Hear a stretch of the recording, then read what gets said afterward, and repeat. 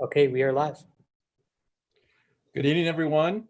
I'm calling to order this remote regular meeting of the Douglas County School District Board of Education on June 23rd at 4:01 p.m. We'll begin with roll call. Director Chancho Shore. Here. Graziano. Here. Hanson. Here. Holtzman. Here. Lung. Here. Meek. Here. And Ray is here. All board members are accounted for and present. Directors, we do have issues that need to be discussed in executive session first tonight to hold conference and to receive legal advice on specific legal questions pursuant to CRS 24-6-4024B, including employment contracts and budget matters. During executive sessions, the board is not allowed to adopt any proposed policy, resolution, regulation, or take any formal action. Given that we have all 7 board members present, a 2/3 affirmative vote is needed to go into executive session. I would ask for a motion to adjourn our regular meeting and move into executive session. So moved. Second. Motion made by Director Holtzman, seconded by Director Graziano. Our executive session tonight will include consultation with outside legal counsel, Kristen Edgar from Kaplan and Ernest, as well as with our superintendent, Dr. Thomas Tucker. Any further discussion regarding moving into executive session? Director Lung? Well, this is on the agenda, and I myself, a director, only get 30 minutes notice. Is this really that important and urgent that we cannot let the public know that we will have executive sections with such a short notice? I mean, we may have another meeting that potentially in this month. I mean, because I just want to respect everybody's time. Okay, we're going to delay this meeting for an hour, and this is a very important budget vote tonight, and anybody is anticipating for that. So I think we need to let the public know why we are doing that. Thank you, Director Lung. So this executive session was called due to inquiry from multiple directors who wanted legal counsel regarding contractual parameters and our legal parameters around employee contracts. And therefore, that is why we're calling it tonight, because it also has, there's a relationship between what we decide on employee contracts tonight that's tightly connected to budgetary issues as well. So that's the reason it was called. It wasn't planned. It was simply something that cropped up that we were unable to post on our agenda when our publishing due date was yesterday at 4 o'clock. So that's the reason for the urgency of doing this now. Any further discussion? Director Lung? So the only approval of the employee contracts for licensed employee. So is it related to that? That's why we're going to executive sections. So the executive session is specific regarding employee contracts. Yes. Is that your question, Director Lung? Or you're asking whether it's regarding licensed employees? We only have one agenda item tonight regarding to an employee contract, which is for licensed employee. Correct. So are we consulting related to that matter or something else? So I'm surprised, Director Lung, that you're not aware of what this executive session is, given that we've given you communication about the potential. However, this is specific to cabinet contracts who also receive employment contracts as well. Well, President Ray, I know about it, but I'm just saying that the public has the right to know why we're going to executive sections. And again, today, I think a lot of people are focusing on the budgeting. I just feel extremely uncomfortable, with this, but that I will reflect that when I cast my vote. Thank you. 86% of our budget is devoted to people, and therefore employee contracts certainly have applicability to our budgetary concerns tonight. So with that, I will take a vote. Director Chancho Shore? Aye. Graziano, Aye. Hanson, Aye. Holtzman, Aye. Lung, No. Meek, Aye. Ray is an aye. That motion passes 6-1. Public, we will anticipate reconvening into regular session at approximately 4:35, 4:40 to reconvene into our regular session. At this point, directors, you need to go find your link to our executive session, and we'll be back at 4:35, 4:40. Thank you.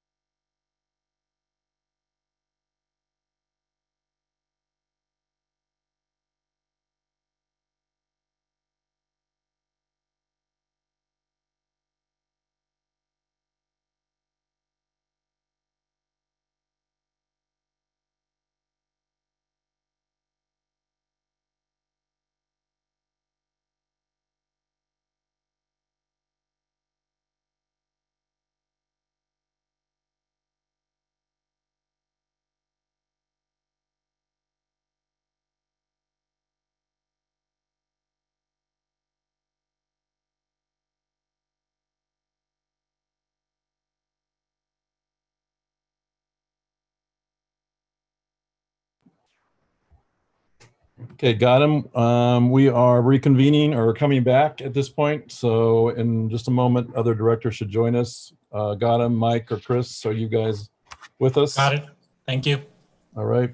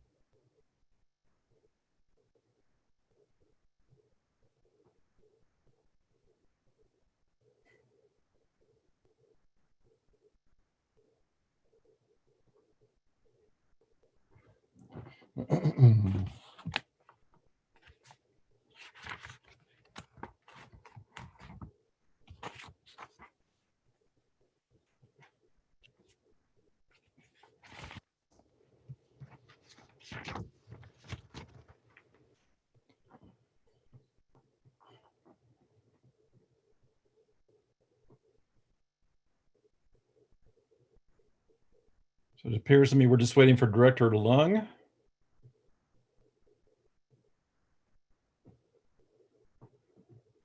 I'll give him one more minute and then we'll go ahead and reconvene at 4:45. Is that good for you? Got him? Yeah, we're waiting to see if he's in the lobby. I don't think we see him there as yet either.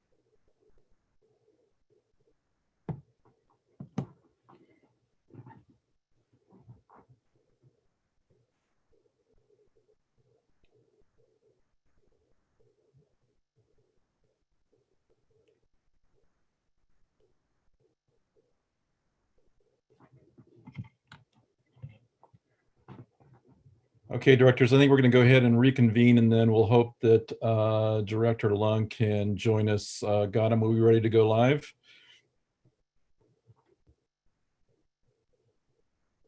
Yes, we should be broadcasting.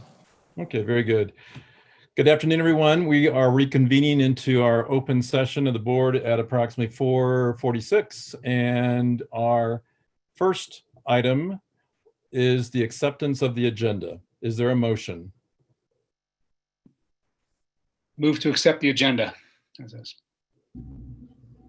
Second. Motion made by Graziano. I believe that was a second from Hanson. Is that correct? Chancho Shore. Oh, sorry. Thank you, Director Chancha Shore. Is there discussion? Director Holtzman? Director Ray, I believe there's an item that we need to add to the agenda that I'd like to propose that we add. Is this the time for that? Yes. So Director Holtzman, if you would make a secondary motion regarding amending our agenda. I'd like to amend the agenda to include, prior to the budget presentation, approval of cabinet contracts. And Director Holtzman, that would be inserted at what place on the amended agenda? I think it probably makes the most sense to be between number 17 and 18, but I'm open to discussion. So a secondary motion's been made regarding amending our agenda to insert accepting the template for cabinet contracts is the agenda item, inserting that between number 17, the presentation of the Restart and Recovery Task Force, and number 18. Is there a second to Director Holtzman's secondary motion? Second that. Okay, seconded by Director Meek. Any further discussion regarding that motion? All right, seeing none, let's go ahead and vote. Director Chancho Shore, Aye. Graziano, Aye. Hanson, Aye. Holtzman, Aye. Lung, No. Meek, Aye. Ray, aye. That motion passes 6-1. For the public's purpose, that additional agenda item that has just been amended will shortly be included in our agenda that you can access, so you can also see the agenda item, the description, as well as the template that we'll be contemplating during that agenda item. All right, next on our agenda is public comment. The board values hearing diverse viewpoints from a broad spectrum of citizens throughout our community, specifically items listed on tonight's agenda and on issues that impact the educational needs of our students. 2 policies guide public comment to the public and how we receive public comment. Those policies are Policy KE, Public Complaints, and Board Policy BEDH, Public Participation at Board Meetings. Policy BEDH also explains that since the board's responsibility is setting policy for the school district, members of the public should direct their comments to policy matters, and notes further that citizens are strongly encouraged to contact the teacher, building principal, or superintendent first with questions or concerns. Board Policy KE outlines the process for responding to grievances and complaints and explains that the board believes that complaints and grievances are best handled and resolved as close to the origin of concern as possible. Therefore, we encourage the proper channeling of concerns. For example, concerns that involve a child should begin with the teacher, then the building administrator, then the director of schools, assistant superintendent, and superintendent before appealing to the Board of Education. Given this remote format of this meeting, there are some additional directions I would like to provide those who are making comments tonight. As has always been our practice, those wanting to make public comment are requested to complete an online form prior to 3 o'clock of the meeting. Those who were signed up by this time received an email with directions for calling in. Once called in, your phone will be muted until your name is called. You will be able to listen to the meeting via your phone, but you will not be able to speak until we actually announce you and ask you to unmute your phone. Please make sure you're not running the meeting on a computer in the background and that you are in a quiet environment. Once I call your name, please state your name and ask if you can be heard, and I will respond for you to continue. I would also remind commenters that we want to continue to maintain a decorum of mutual respect and would ask that speakers refrain from using individual names in an offensive manner, as this only distracts from the issue of concern.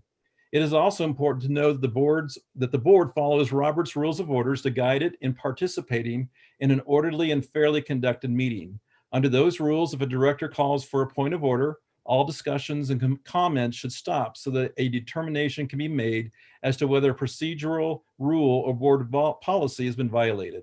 Therefore, if a point of order is made while public comments are made, or if I interrupt, the speaker should pause until otherwise directed to continue. We have allocated 3 minutes for each public commenter to address the board. Please know that this is our time to just listen without engaging in discussion. So we'll begin with public comment. Our first speaker is Lee Walden. Lee Walden, are you there? Hi, this is Lee. Can you hear me? Yes, Lee, thank you. Go ahead. Perfect. Hello, my name is Lee Walden, and I'm a rising senior at Castleview High School. Today, I'd like to echo the concerns of students like Melanie Zah, who spoke on the 9th outlining 5 steps towards inclusivity and equity in our school district. I, along with the DCSD Coalition for Student Equity, strongly agree with her 5 steps, which to remind you were: 1, add diversity and inclusivity to this meeting's agenda, which notably did not happen. 2, create an inclusion committee with students, teachers, and administrators. 3, require mandatory implicit bias training for all employees of the district. 4, mandate teachers to address racism in the classroom. And 5, provide tactical resources for students. Since this meeting is on the 23rd, we'd like to replace your #1 priority. Ladies and gentlemen of the board, I, along with the support of a coalition of students from across the district, call for you to suspend all contracts with student resource officers immediately. The reasoning behind this is threefold. 1, student resource officers are ineffective. 2, student resource officers are costly. And finally, 3, safety in our schools starts with the students. First, SROs are ineffective. Significant statistical evidence has proven that not only do SROs do little to prevent dangerous trends in our schools, but they solidify the school-to-prison pipeline that adversely impacts minority students. A February 22nd article from the Washington Post found that SROs' placement in schools reduces neither violent nor threats of violence within the schools. In fact, the 2009 Journal on Criminal Justice found that the only real and significant change brought on by police presence in schools was an increase of criminal disorderly conduct charges. A majority of these charges were made against minorities. SROs came into existence with good intentions, but their presence has major adverse impacts, which brings me into my second point, that SROs are costly. I sat through the school board's meeting on the 9th and listened to the conversations about intense budget cuts impending in our district. Douglas County's fiscal report from 2019 said that they would be offering $3 million for the promotion of school safety, a majority of which is going towards SROs. SROs in our schools are said to increase by a degree of 136% in 2020. This money is not well spent.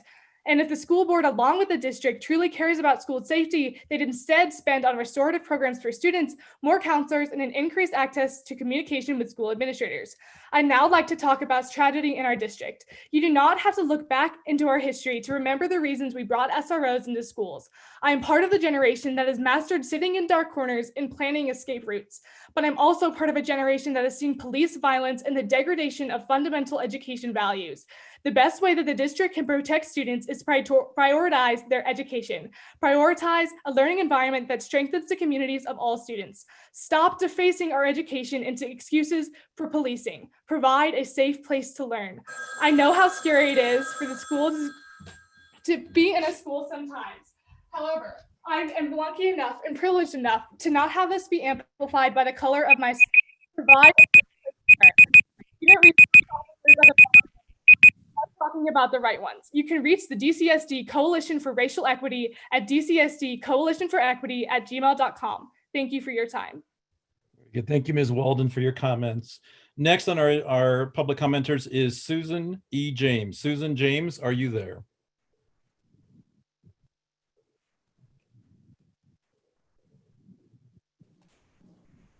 Director, we don't see her there as yet. If you want Thank you, to move Mr. on. Sethi. Okay, we'll move on to our next is Julianne Lamb. Julie, are you there?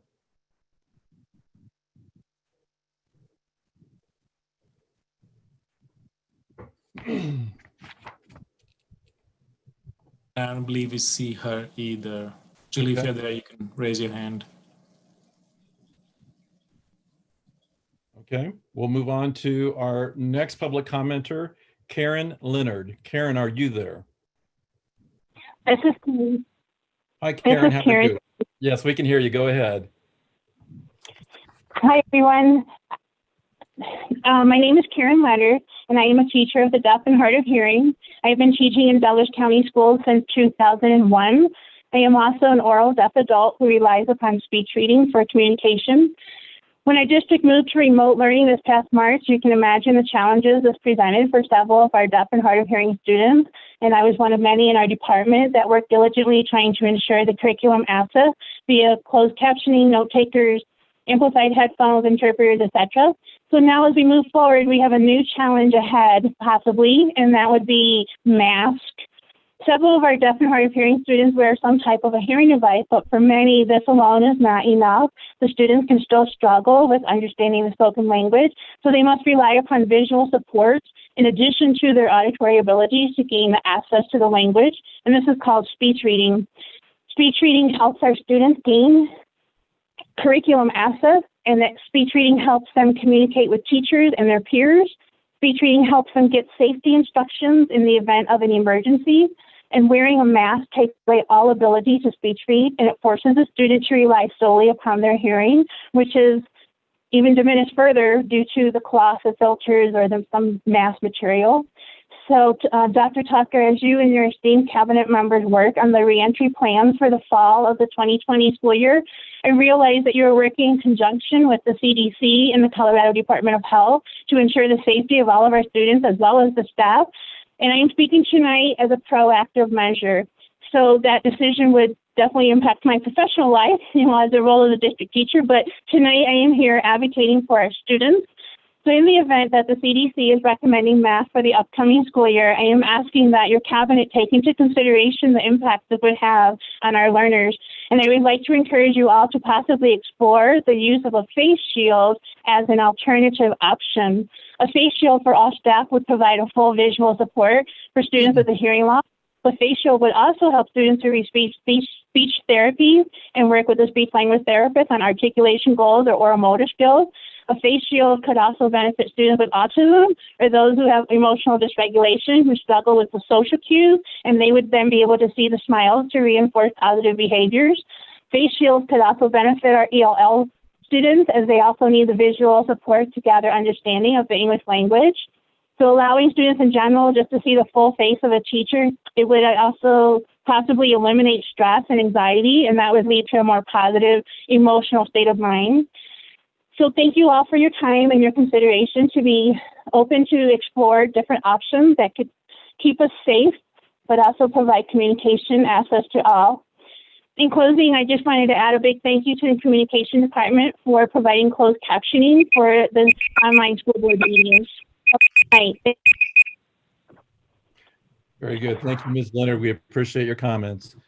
Next on our list is Carrie Diner. Is Carrie Diner there?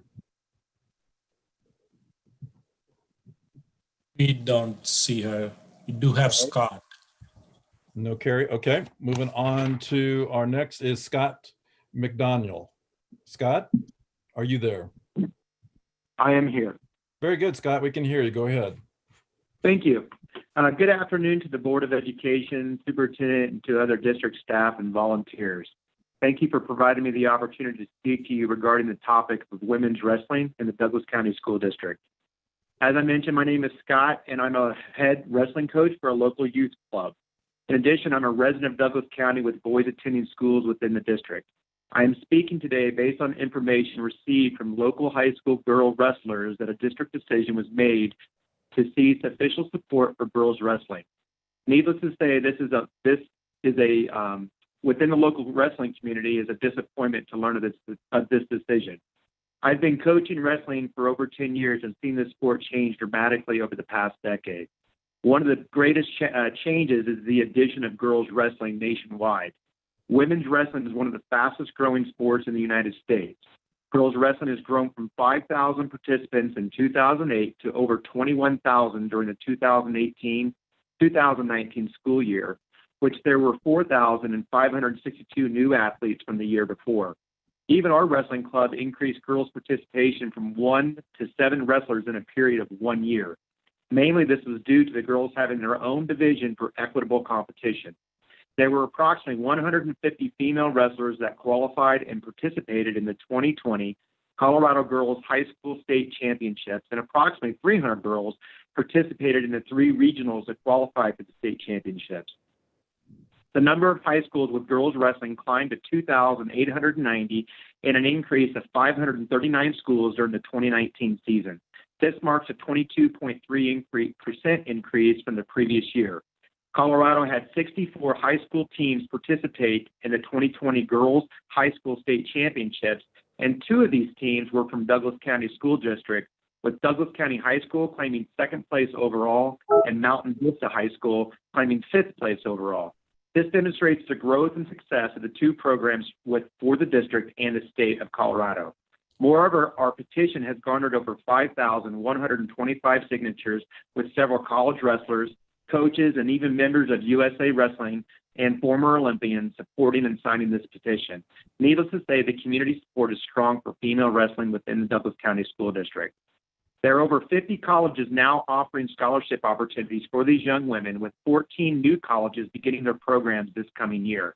35 of these schools are at the NCAA level. Recently, just as last week, the National Collegiate Athletic Association added women's wrestling as an emerging sport program at the Division I level. And earlier this year, it was approved at the Division II and III level, which is one step closer to moving towards consideration of championship government structure by the NCAA. Colorado Mesa University is the only collegiate program in Colorado for women's wrestling, and in a short period of time has climbed to a top 10 program nationally. The United States is one of the top countries for women's wrestling, only behind Japan and Russia.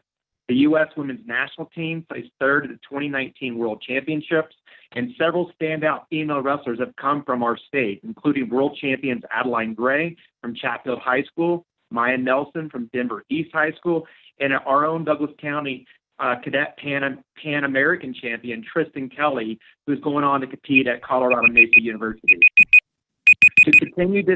Discontinue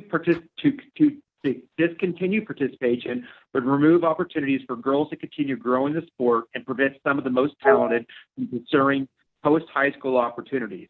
We understand other varsity sports, such as men's hockey at Mountain Vista and women's gymnastics at Rock Canyon, have additional expenses that are not covered by the district, but are covered by student athletes through fundraising efforts. Therefore, we recommend the district consider these options and other viable options so these girls can continue what they started. Thank you for your time, and I appreciate the opportunity to speak. Thank you, Mr. McDaniel. I understand that we have Susan E. James on the phone. Susan, are you there?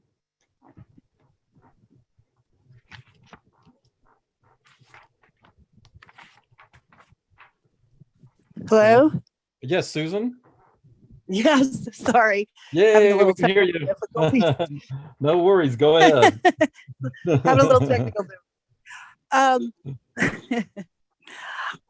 was actually calling in regards to our foreign exchange program through Douglas County Schools. And I just wanted to emphasize what a positive experience this has been for my family and for the schools.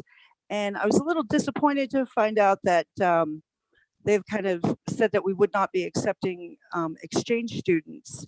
I know Douglas County has had, some of the best numbers with COVID, and we've opened up quicker than other counties.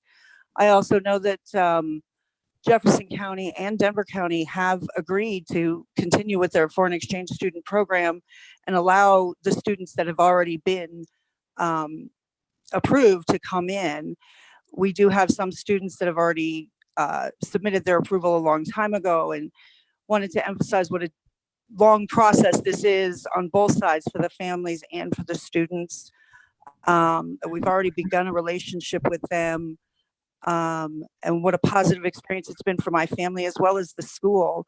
We've had an exchange student in there for the last 2 years. The one 2 years ago, this last year, had 2 students from Douglas County go over to visit her.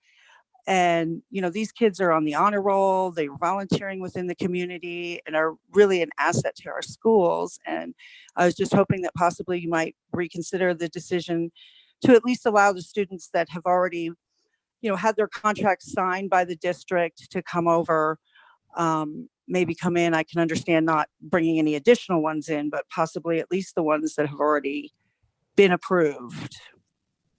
So I guess that's about all I had for that.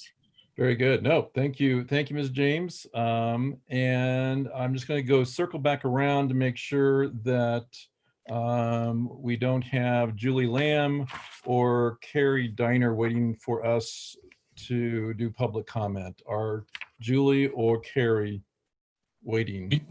We don't have them in the attendee area. Okay, very good. Thank you, Mr. Sethi, for your assistance. And at this time, we will close public session. Thank you, public commenters, for your comments. I will just make a quick note to Ms. Walden. Equity certainly will be on our future agenda.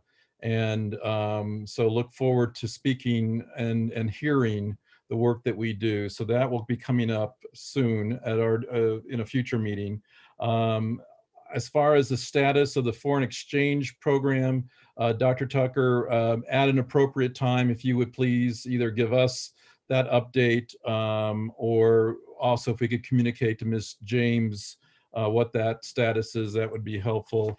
And then Ms. Leonard, we will certainly be thinking about safety precautions as we hear our presentation from the re-entry task force today, but thank you for your insights regarding face shields.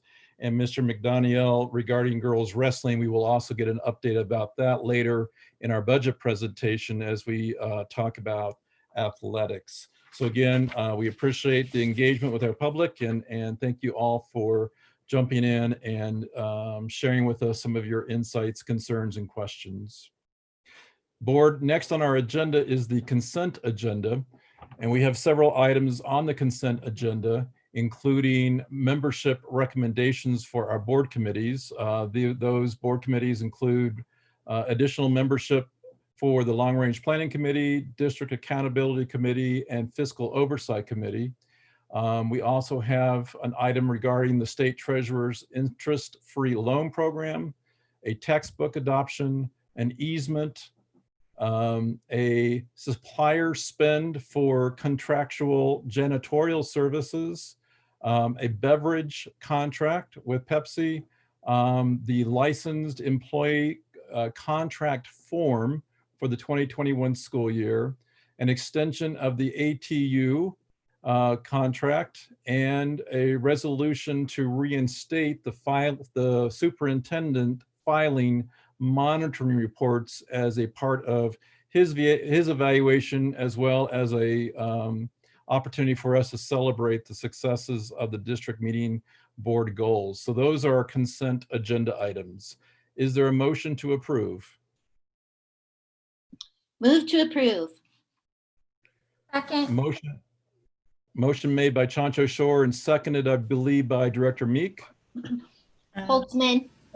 Oh, sorry, Holtzman. You didn't catch the lips quick enough. So made by Chancho Shore, seconded by Holtzman. Let's go ahead and vote. Director Chancho Shore. Aye. Graziano. Aye. Hanson. Aye. Holtzman. Aye. Lung.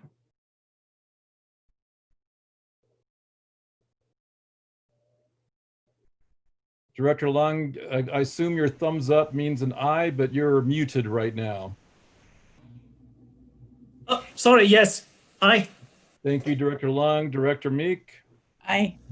And Director Ray is an aye also. That passes unanimously. Next on the agenda is to approve our unofficial minutes. Is there a motion? Move to approve the unofficial minutes. Second. Graziano motioned and Meek has seconded.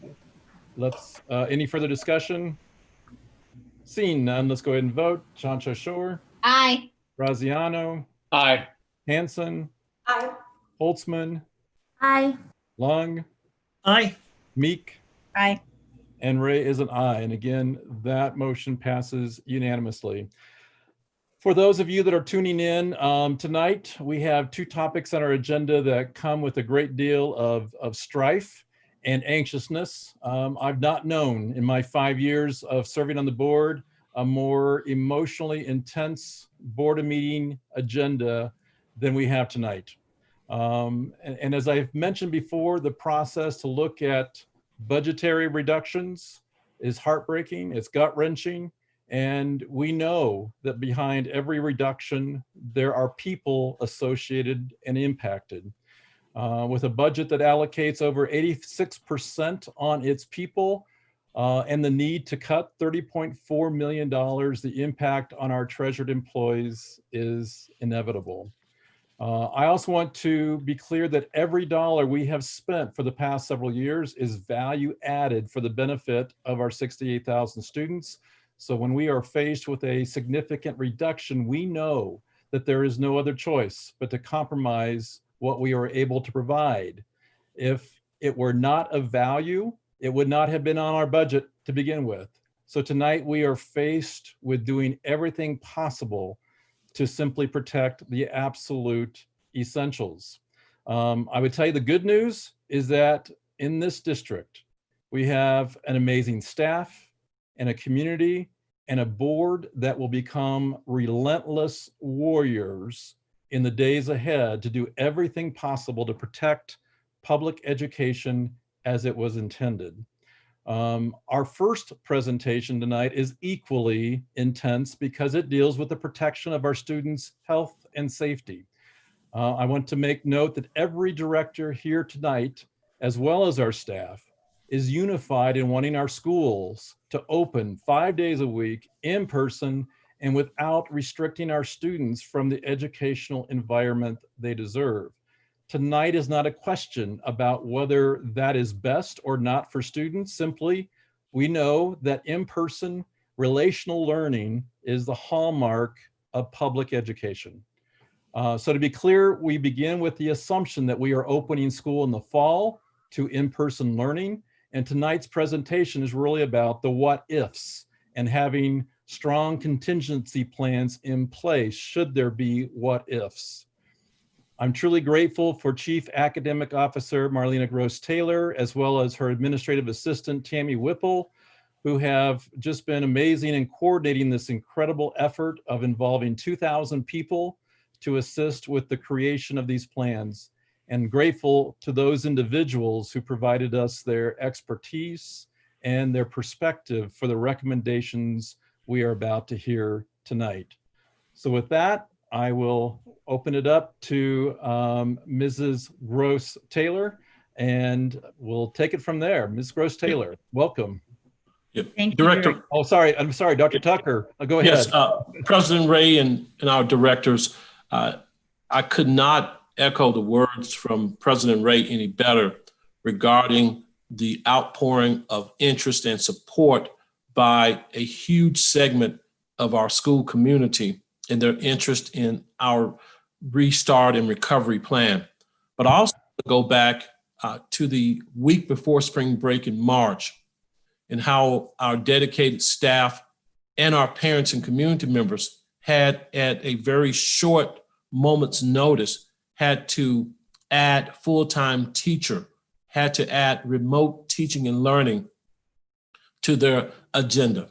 And we've learned a whole lot, and you'll see as Marlena and others have this discussion this evening about our restart and recovery plan, but we've learned a whole lot from that experience. And as Director Ray has said, our intention is to start school as normal as we possibly can, but also have contingencies in place to ensure that we are increasing student teaching and learning in our community. And again, a huge thank you to the nearly 2,000 folks who provided some great input into this plan. You'll see that this is not a plan where central office staff or the board or just a handful of community members or just a handful of staff contributed. It's a very thorough plan, a grassroots plan, if you will, around contingencies in the event we cannot start normally on time or we have to pivot to go to an e-learning environment or a blended learning environment. And Marlena, you and your staff and all of our cabinet members certainly should be commended. Thank you. Very good. Thank you, Dr. Tucker. Mrs. Gross-Taylor, it's all yours. Thank you. Good evening, directors. I am going to share my screen for the presentation. And while I'm doing so, I just wanted to also introduce a couple of people that will be helping me through this presentation so you don't have to hear my voice the entire time. So for those of you that I mentioned, I know that Gautam Sethi and his team will get them ready to jump in when it's their time, but we are going to also have helping tonight Rich Cosgrove, Nancy Ingalls, Matt Reynolds, Also having Danny Windsor, Danelle Hyatt, Natasha Strayer, Remy Rommel. We will also have, let's see here, Erica Mason, and hopefully I didn't miss anyone that I could think of. And if I did, blame my head, not my heart, but we'll be sure to call them up as we get through. So I am going to share my screen and make sure that you all are able to see that. And we will go from there. Okay. All right. So as we go through our presentation, and again, it's for everyone to view as part of the agenda. There are lots of details in here because it's a very complex challenge that we have. The agenda just for this presentation, just to try to keep us on task and honor everyone's time, is to first talk about what are the challenges and opportunities that we have because of COVID. Also, we'll talk about our task force. Director Ray, you mentioned that. Thank you for that. We will talk about the surveys that we've completed so far, as well as the recommendations from the task force. And then finally, next steps. So as we think about our challenges and our opportunities for coming back to school, again, these are our plans that are contingent upon our current restrictions as we know them, and knowing that those things can change. This whole situation is very, very fluid. As Dr. Tucker mentioned, we plan to come back to school in person, but if we are not able to return as normal as we are accustomed to, then we want to make sure we had some contingencies in place. So I want to remind everyone that when we went to our remote learning, along with the rest of the entire country, our goals were very different. It was right before spring break. I've made this analogy before during our task force meetings, our focus group meetings. It was like a fire alarm, and you just have to leave the classroom and leave everything in there. And so our remote learning that all of us had to engage in is very different from e-learning, from true online e-learning, as well as just the situation itself and the stress that was definitely caused, and I think felt by all, with COVID-19. So our goal during the remote learning plan truly was to keep our students engaged through a very difficult time, provide our students meaningful opportunities for connection and community, as well as making sure our students had access to devices, to hotspots, so they can access their learning. And most importantly, in my opinions, to make sure that our students had, as well as our adults, had access to the mental health resources, and making sure our educators knew what those were as well. As indicated in our strategic plan, the mental health of our students is of a top priority. And the well-being and the safety. And so our remote learning plan was focused on those things.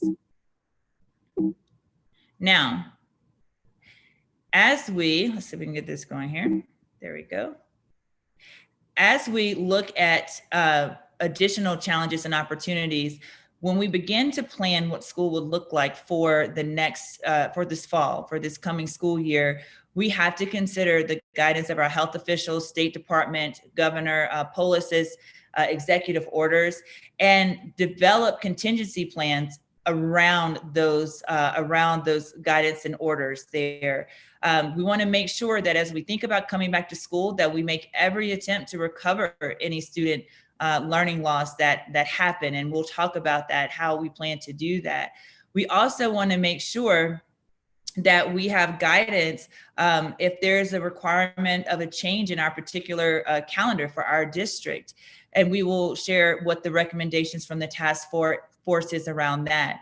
We want to identify solutions. We know that remote learning wasn't perfect. We understand that. We had many successes, and we also identified areas that we can continue to learn and grow in remote learning. So we know that we want to make sure we take those lessons learned and use the time that we have to make sure we elevate the experience of our students with their learning.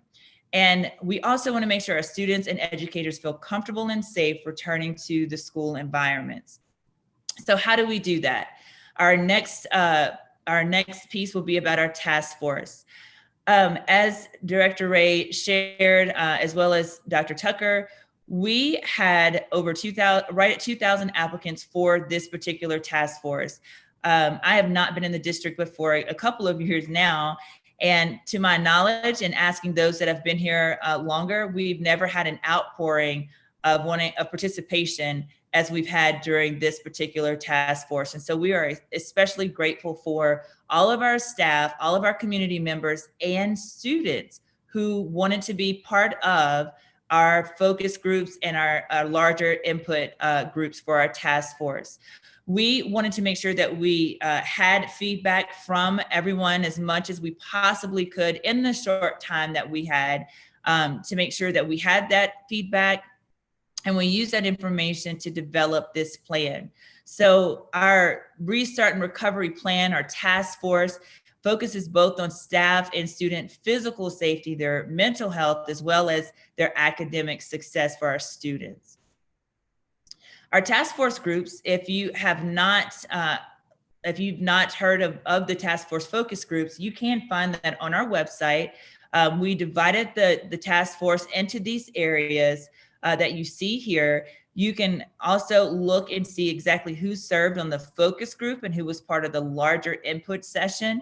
We did use a lottery system to determine who would be on the focus groups, and we made sure that we had our lottery system to pull from each of our 4 areas. We have our district is divided into 4 regions, so we wanted to make sure we had representation from staff and from community and parents from each of those areas.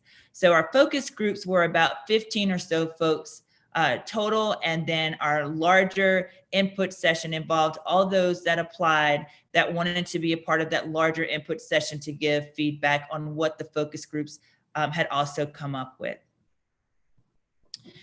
Here you can see what our timeline was. It was a very aggressive timeline because we have been out of our buildings and we did have to close out the school year, but we were excited to meet this timeline to come together and present these recommendations for the board to vote on as we move forward. And again, understanding that if governor's orders change, or if health official guidance changes and there is another contingency that we haven't considered, we will bring the task force focus groups and the larger input sessions back as needed to address those if they're not already addressed in this particular plan.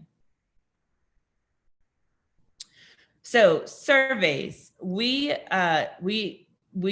distributed a couple of surveys, and I'm going to ask that Matt Reynolds jump in here and talk about our surveys. Thank you very much. Can you all hear me?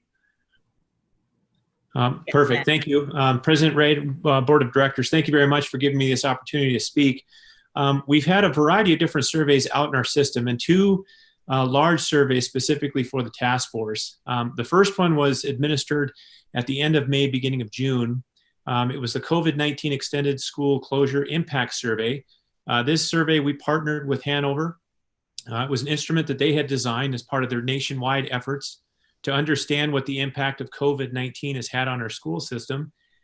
We used their survey instrument and administered it to our school community.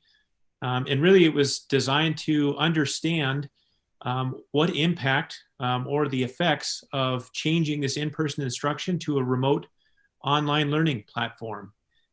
There were several constructs that this survey was designed around, including resources and support, engagement, student services and programs, what challenges folks faced, future needs and outcomes, and overall satisfaction with the resources they were provided. We use these results as our starting point for having conversations with our task force, and we shared this information with you all and with our task force in general. We've also posted the results of this survey on our district website. As you can see, we had over 17,000 people respond. We had demographics from parents, students, teachers, and instructional staff.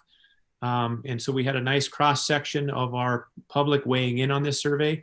And I do want to thank all of our school community for participating in these surveys. I know I've gotten quite a bit of comments regarding how many surveys we've had, but it's really important for us in this remote learning environment that we can't connect face-to-face to get that input. So it was a nice turnout for this survey. And if you're interested in seeing those results, they're available on our website. The most recent survey, once we had an opportunity to engage our task force, we were able to get a little bit of an understanding of what options we had available to us for some contingency restart scenarios that we could test through our public.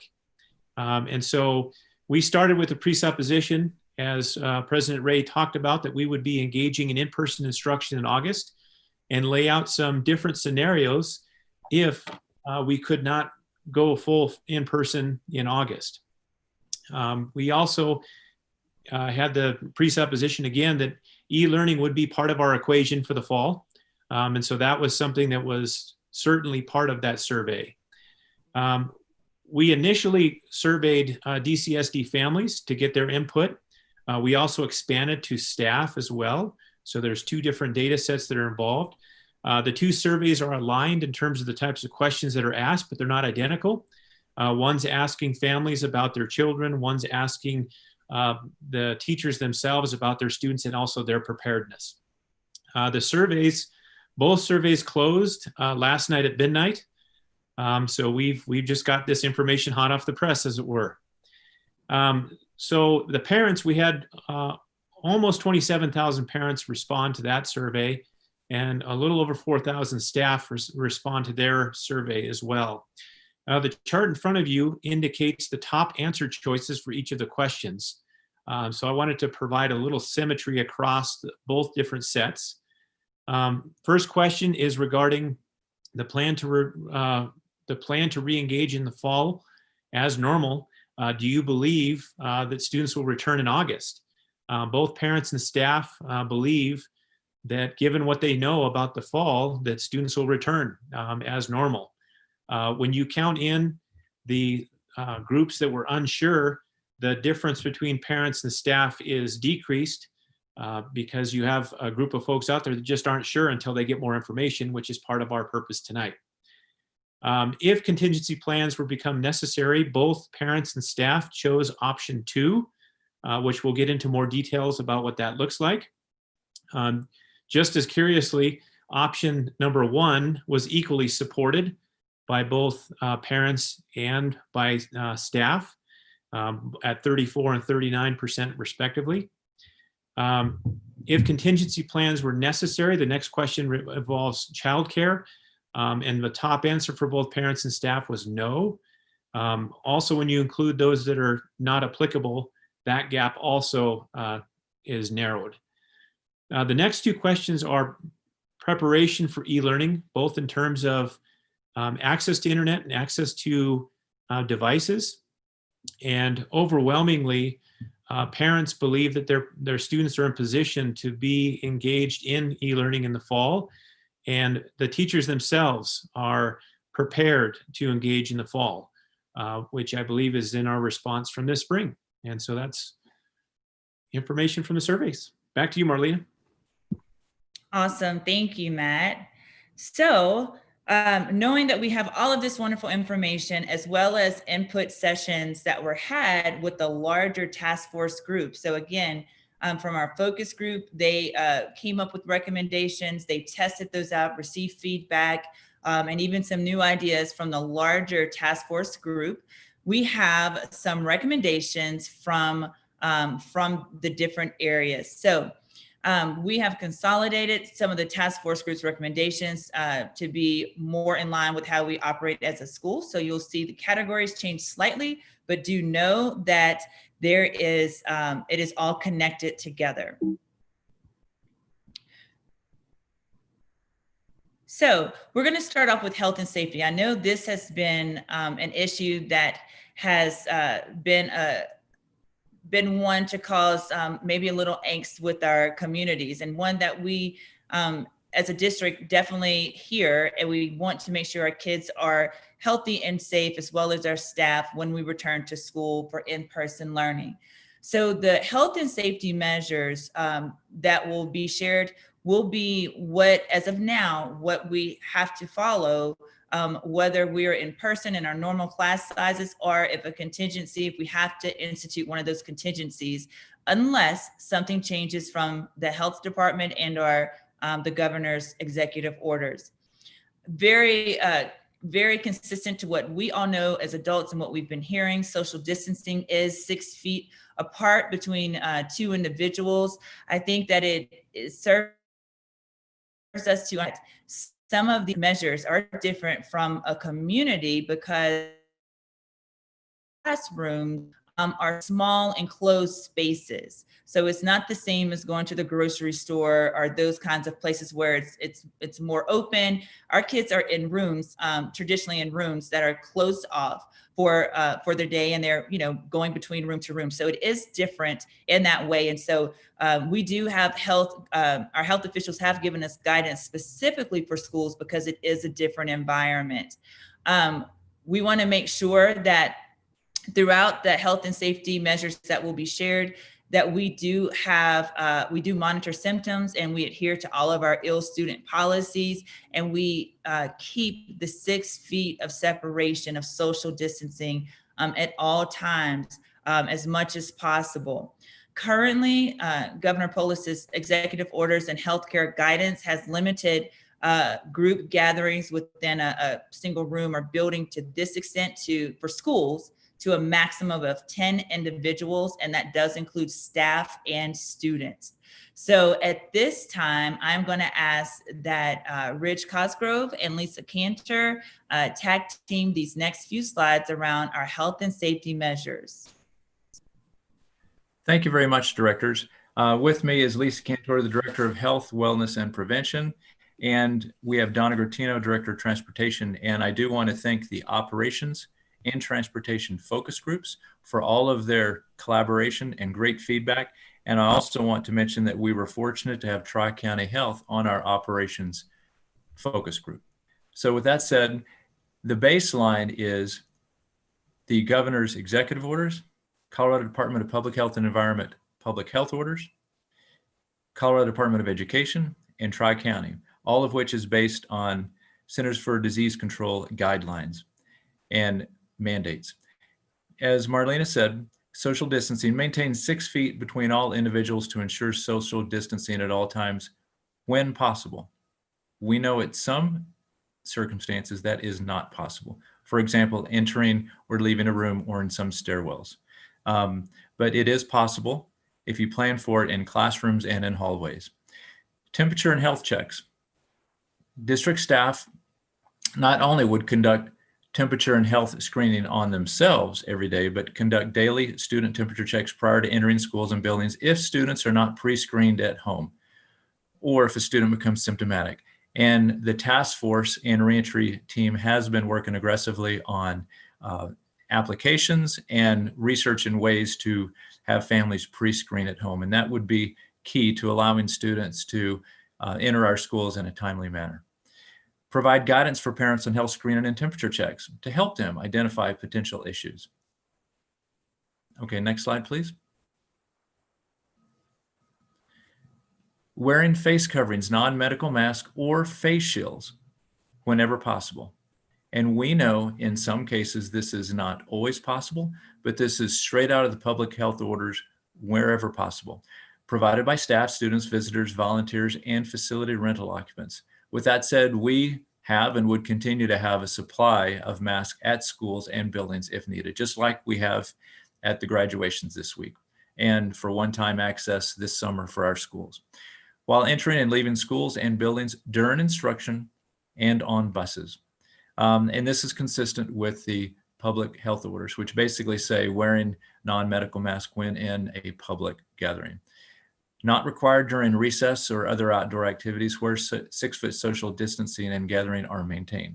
So to give everyone a break in a safe environment. Facilities rentals. In short, any renter would be required to follow the same protocols we follow in addition to paying for disinfection after those rentals. Okay, next, Marlena, thank you. Limit outside visitors. Require temperature and symptoms checks for our visitors, just like we do for our staff and students. Limit visitors to those having no contact with students.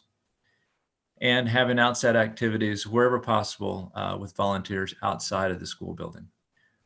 For nutrition services, they'll continue to follow all regulations from USDA, but in addition to Tri-County and CDPHE. Serve meals in person and remote learning, as we've been doing with great success. Make accommodations for food allergies, longer lunch periods, pre-packaged service, self-serve meals, and cleaning in restrooms. So basically, nutrition services would continue to provide lunch, but because of the 6-foot distancing, students would eat. Again, if the contingencies are required, they would eat in their classrooms. Next slide.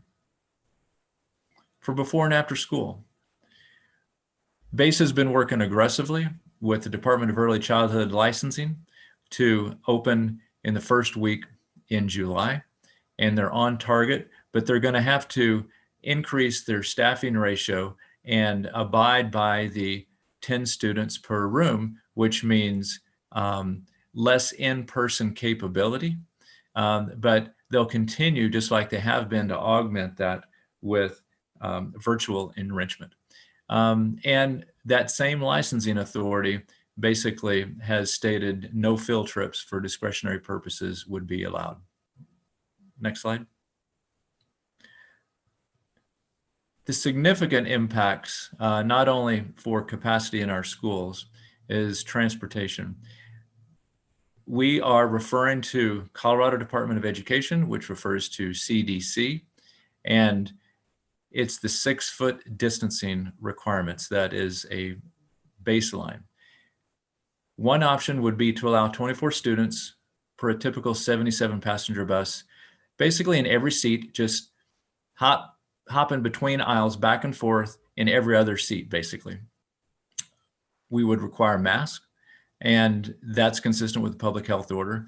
This would require approval from Tri-County Health and CDPHE because this would not provide the 6-foot distancing. This would unfortunately result in only 34% of our general education busing capacity of the fleet, which would be further reduced because when you transport in-house students with special needs, those routes would have to have additional buses to provide either 9 or 24 students on those buses. Some of the students with special needs are transported on buses with many students, while others have 1 or 2 students. We would need more buses to augment those routes. If directed, as we are now, for 6-foot distancing by CDE, referring to Tri-County and CDPHE, we would be able to have 9 students on a 77-pack bus with 6-foot distancing. And roughly that's 13% of our busing capacity. So the focus group really focused on this and grappled with options that we had. So this is the stage that the focus group understood and was exploring. Next slide. The recommendations from the focus group would be to eliminate all transportation that's not required by board policy. And that stops and routes within walk zones and gated communities, routes for field trips before and after school, IB, band, and open enrollment. And the board may recall, thank you to the board and most importantly to the voters, we are issuing Smart Tag to replace Z-Pass, and Smart Tag has much more security, even though our buses have always been secure because of our great drivers, but we can tie it to Infinite Campus immediately and see who the students are, whether they're siblings, whether they can sit next to each other, for example, but we can also have diligence with respect to only issuing cards for those authorized students, not open enrolled students, for example, or those that live within walking zone.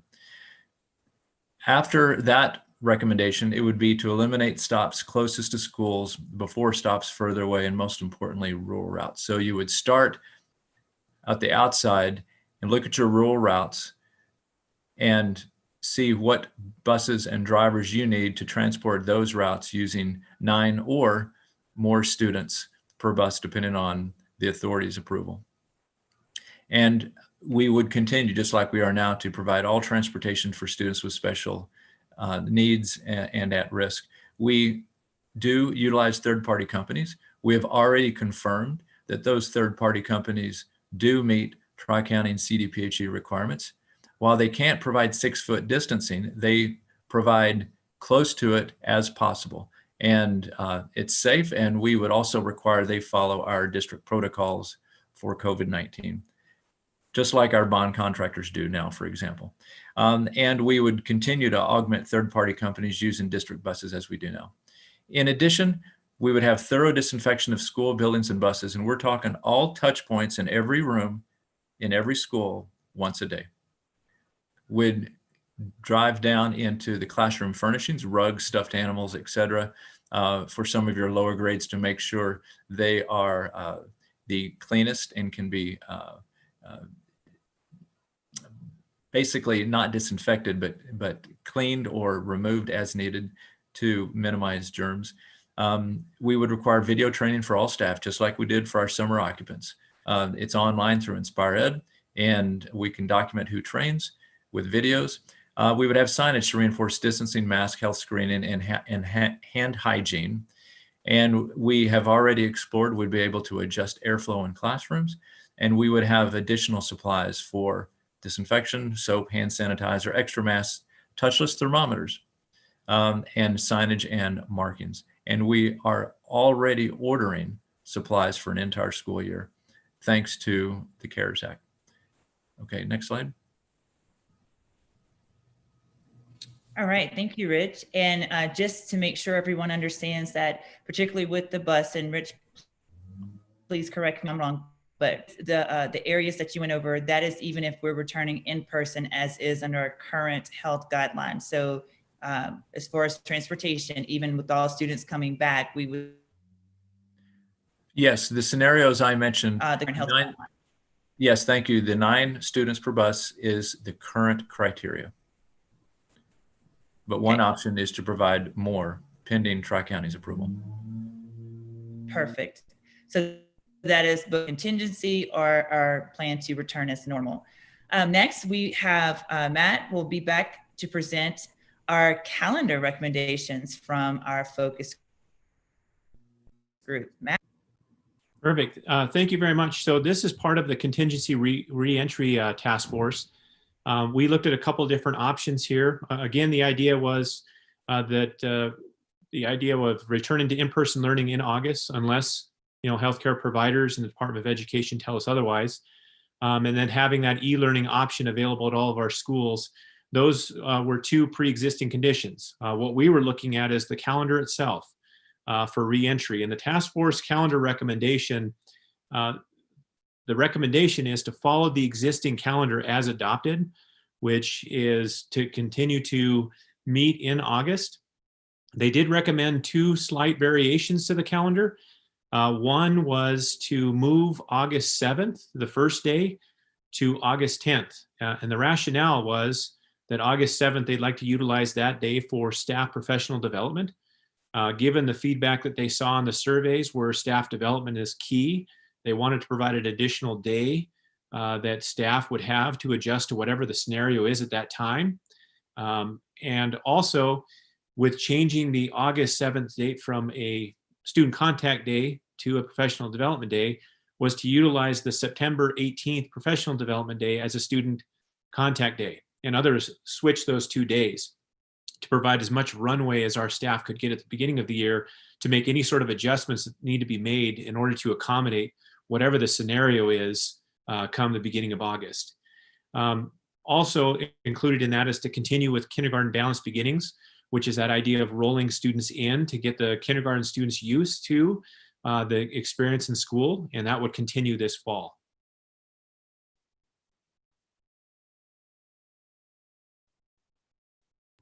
Okay, so from the contingency group, as well as from our different level focus groups, as well as our return to school survey that Matt referenced earlier, presentation force recommendations for which option as a contingency should we need to come back if we're unable to come back as normal, even with the current healthcare precautions, is have elementary at 5 full days of elementary, and our secondary, including our middle, high school, and all ed, to observe a 2-day AB cohort. We will continue, regardless of whether we're coming back as normal, we will continue to offer a full e-learning, which is different from remote learning that we did in the spring, and we'll talk more about that. We will continue option for the start of the school year, but this is the option that is aligned to not only the task force focus groups recommendations, but also to the adults.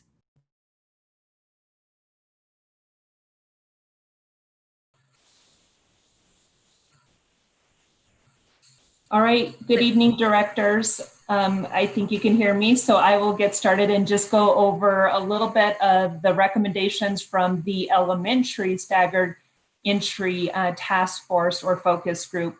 Dr. Deanne Kirby and I had the privilege of leading this particular group, and we had a lot of depthful conversations about our options at the elementary level.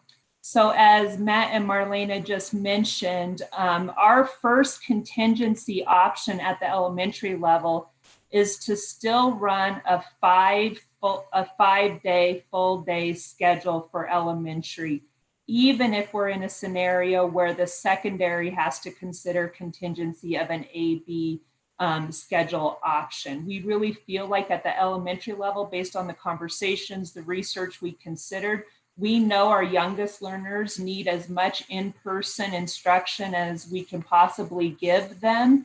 And we also have the advantage at the elementary level of having smaller group sizes. Our typical class sizes are going to run anywhere between 18 and 25, with a few exceptions at the intermediate grade levels where we sometimes go a little bit beyond 25. But we definitely want to, in a contingency scenario, run our elementary schools still with a full 5-day schedule option. We would utilize our common spaces at the elementary level. That could be the gym area, the library media center, to be able to offset group sizes and provide smaller group settings in the case the group size parameters would require us to break classroom groups into smaller groups. But we want to do whatever we can to utilize the space at the elementary level.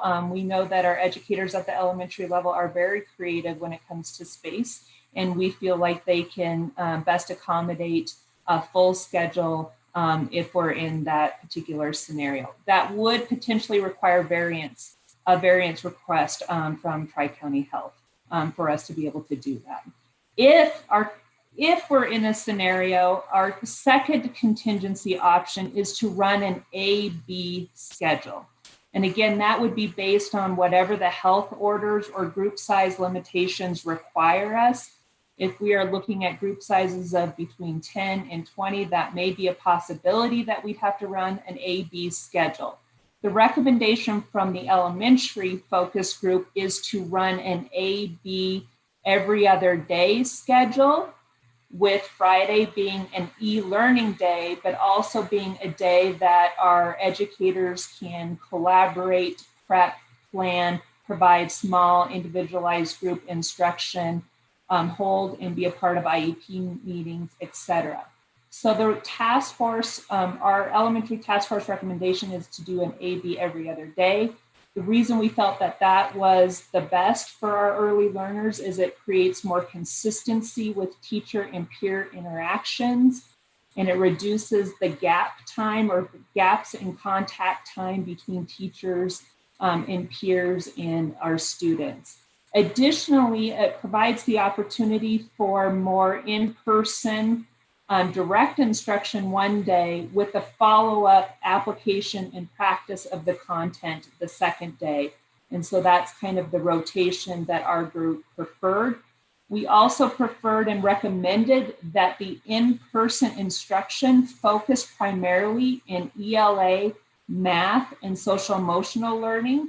We considered the research and based on parent feedback, really felt like the in-person math instruction was really critical. We know that that is what's best for our youngest learners. And then that e-learning follow-up day would be an application and practice of the content that our students learned. We also talked about the e-learning day being an opportunity to really integrate social studies and science content with the ELA instruction that was delivered during the in-person time. Additionally, our recommendation for cohort groupings at the elementary level was to really focus in on our needs-based and special populations. We have many of our schools that utilize best instructional practice around cluster grouping of students. And we really felt like at the elementary level, our teachers and working with our leaders could best determine our AB cohort groupings, but absolutely working collaboratively with our families to make sure that whatever cohort students are assigned, that it is family friendly, and it's also contingent upon what other family dynamics might be occurring at the secondary level. So even though our recommendation was to do an A-B rotation of every other day, we also talked about, in alignment with secondary schools, doing an AA-BB rotation so that we're all consistent. So our group discussed that, and we would definitely continue to work with our secondary colleagues if that was what was determined to be in the best interest of our kids looking through a K-12 spectrum. Thank you, Danelle. So we're going to move now to our secondary, which would be our middle, our high school, and our alt ed. And Danny Windsor, if you're available to share about that. Great. Thank you so much. Nice job, Danelle. Good evening, Board of Directors. Thank you for the opportunity to speak with you about the secondary entry plan. First of all, I want to thank our incredibly talented task force team and my co-facilitator, Corey Wise. Also want to thank Ian Wells and Mike Leutz in the middle level group as well. We had a very collaborative group that just discussed a variety of reentry options within the CD toolkit, as well as other research-based staggered reentry options. After evaluating these options, our task force created contingency options that could match state orders around the number of people that are allowed in a classroom, ranging from 10 people to 18 people to 25 people in a classroom. Our team also was able to evaluate the community survey, which identified contingency option 2 as a preference, where our elementary schools would return 5 days a week and our secondary schools would participate and engage in a 2-day AB rotation scheduled as noted on the slide. As Danelle referred to, we had talked about doing an AA-BB schedule where students would participate on Monday and Tuesday in person, cohort A, and then again, Wednesday, Thursday, Friday would be in an e-learning fashion, and cohort B would be the opposite of that as well too. Depending upon, again, what the state and public orders are, our task force has created these contingency options as a mixture of in-person and e-learning.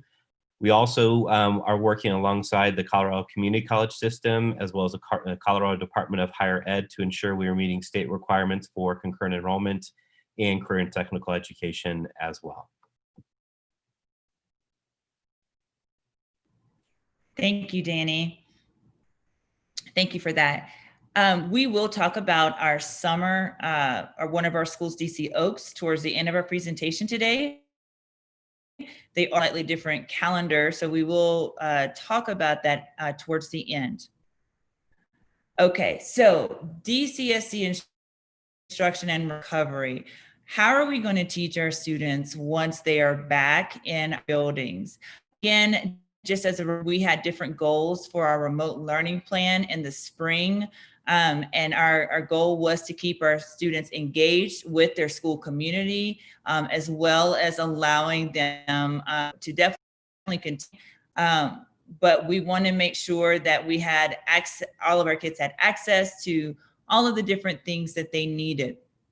For the fall, because we do have more time, a little more time anyway, to plan for what it looks like, we want to make sure that we are very clear in outlining how we will be approaching in district, and how our schools can continue to support their students, and what their needs might be while we continue to keep our staff and our students safe. We want to also prioritize our students' continued access to mental health resources and providing research-based best practices and resources to our educators. I've mentioned this a little earlier before. Now we're going to go into a little bit more detail in this section, that we will offer all of our families the option to participate virtually, their students to participate virtually from their home school with their DCSD e-learning option. It will be offered at each school. It will be more robust and comprehensive than our remote learning plan because it will be e-learning research and pedagogy. So for our students who prefer for their children to return or to remain virtual, we will have that option on what that is. I will now pass it on to Matt, because one of the questions that we have is about recovery. How do we address slide and now what has been coined as COVID slide? Of course, the Department of Ed granted in March, Colorado, the waive those federal assessments and accountability requirements in the spring due to the COVID pandemic. So we do not have the summative data that we would normally have available to us, not only from a federal level, but even in our schools to that level. So Matt will be talking about that with us and where we go from there.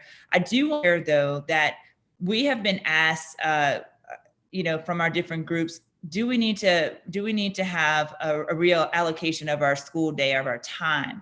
The research is very clear that reallocation solutions would not make up for any summer slide or COVID slide in this particular instance. It's a baseline strategy if we need to maintain a consistent basis for our kids to return to school, but only the addition of time and or focus interventions would actually address the COVID slide and even the summer slide. And we know this to be true for summer slide, which is why traditionally many of our schools have always offered type of summer enrichment or even intervention. So when we look at how we go forward in the fall, and Matt will go over what our assessment options are to help with that, please note we will be determining what are the knowledge and skills of our students and how can we use interim assessments such as our benchmarks, formative from the classroom, and targeting and intervention to help our students. Matt?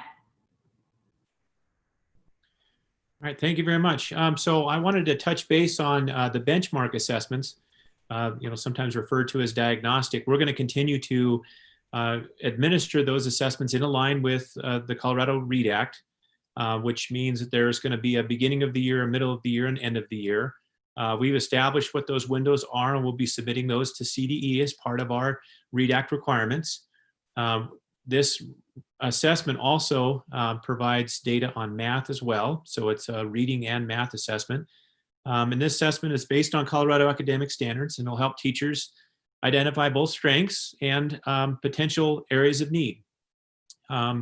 One piece that we need to be cognizant of is the Colorado Department of Education does have a variety of things that they are considering for next year. The READ Act is one of those considerations. So we'll be monitoring that over the next month or so to see if these benchmarks are going to be consistent with them. Other assessments that are in place, we know, as mentioned by Marlena, that we lost the opportunity for students to take a variety of different assessments in the spring. Particularly important are those college entrance exam or those preparatory exams with the PSAT and SAT. Well, as a result of the relationship the Colorado Department of Education has with College Board, they will be administering a school day administration of the SAT on September 23rd. Our schools have completed their surveys to administer that as well. They will be administering the PSAT in October. So for seniors, they'll get an SAT in the fall, and our juniors will get a PSAT in the fall, those opportunities. If you'll remember the October 28th date, that also corresponds with the national merit. So while those students are making up that exam, they'll also be entering the National Merit Scholarship as well.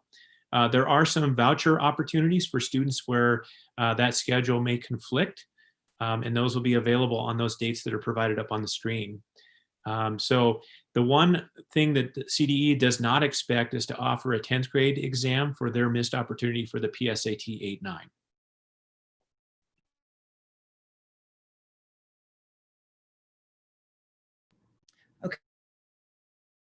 Thank you, Matt.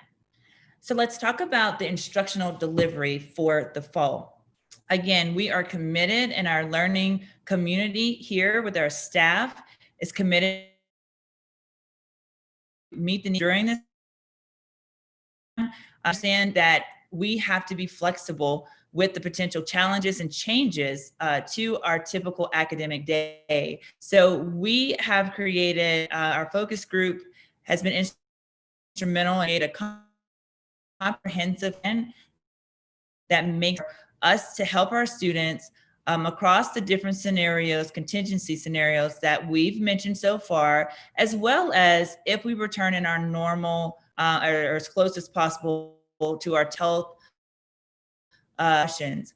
Our e-learning plan would support universal access because we are able to provide not only in-person learning and continuing to blend technology with instruction, but also we have families that choose complete e-learning as their option for their child at their home school, or a hybrid version, which would be that A-B schedule. To anticipate and be agile, because this again is a very fluid situation. And if we at any point have to return a class or a school or even to a virtual environment, we want that we are prepared, that all of our teachers are trained, as well as families understanding what those expectations, and our students what those expectations are. I will say it was very helpful to have so many students volunteer to be on these focus groups, particularly when we talked about what worked well from remote learning and what areas we could do better in that space.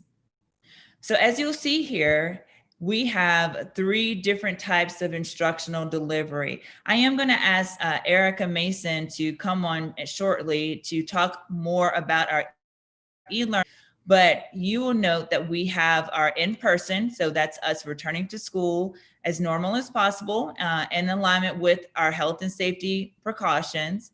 We have e-learn is the option that we offered regardless of whatever in-person looks like for our families. It will be offered at each of our home schools. There will be alignments, so there is consistency in what is taught and what the focus will be in all of our schools. Also, a couple of things to note, and again, Erica will go into more detail shortly, is that you do have synchronous instruction. That means that is the live instruction happening every day. So we will have daily synchronous instruction, and we'll be using learning management system from our families as well as our teachers of being remote.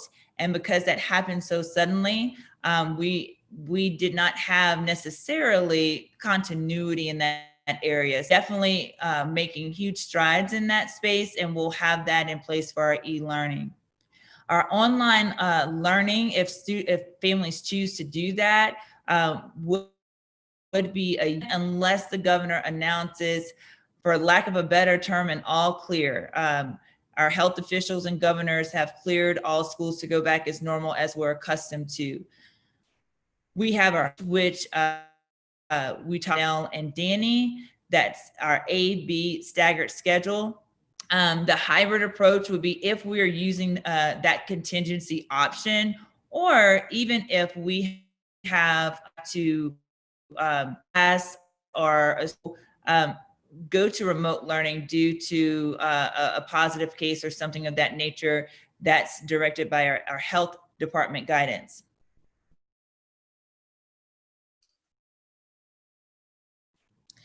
For our, I want to again just reiterate that it is different from the remote learning that we did in the spring. Our district was already in the process of leading the charge of curriculum frameworks to have our semester goals, our learning outcomes. So that has not changed. I just think that now it's even more important that we continue that work completely.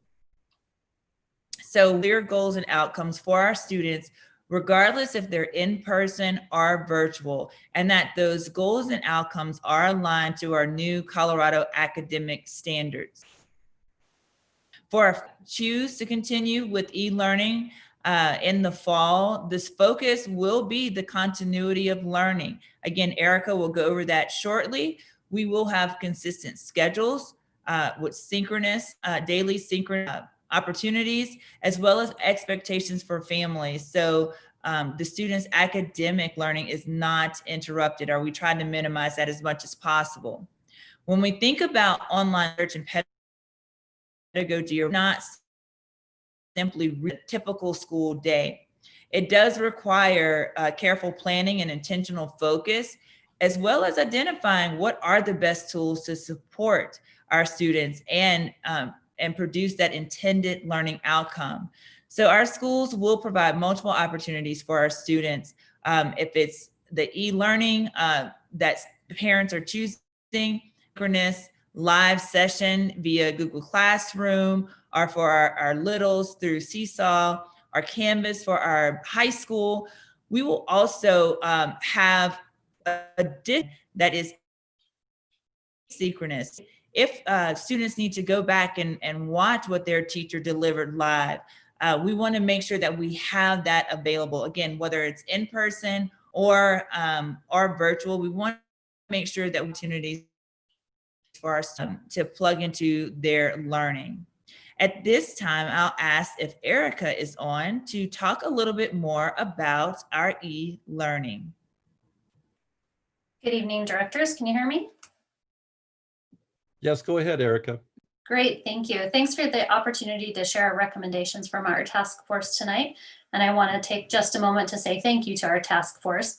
The intricacies and complexities of developing an e-learning plan was not lost on our task force, so they did a fantastic job of putting their recommendations together.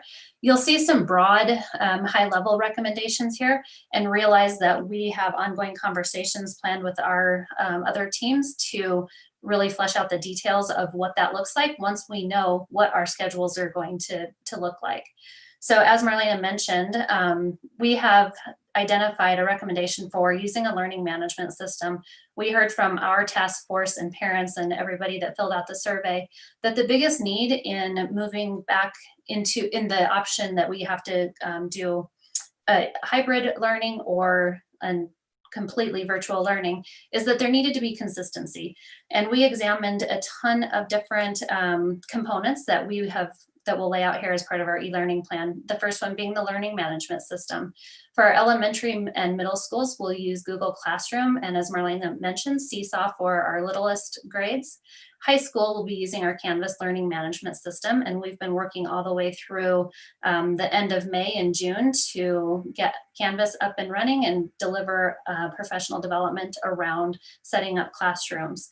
In addition to that, there will be support around using the appropriate learning ed tech tools to support instruction within those learning management systems, as well as consistent expectations for delivery and communication and organization of materials within those learning management systems so that our parents and students know what to expect on a daily basis. Additionally, we talked about daily and weekly schedules. Again, consistency was what we heard loud and clear from all of our task force and survey members.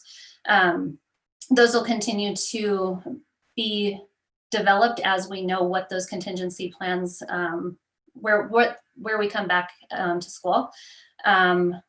We know that we will have regularly scheduled synchronous daily instruction, again, recorded for universal access if there is a reason that a student can't attend that synchronous session. In addition, there will be asynchronous instruction that's provided in addition to that synchronous instruction. We've identified some priorities for in-person learning, even though this is an e-learning plan, because this supports that staggered schedule of that contingency plan. So in addition to what Danelle shared around the focus on math and ELA for our littlest, we would also want during those in-person days to focus on differentiation in small groups and really addressing the needs of our IEPs and our ALPs and ELPs, I should say. Additionally, we heard that from our students and our parents that there was a great need for our students to be able to engage with their classmates and to have social emotional learning and support, and also building that classroom culture and community. So whether we're in person or in an online environment, those would still be focuses for the times that we're back in person. And finally, that we would have time for activities, experiments, hands-on learning, and additionally specials and electives during our in-person time. Okay, next slide. Again, the key word is consistency in grading. So for our elementary, they'll continue to receive their grades much as they typically have in the past on their EPR, their Elementary Progress Report, based on our Colorado academic standards. Middle school and high school would be reported in Infinite Campus. We know that this looks very different than it did in the time of remote learning. We heard from students and parents and teachers alike that the grading was very important as we move into e-learning in the future. And we wanted to make sure that there's ample opportunity for students to have formative practice. And the recommendation from our task force is no more than 50% of a student's grade come from summative or formal assessment. Finally, our assessment practices in person as much as possible, but as Matt mentioned, that we would focus on understanding those gaps and focus on the formative assessment practice to close those gaps for students. The task force talked a lot about support for our teachers in making sure that they were well prepared for online learning in any scenario, whether it is 100% online learning or in the case of a contingency. That support would be around how to best deliver synchronous and asynchronous learning and focus on that pedagogy, as Marlena mentioned. Finally, there would be support and continued professional development around using those learning platforms, offering rigorous online instruction, and then how to build that classroom community and culture in the case of an online or contingent scenario. Next slide. It was important to our task force that we spent some time talking about partnerships with families. They recognized that within this e-learning plan that there was just as much need for support for our students and parents as there was for teachers, and talked about having virtual back to school nights that really focused on being able to navigate an online platform and understanding what online and e-learning would look like in the case of that contingency plan. There would be support for navigating those learning management systems. Again, sorry, I just lost my video for a second. We have identified within our group some priorities and responsibilities for teachers and students and parents. So for example, for a student, how to be a good online learner and advocate for themselves. And then finally, consistency is very important for our partnerships with our families. Attendance would continue to be taken daily via Infinite Campus. We know that this will require some different ways to identify exactly what attendance means on an online day, if there is just asynchronous instruction on that day. And we're continuing to talk about that may be a video, a response to a video, an email to a teacher. If a student isn't able to attend, we would still ask that parents report that absence just like they would in a typical day. And then finally, we wanted to make sure that we're focusing on student engagement. Teachers will provide daily, again, synchronous learning, and schools will again determine their additional consistent regular schedules. Part of this engagement as well is to make sure that we have a focus on feedback.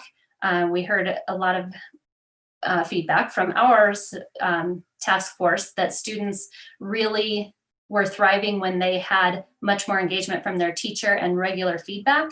And so that will additionally be a part of that engagement with students and making sure that they have regular feedback on their work. Awesome. Thank you, Erica. Yep. So before we move into,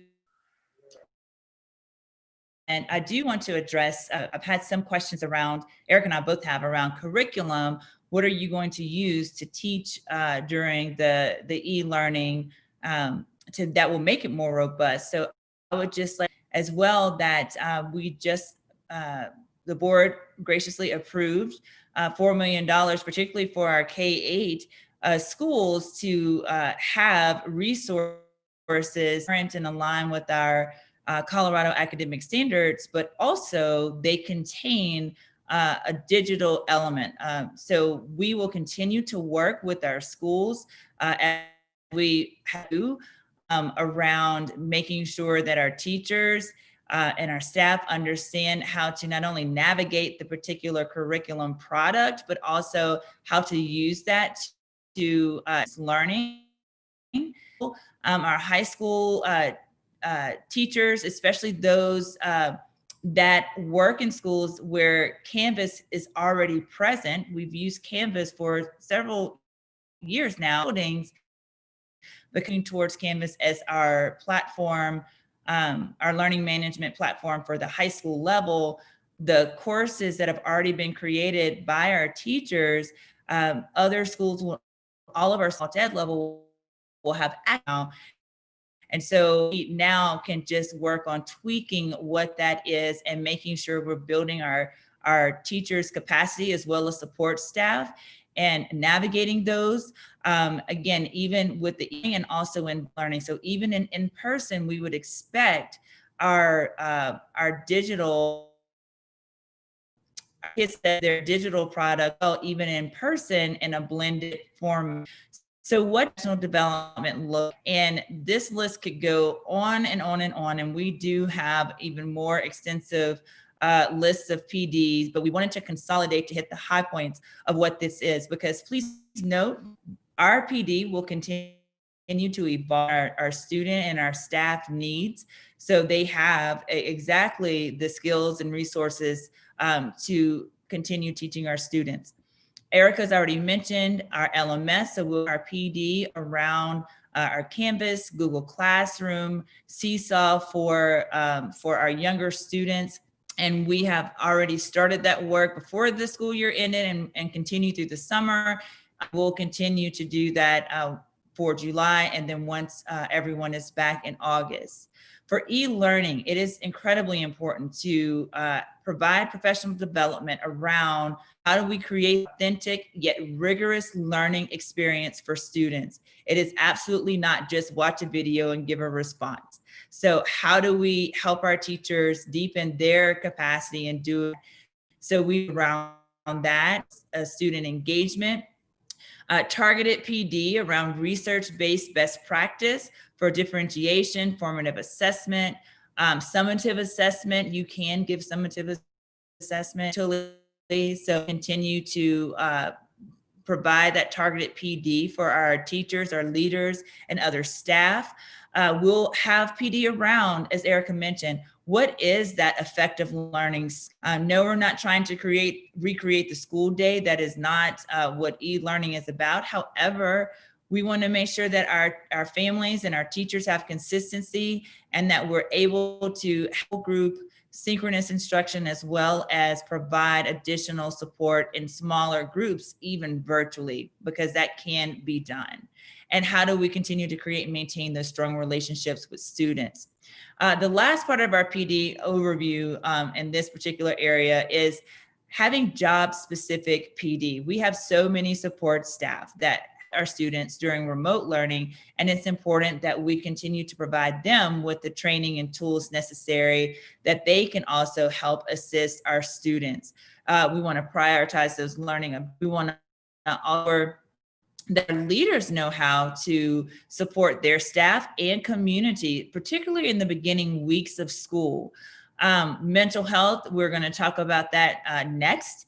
We want to make sure that we have specific training around mental health of our staff and our students, particularly in an e-learning environment, but also in person. We want to make sure that our PD is blended, that we have face when we're able to do that, as well as online. Social emotional learning is a key piece of that, as well as how do we promote those positive social interactions. That would include diversity and inclusion training as well, that we would be providing, again, whether for e-learning or in person, that we'll continue to do that for all of our job families.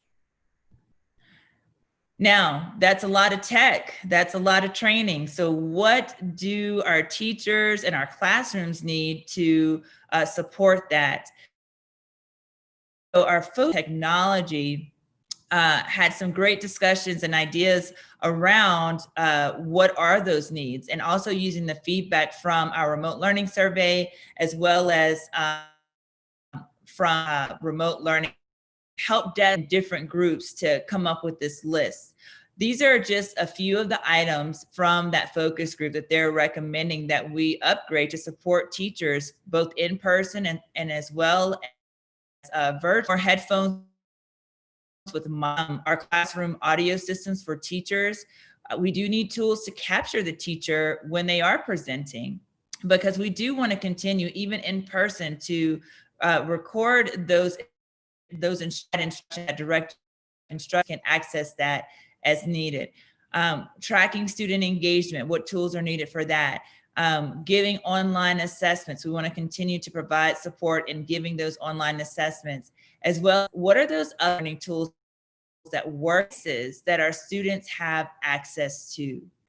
Additional tech support from this group includes providing our parents with key baseline tech standards, so our students effectively use their technology and continue appropriately. We want to also provide technology and connectivity to our students and staff. We did give our families hotspots from. We have the opportunity to keep those during the summer to keep the learning going. But we want to make sure that we provide that additional tech support to our families in that way. Now, at this time, we will turn it over to Stephanie Crawford. I believe she's on the line, and she's going to take us through the recommendations for mental health. Yes, thank you, Marlena. And good evening, directors and everyone. Well, I and Erin Reagan had the wonderful opportunity to get to lead the group for mental health. And I just want to say it was a great group of staff members, parents, as well as students and community members that had neither students or staff members, but were very, very interested in our system and making sure our kids and community are doing well. And so as we're moving forward, we want to just really, again, acknowledge and let you know that our goal has remained the same, that we'll return to our buildings in a safe manner and still be able to have access to mental health resources for our students, our staff, and our parents that are best practice, high quality resources to help alleviate all of the anxiety and stress that we've been dealing with and continue to build on the skills prior to our remote learning experience that had already been started with mental health across the system. So our task force group really focused on students, parents, and then staff members. So next slide, please.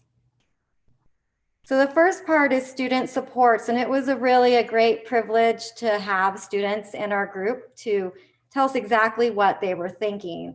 And if you look at the student supports provided, the key messages here are that they really want to make sure that they're getting to meet with their counselor, social worker, or psychologist in planned meetings in which those mental health providers would initiate meetings and sessions and get to know them and have a relationship, and not just a one-time say hello and that's it for the school year.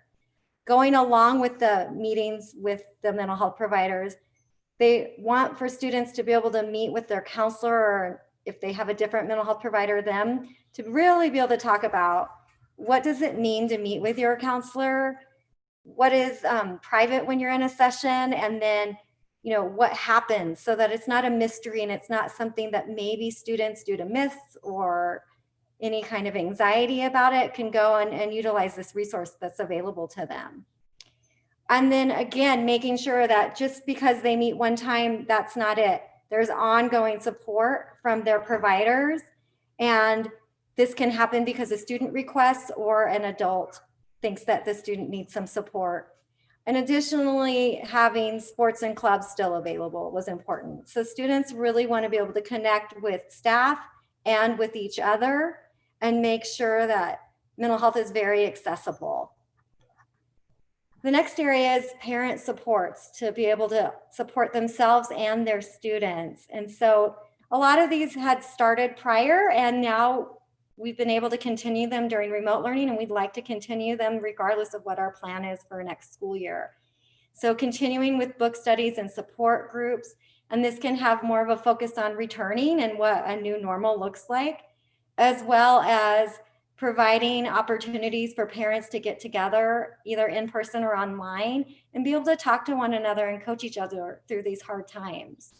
And then skill building sessions that really align and build on what their students are getting at the universal level, as well as targeted intensive levels of social emotional learning, so that at home they can continue to have those discussions and it's not just a school curriculum.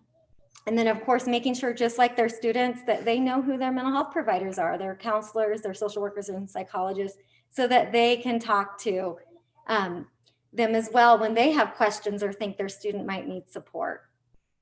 Great, thank you. Next slide. Also, we really focused on staff support, making sure that staff felt both safe physically and psychologically when they returned to school. And aligned with our students were the knowledge that we need to have connection in our classrooms. We can't just get back and act like nothing happened. There needs to be time set aside as we begin to connect in communities and make sure everyone's doing well. So having our restorative classrooms that are aware of what people have gone through, as well as making sure that there's communities within our school, within our classrooms. And when students are having a tough time, we're very, very much looking on success and support that we can give to students. As well as looking at team teaching. A big concern of staff were that if we have both remote learning and in person, will they be asked to do both of those jobs, and how much extra work would that be for them? So to make sure that there are people that want to do one and other people that want to do the other, and that can be shared equally so that each person doesn't have double duty. And then, as Marlena talked about, making sure that along with PD, we just have well-being training and support as school begins for our staff. So that can be groups, that can be talking. One really great thing that can be is for teachers to mentor each other and not only have community in their school, but across the district, where maybe elementary art teachers across the district get together and have mentor sessions and job-alike sessions. And then making sure that these opportunities are not just a one-time. There's multiple sessions and that people can opt in when it's convenient for them. All right, and next slide. And so to sum this up, what are additional resources available to everyone? So staff, students, and parents. Making sure everyone knows the latest, up-to-date, great mental health resources that are available in our community and in our schools. Making sure we're being creative about how we integrate mental health information into all curriculum to promote well-being. So that might be in English, a book study, or in science, in health. And then also making sure that for our student SEL lessons, we're not only teaching them how to care for themselves, but they really wanted to know, how can we talk with our friends and how can we know the signs even further of how to get them the right support if they're having trouble. And then parent trainings. We want to continue on our anxiety trainings we've been offering in person and online and through video, as well as just general well-being skills, trauma, and some specific training about this pandemic, as well as staff SEL PD to align with our student SEL lessons, and making sure that not only are they able to really make that a part of their class practices, but that they're able to take care of themselves and be well as well, so that they can model that and help their students. And then again, some specific staff PD on when you come back, there's going to be a lot of stress and loss from students and staff. So how do you have those conversations and know what to say and know when to get them support? And so that will then make sure we are covering everyone. So that wraps up our section, Marlena. Thank you.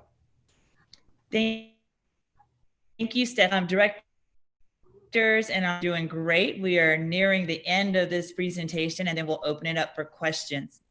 Next up is special education. So I'll ask that Nancy Ingalls take us through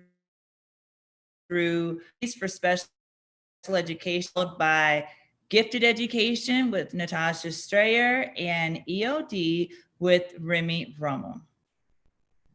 Thank you, Marlena, and good evening, board directors. The special education focus group met several times and had some very thorough conversations and very good participation. We know that the delivery of special education and related services works in concert with the teaching and learning plan for general education as well as scheduling. Our group talked about many recommendations that were consolidated into the 6 areas that you see below in the bullets. We know that there is considerable overlap in these categories with other focus groups in the task force. However, the recommendations from this group, even though they overlap with other areas, are very important and specific to students with disabilities, making sure that as we plan our reentry, that nothing is overlooked for our students with IEPs. Regarding health and safety, the group talked a lot about the need for some different accommodations regarding PPE and other health guidelines related to specific needs of students with disabilities. I would like to thank the staff member that provided public comment this evening about the need for an alternative to face masks for certain students. This is exactly the type of recommendation that is included in our health and safety category in the special education focus group, as well as needs for other accommodations for face masks for children, and perhaps some increased availability of different types of PPE for staff members who are working with high needs students. In the area of scheduling, the overall theme of recommendations here is that we prioritize in-person learning opportunities for students with disabilities and all students who require additional support. Particularly students with significant needs, if we are in a hybrid learning situation where any schools may be on a 2-day rotation, this group would like to see the opportunity for significant needs students in center-based programs to be able to attend school more frequently than 2 days. The next category was common expectations. Similar to what you heard in the e-learning presentation, this group feels very strongly that consistency of teaching and learning expectations, both within schools and across schools, is very important for our students and their families. Regarding student engagement, any students who may be in an e-learning scenario, we want to make sure that our schools are very conscientious and intentional about promoting student engagement. And so collaborating with parents, providing some training for parents with the e-learning tools and curriculum, and scheduling staff in a manner to support student engagement, particularly in new learning, is very critical for students who require additional support. Finally, this group feels that communication is very important and that there needs to be consistency of communication across schools. This may be communication from the schools to parents. It may be from teachers to parents. It may be communication between special education and general education. And so again, we can see that there is a lot of overlap in these recommendations with the other focus groups in the task force. but these recommendations are specific to our students with IEPs. Thank you.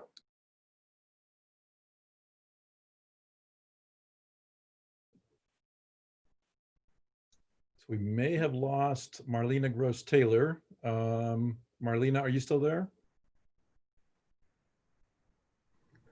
So I know Okay, can you hear me? Can you hear me? I can hear you, but we don't see your screen anymore. Okay, let me reshare. I think my internet just had enough. Hold on 1 second. Let me reshare.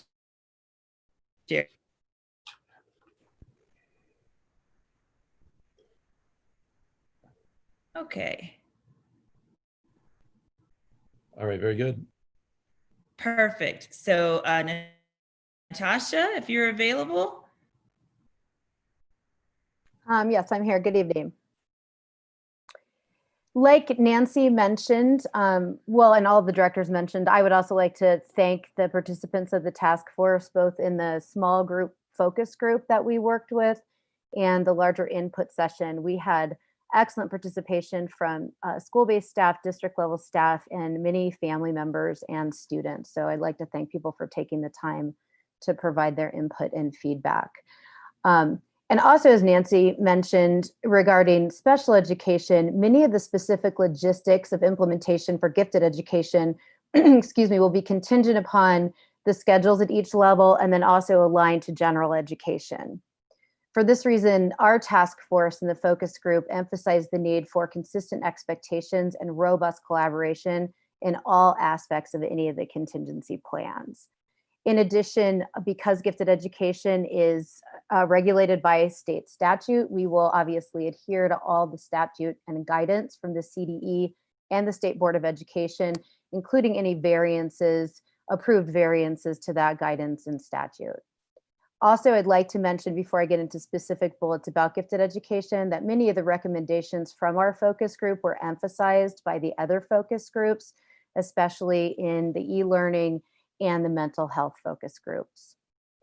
So the DCSD gifted education team and the school-based facilitators will continue to offer resources and support best practices in all aspects of our gifted education program plan, whether that be face-to-face, e-learning, or hybrid. The task force wanted to emphasize that it will be important that each school continues to implement equitable and accessible structures and systems to seek out and nurture student potential, and that includes all aspects of referral and evaluation for formal identification for gifted programming. Again, like many of the other focus groups have mentioned, it will be very important that each school creates a consistent communication plan to communicate with families specific to those structures for goal setting, gifted programming, service delivery, progress monitoring, and they're consistent about the patterns and methods of communication that families can expect. The school-based facilitators will continue to collaborate with general education teachers, counselors, mental health providers, and any other staff as appropriate to ensure that we are providing programming and monitoring the impact of that programming, and also progress monitoring in the advanced learning plans based on any hybrid or remote learning environment. And much like Danelle mentioned, the focus group also wanted to emphasize that each school consider structures such as cluster grouping, co-teaching, departmentalizing, and interdisciplinary instruction so that we can continue to provide maximum support in response to student need.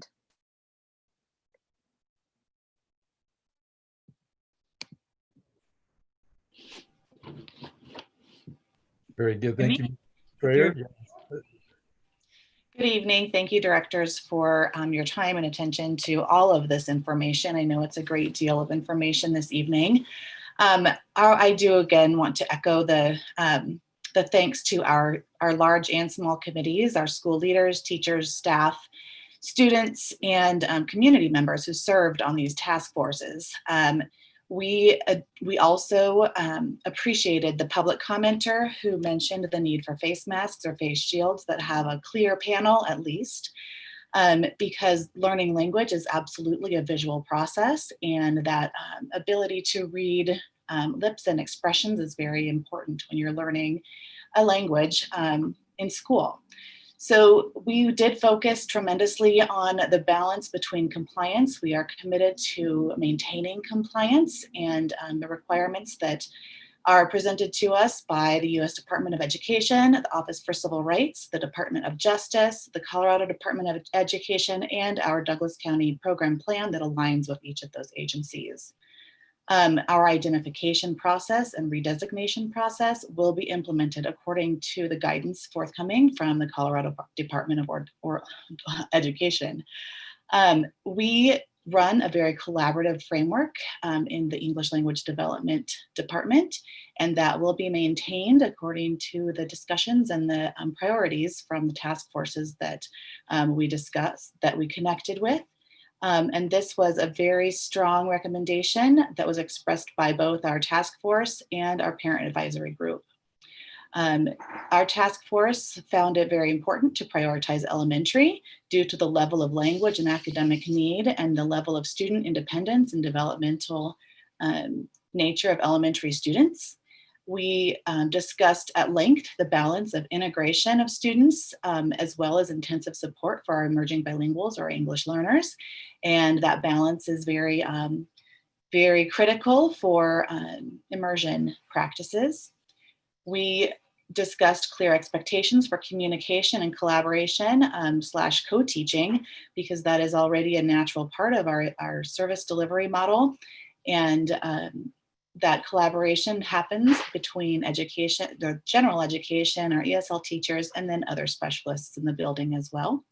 And they recommend that we maintain our clustering model when possible. And we understand that that is a when possible, according to the other information you've received per level. We would recommend that English learners have additional time in school if we are to be on an A-B model or an alternating model in a hybrid setting. And that is due to students' need for additional language practice and development in an authentic setting. One of the things that was added in today's meeting is to refine or to ensure that the transportation need and the voice of our task force was clear.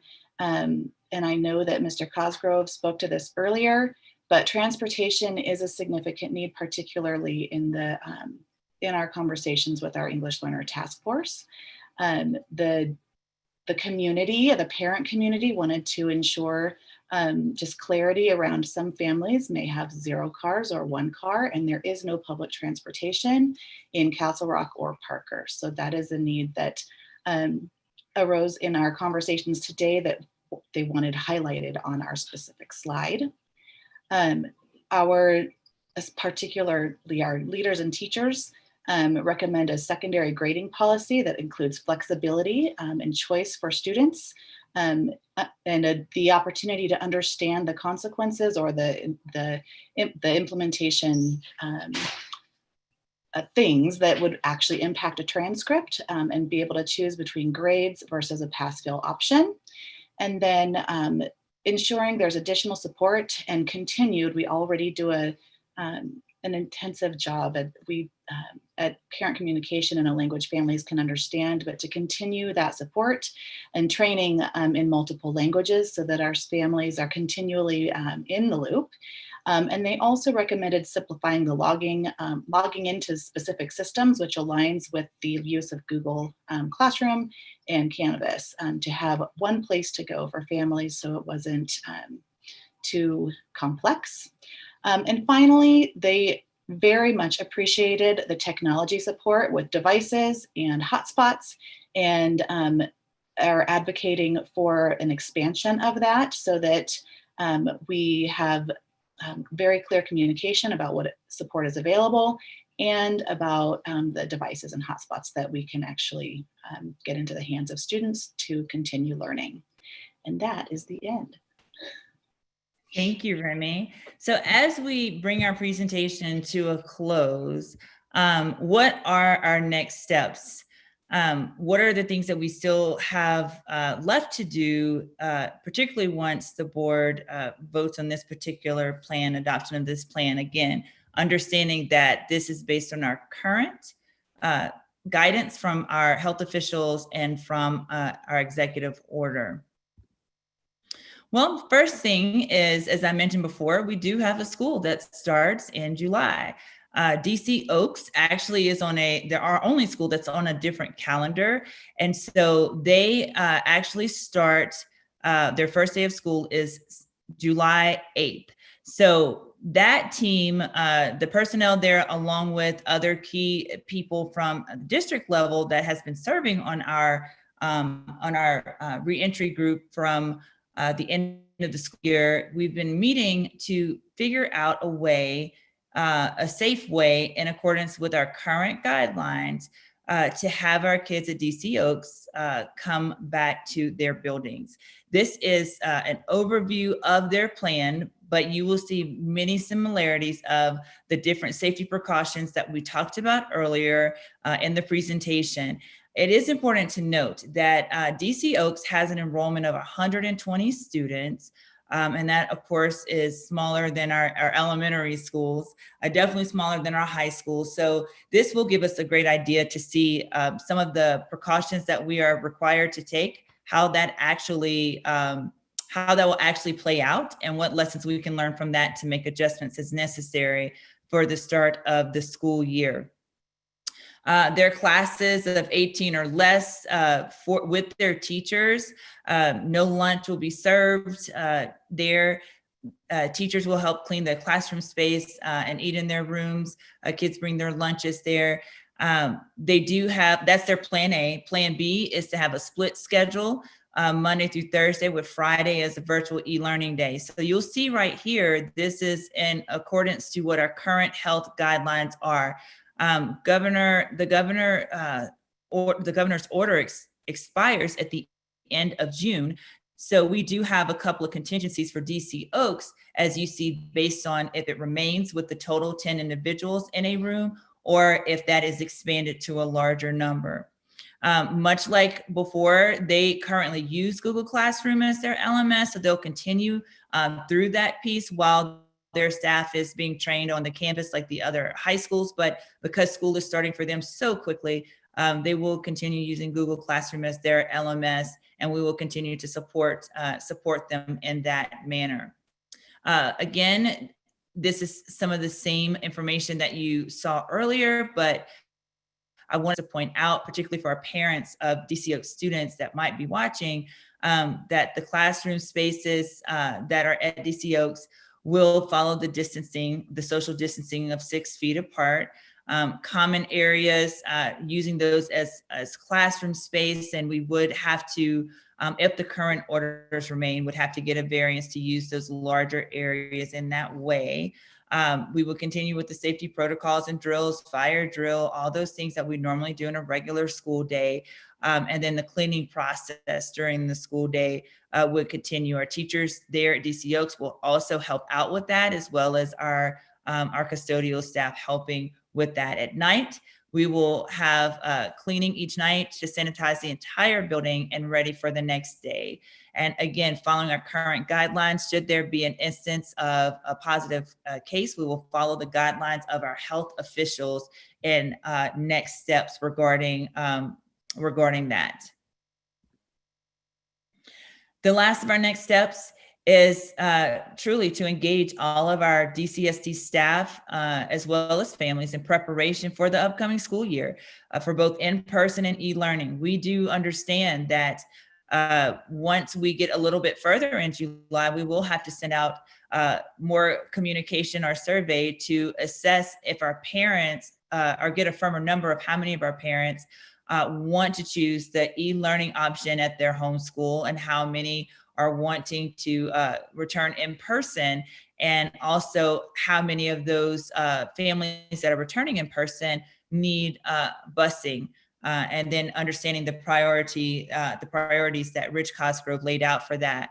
We want to support our school leaders in identifying who those e-learning teachers are. Stephanie Crawford mentioned that has caused quite a bit of angst amongst our teachers of do I have to teach both? And how do I do that as well? So we will work with our school leaders in identifying who will be their e-learning teachers in their home schools, and then making sure that those teachers have the necessary tools and trainings that they need in their buildings. Expand our current staff professional development, and you will see staff, not just teachers, but all of our job families, to include our health measures, as well health and safety measures, as well as for e-learning instruction, as well as blended learning instruction, SEL, diversity. We mentioned that in detail before, but we'll continue to expand those offerings from what I mentioned to include those things.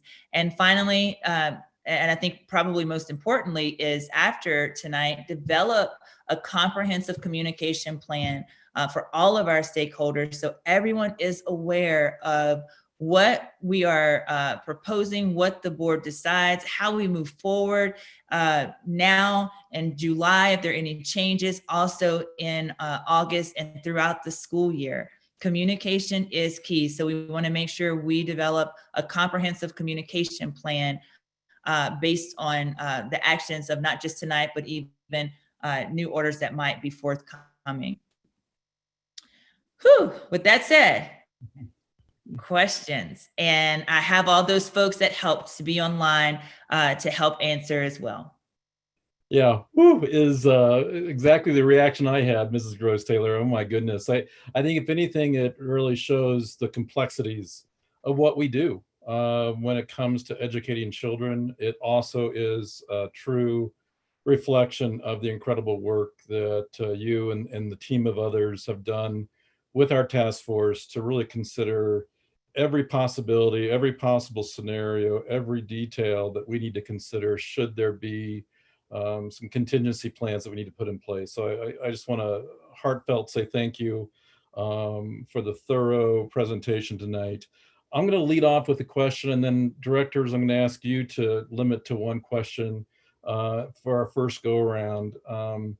But I don't know if this can be answered, Ms. Gross Taylor, but I heard us talk about executive orders from our governor, guidelines, precautions, and we have all these different agencies that are sharing these with us, whether it's CDC or whether it's Tri-County Health or the Colorado Department of Health or the governor's office. And we have and the Colorado Department of Education. We have so many people who are making recommendations and suggestions. And I think my question is, was there any conversation about when do we get to a point where we say, okay, that's a guideline, and that means we can or we cannot, we don't have to follow. I mean, for instance, when we look at the governor's orders around face covering, it wasn't mandated, but it was strongly recommended, or even social distancing, strongly recommended, but it's not enforced. When do we have discussion around just when does it become prudent for us to say, you know what, we can't do this? In terms of your recommendation guidelines, it doesn't work to put 7 kids on a 77 passenger bus. So I guess what I'm wondering is, how do we make a determination of what's mandatory, like I have to, and what is it when we can say, no, it's just, that's a guideline, we appreciate it, but this is school and school is different? I think that's a great question. As you know, Director Ray, and for the board who may not know, I serve on a state task force group, and we have Tri-County Health, CDE, they're on that task force. And I think that is the question of the day, is to give us clear, not just guidance, but what do we have to do? I'm going to defer, because of the different agencies that you mentioned, and particularly in healthcare, I'm going to refer that question to Lisa Cantor. Lisa, if you're still on, do you mind just giving us your perspective on that? I know that is the face masks, the restrictions, all of those things. It's very, very tough to run a school district in that way with those precautions. Lisa, do you have any thoughts around that? Sure. We do know that there are 6 things that help mitigate the spread of this new virus. And we're still learning every day about what that consists of in terms of the, the spread of this. So we know in terms of guidance, the ultimate guidance comes from the state health department. And then the local health departments take their cues from the state guidance, and the state gets their guidance from the CDC. So based on that, the state really sets the bar for what it is that we have to follow. And I think they use the term guidance because they know exactly, Director Ray, that these are difficult to implement 100% of the time. But the disposition is that if we all do most of these guidelines most of the time, that we will ultimately do the best job we can to mitigate the spread. So for example, for our students with disabilities, we know that there's certain populations of those students that can't ever wear masks. But what are the other things that we can do, those 6 mitigation strategies that we can use not in supplement, but in perhaps a different way, so that we at all times are doing the best job we can to mitigate the spread. So right now we take direction from Tri-County Health, and it's up to them if they want to vary the recommendations from the state health department. Very good. Thank you, Ms. Cantor. Yes. All right, going up to Director Chancha Shore, one question. Wow. The one question I have lots of questions, lots of comments, but the question that rises to the top is, it looks very similar to all other districts in our state. Are there any things that are unique to us, that are standing out, that are very different than all other school districts are implementing throughout our state or the country?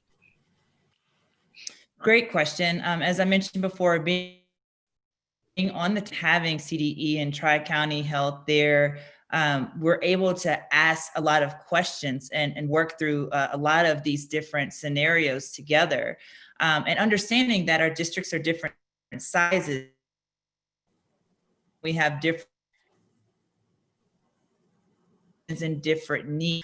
What I can share with you across, so even expanding to my network across the country, they tend to fall in these same general categories of a hybrid model of some type based on whatever your enrollment might be, preferring to have elementary in person if a contingency plan has to take place, preferring to have the elementary there and spreading them out as much as possible, and absolutely offering a virtual option, especially in light of not having a vaccine or an effective drug therapy treatment for COVID-19.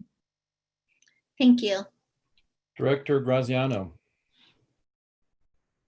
Yeah, first off, thanks, Marlena, and everyone who presented. Really a lot of information. I guess what comes to mind, what my question will be around is kind of something I just heard in a work conference today, and I think it kind of applies to where we are, where basically what we're saying here is what got us here won't get us there. So we're in a very fluid and changing time. So I guess overall, how will your staff continue to adjust and monitor things and make adjustments during these fluid times? What will be the plan, the strategy and mechanism to do that?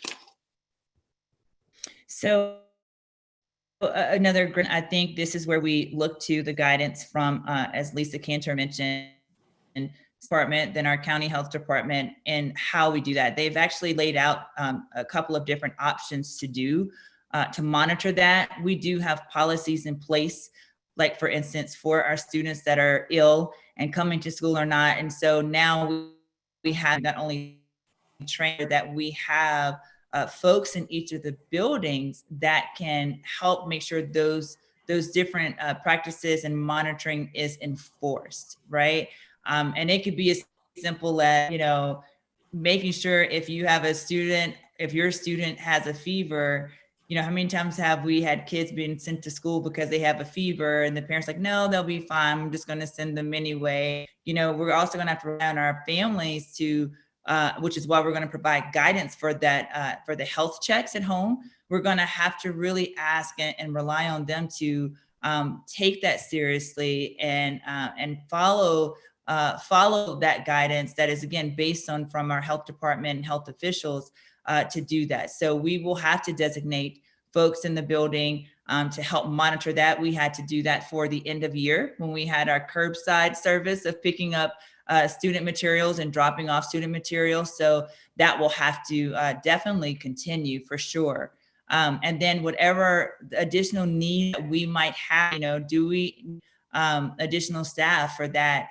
How can we use our CARES Act? And I know Colleen can talk more about that. How can we use some of that funding to help provide funding for that if needed? Thank you. Director Hansen? I think my first question I'd like to ask just around teacher workload and see if there's any clarification that would be possible as far as what, how we are going to ask our teachers to do this. I tried to just jot notes down as we were going, but there was so much information. Just some big picture tasks that would be added to their day-to-day, which is already a lot. I heard that the meals would be served in classrooms. So that's in addition to their day, disinfecting classrooms every day, working with kids who are already behind on top of these, the needs for additional training and the e-learning, the small group learning. I'm overwhelmed and I can't imagine what it feels like to be in a teacher's shoes. Is there anything you can say to provide a little bit more information from a practical standpoint of what that looks like for our classroom teachers? Sure. And as a teacher, not only would I be overwhelmed, but even as a district staff member overwhelmed, especially knowing that the very, you know, one of the presentations is about budgets and came up quite a focus group from our community members and our staff members, you know, will we have enough staff to help us do this work? Because we can't do it by ourselves.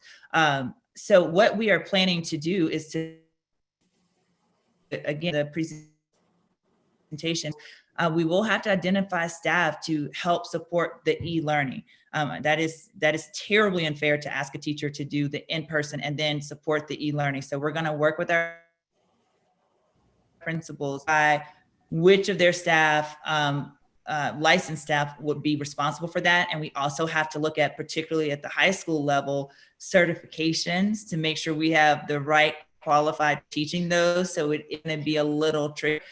And then again, as I mentioned, where we find that we have gaps, how do we use the CARES funding to help provide additional staffing to help offset that as well? So we will have to work with our principals to figure that out. Every building is so different. I can't say that we'll have, you know, X amount of teachers at the high school will be e-learning teachers. We just have to figure out what like, and also be willing to see what the numbers are. As I mentioned, we'd send another survey out. We have to our families to say, okay, here's what it is right now in July, you know, middle of July. It would really help us to have a hard count of, are you sending your students back to school? Are they being remote? Of course, identifying the school and then working with our principals to figure out, okay, what are our numbers look like? And if we have, say, a certain amount of kids that say need chemistry, because chemistry is always a hard to fill area. You know, if we have one teacher that only maybe have 10 kids at their particular school that need chemistry, can we have that e-learning teacher for those 10 kids also be the e-learning teacher for 10 kids at another school and combine that way if possible? We're going to be creative around that. And so is every other district as we think about what that looks like. But our goal is not to have, and Stephanie Crawford mentioned that, I mentioned it a couple of times as well. Our goal is not to teach both in person and then also the e-learning piece. And then substitutes. We have to look at our substitutes. Do we need to use our CARES funding to every building to help offset if there is, if someone calls in sick or whatever it might be? It might not even be COVID related, you know, because life happens too. We have to work with our principals to do. Grateful that we have that additional funding and that we're able to use it for some of these things. But there's no perfect answer other than our goal is not to have teachers doing both things. Yeah. And also, Director Hanson and directors and all of our folks who are listening, it also speaks to the importance of giving folks adequate time to plan and prepare engaging lessons and to provide PD for those staff, particularly as it relates to our various learning platforms. So PD will be huge in how we creatively, how creative we are in using the CARES Act to bring in additional staff and perhaps have additional substitute teachers supplementing and supporting the work of our classroom teachers. Thanks, Dr. Tucker. And I'm just going to insert board directors that we could probably spend, again, till midnight talking about the how. And I would assume that our staff already is thinking about an implementation plan. Should we approve these objectives? And that's what we're really approving today, is the team is asking us to approve. Are we on the right track in terms of a framework for contingency plans? But I think for us to riddle our Marlena and others with the how is premature, quite honestly, because that would be their next step, is to really, less like our strategic plan, go into action planning and really identify in greater detail the how. So I just want to caution us regarding not going there tonight. Otherwise, we will be here for a very, very long time. So again, clarity regarding the overview that the task force and Marlene and her team have presented. Other questions regarding that? Director Lung?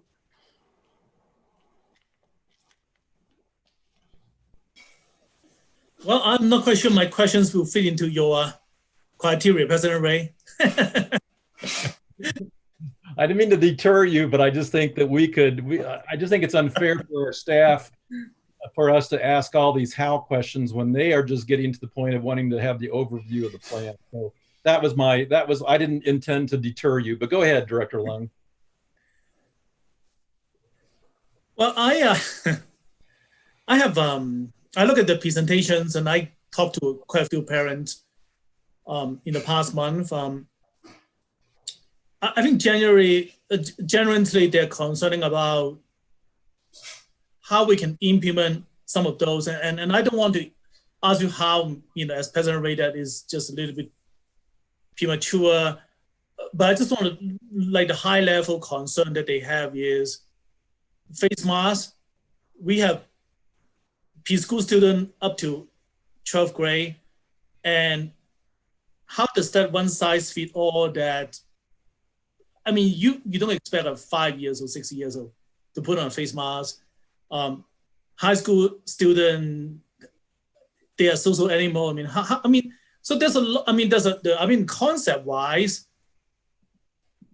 it probably makes sense, but implementation wise, I see some of this maybe a little bit difficult. And measuring temperature, how are you going to enforce it? A high school of 2,000 students. Are you going to have a temperature Nazi to just go over and make sure that you get student that is over a certain temperature? Are you going to mandatorily enforce a 14-day quarantine period, because that is how the coronavirus may develop it? And bus is a big concern. We're going to cut our bus budget quite a bit. And with the social distancing and with such a high demand for riding bus, how are you going to maintain a social distancing while we're cutting budget on the bus? So I think the theory that I look at So my one question is that with those high-level concepts that you're looking at, so how is your next step of trying to getting this to real implementations? Because I mean, I just want to look at, your pause of how you change this conceptual agreement that your task force give you to the actual scenario on the ground. You have less than probably 6 weeks or 7 weeks time before the real school years begin. Thank you. So we'll go with Director DeLong's last question, which is implementation. How will you do this in the short amount of time you have? So I am so excited, proud of the work of all of our focus groups and also our district staff, both in school and at the district level, that have put together this in 3 weeks. So I really don't put anything past them to the implementation, because much of the conversations of the focus groups included some of that implementation detail and feedback around that. We'll continue to follow the health orders as we currently have, and if that means we have to stagger our times for students to come so we can take temperatures, do those things. We can from this ask for a waiver in instructional minutes, because the state, again, is on the task force, my task force in particular, so they understand. We have gone in the details for sure from all of our districts, so they understand they will have to give us some grace if we are to do these things as they currently are. And then a reminder, understand, after June 30th, the governors could change. It could change again at the end of July if he only has his orders extend through the end of July, and we'll have to pivot again in August. So it's a great question, Director Long. I think we only plan now, and as things happen, stay on the balls of our feet and be ready to pivot. Thank you. Director Holtzman. Thank you, everybody, for the presentation. I appreciate all the information. I'm going to start before I ask my one question for clarification. What we're actually being asked to approve. And I'm asking that because under the current guidelines, it doesn't seem like we have a plan that we can answer the how. If we have to stick to 10, if I understand that we're hoping we get variances, but if we don't, how are we going to do that? Is the answer that, that this isn't, that we don't have a plan, or it will be remote learning? So I just need a clarification, and then I do have a question. Yeah. Director Holtzman and directors and our viewers, we're asking the board to approve this framework for reopening, this framework that has various contingencies in terms of how we're going to reopen. As Director Ray said, here are some various options that we have. Are we going in the right direction in creating a framework for reopening and recovering learning? Because again, this is a very, very fluid situation. In 10 seconds here, we have the beauty of having the experience in March of going to remote teaching and learning. And as Marlena pointed out, on 8 July, we'll have DC Oaks opening. And so we'll have that experience so that when we do open normally in August, we'll have all this. So in other words, this is a framework. This is not a set plan, and no school districts that I know across the country are having a set plan. They have a framework for reopening with various contingencies. Thank you, Dr. Tucker. Director Meek. I think Director Holtzman had a question. No. Whoops, Okay. I'm sorry, Dr. Holtzman, did you try to sneak another one in? No, she's good for now. Go ahead, Director Meek. Okay. So first off, thanks so much for all the work on this, for the thousands of task force members, the staff, I mean, this is a Herculean task, and we all got to see where everything stands right now. I think my big question is really trying to wrap my head around what that variance process looks like in regards to, because I heard that a few times in plans, and having just attended 3 graduations that we were approved through a variance process, I can see, the as opposed to just adhering to guidelines, like kind of working to get variances. So I kind of want to understand what that process looks like and what the legal implications of not adhering to public health department guidelines. Okay, I'll take that question. As we know, the governor decides whether or not schools are open. Governor Polis and all of our governors across the union rely heavily on our federal CDC, state and local healthcare officials for advice around reopening. And so once the governor takes that advice from the local health officials, our governors then issue a public health order. School districts and communities are then duty bound to follow those public health orders. Districts, communities, municipalities, counties do ask for a variance to those health orders. You make the variance to the county health department. The county health department then sends it to the state health department for approval. Some of the minor variances, like graduation, for example, if there are small changes, and we went through 3 iterations of graduation variances here in our district, the Tri-County Health Department or the local health department can approve it.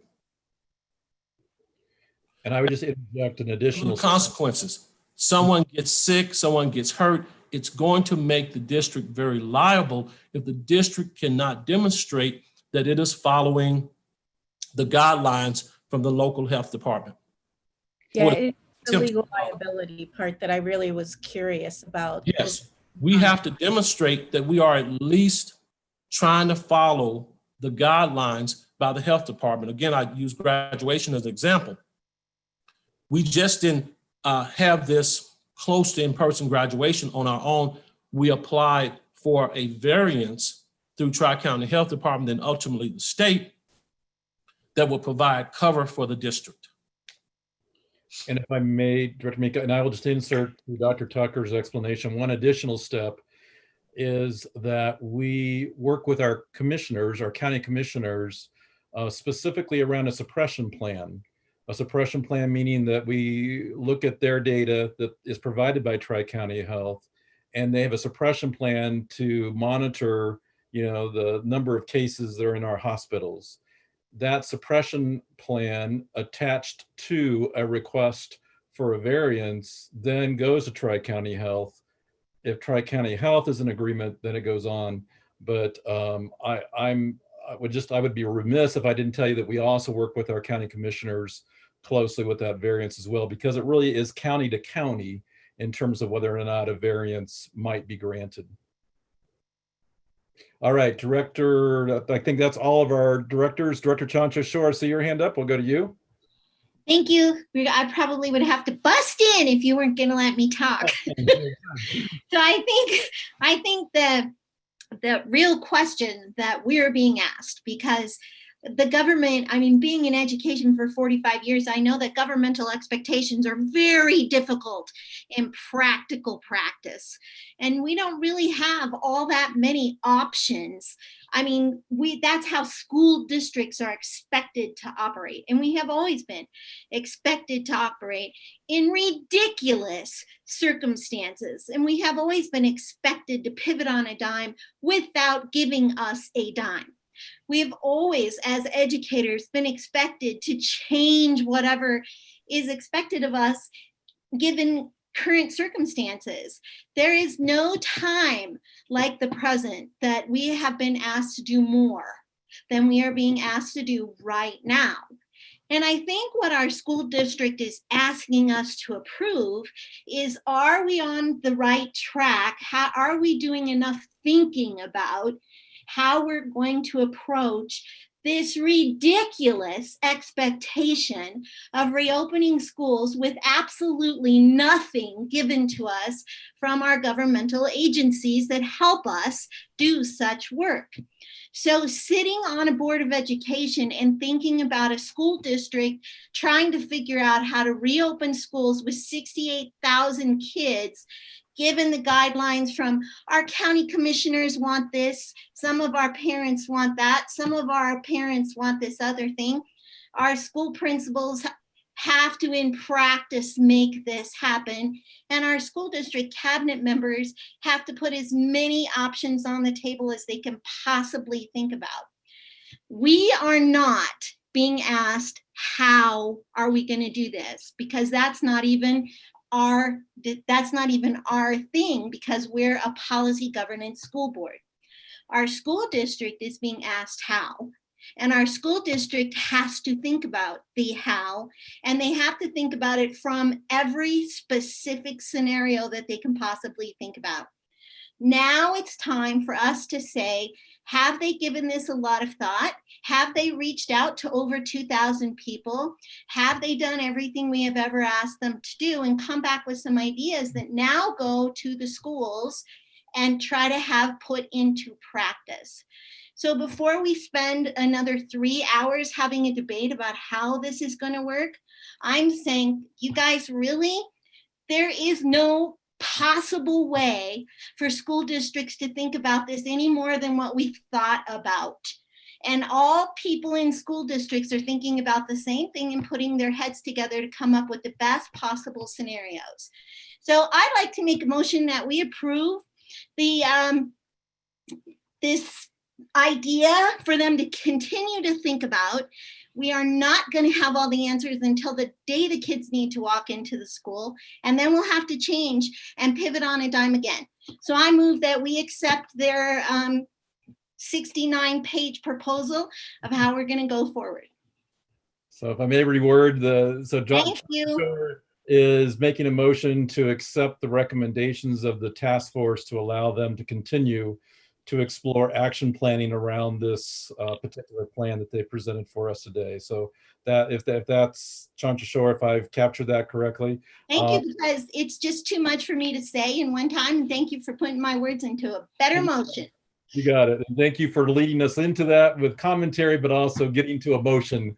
If I could hug you, I would do that right now. So a motion's been made. Is there a second? I second. Okay, motion made by Chanchashore and seconded by Graziano. Now, further discussion or commentary regarding the motion to accept the task force's recommendations to move forward with this conceptual framework. Director Lung.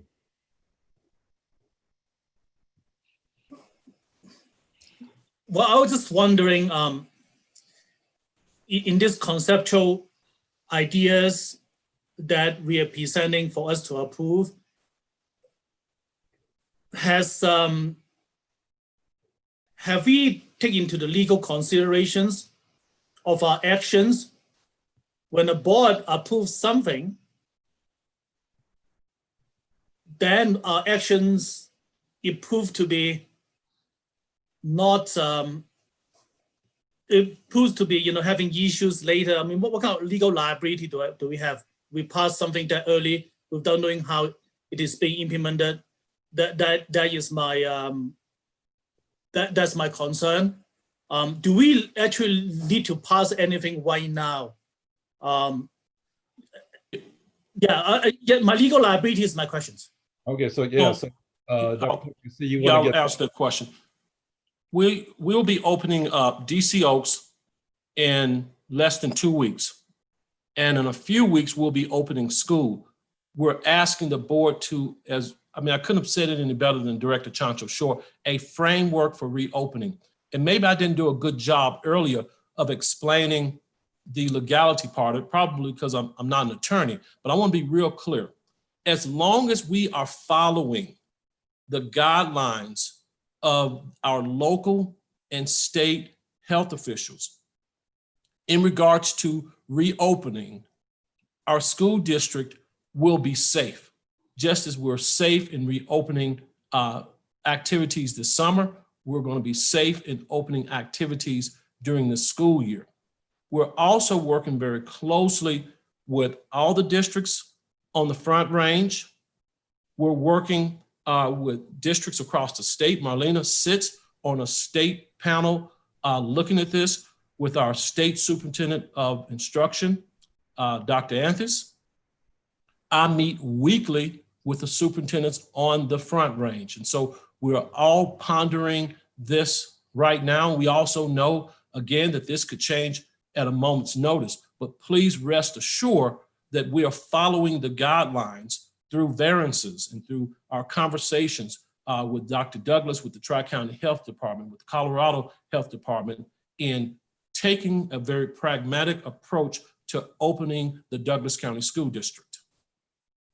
And then thank you, Dr. Tucker. And I don't know, Director Lung, if that's sufficient, but we can also ask General Counsel Mary Clamish if she has any thoughts regarding Director Lung's concerns about legal vulnerability from the motion that we're making tonight. Or I just want to check with Director Lung. Would you like to hear from legal counsel as well, or are you satisfied with the response you received from Dr. Tucker? Well, I just want to know, is passing a motion necessary? And I just don't know how the legal ramification is because ultimately this is, I mean, I think Dr. Tucker is just simply asked the board to support what he did so far with his effort. Or is this motion has something more concrete in there that by passing it, we are giving him a certain authority to pursue something? I'm genuinely, appreciative of what everybody does and what the task force is doing and things like that. I mean, if this motion is simply saying that, yes, we affirm your work and you guys doing an excellent job and do more study, I'm 100% for that. I just want to know what I'm voting for. That's exactly what the motion, you said it best, Director Long. That's exactly what the motion says. The motion says that the board affirms the work not only of cabinet and not only of the work in the superintendent's office, it also affirms the work of nearly 2,000 community members who added input to the formation of this framework to create a reentry and recovery plan. It's simply a recognition by the board that we support this work so far, and we recognize that some of these things here ultimately will change, not can change, but will change. All right. Other discussion items, Director Holtzman?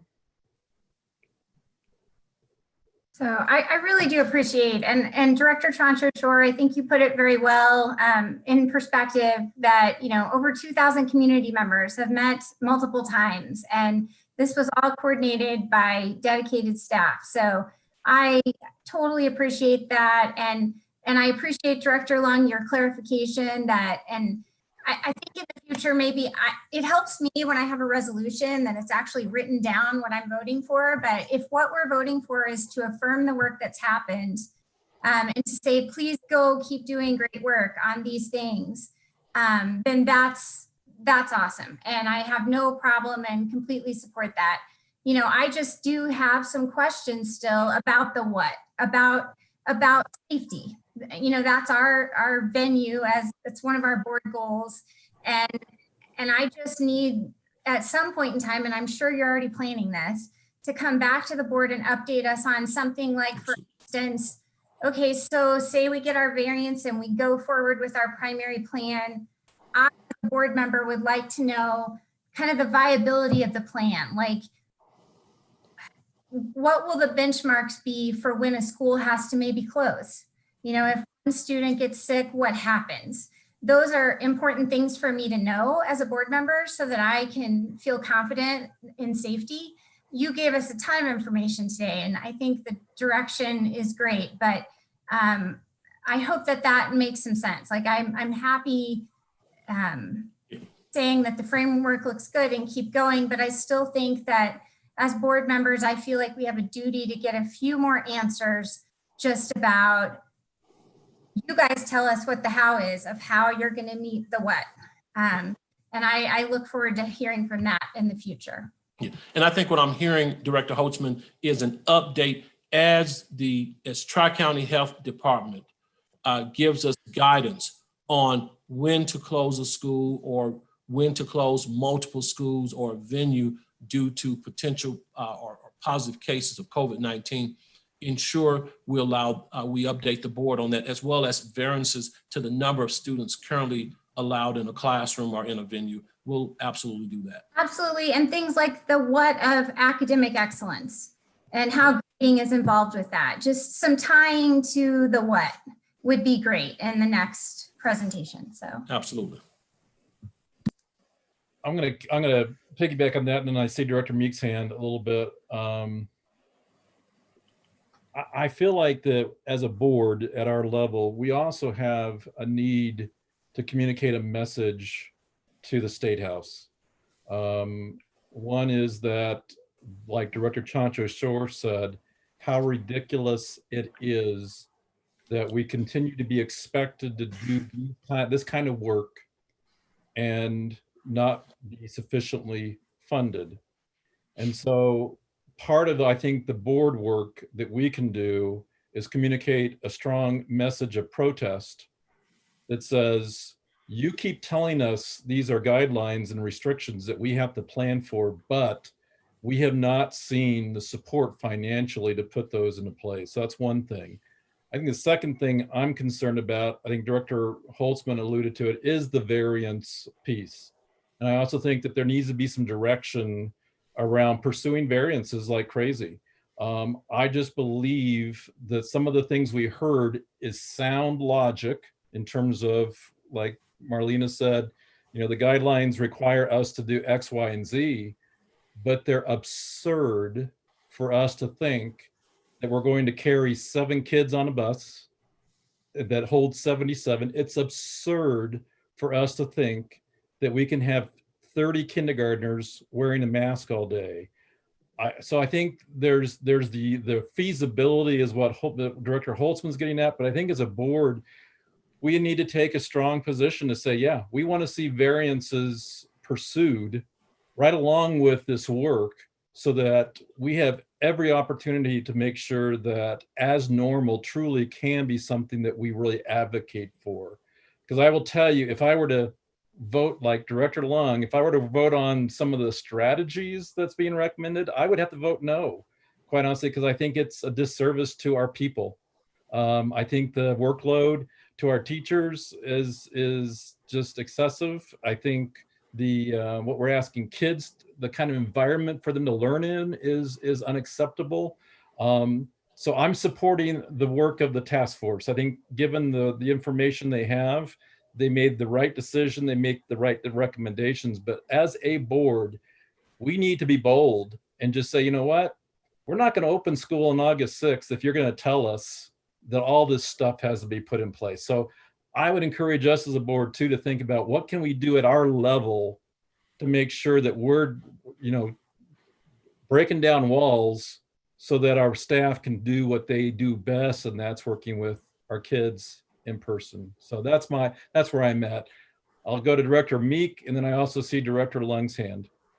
So I may be piggybacking on President Ray's message a little bit here, and that, you know, there's great value in us hearing all of these details because we all get these questions in the community, and being able to have these conversations and understand the detail, but then it's our job to be this link to the community, but also to our policymakers.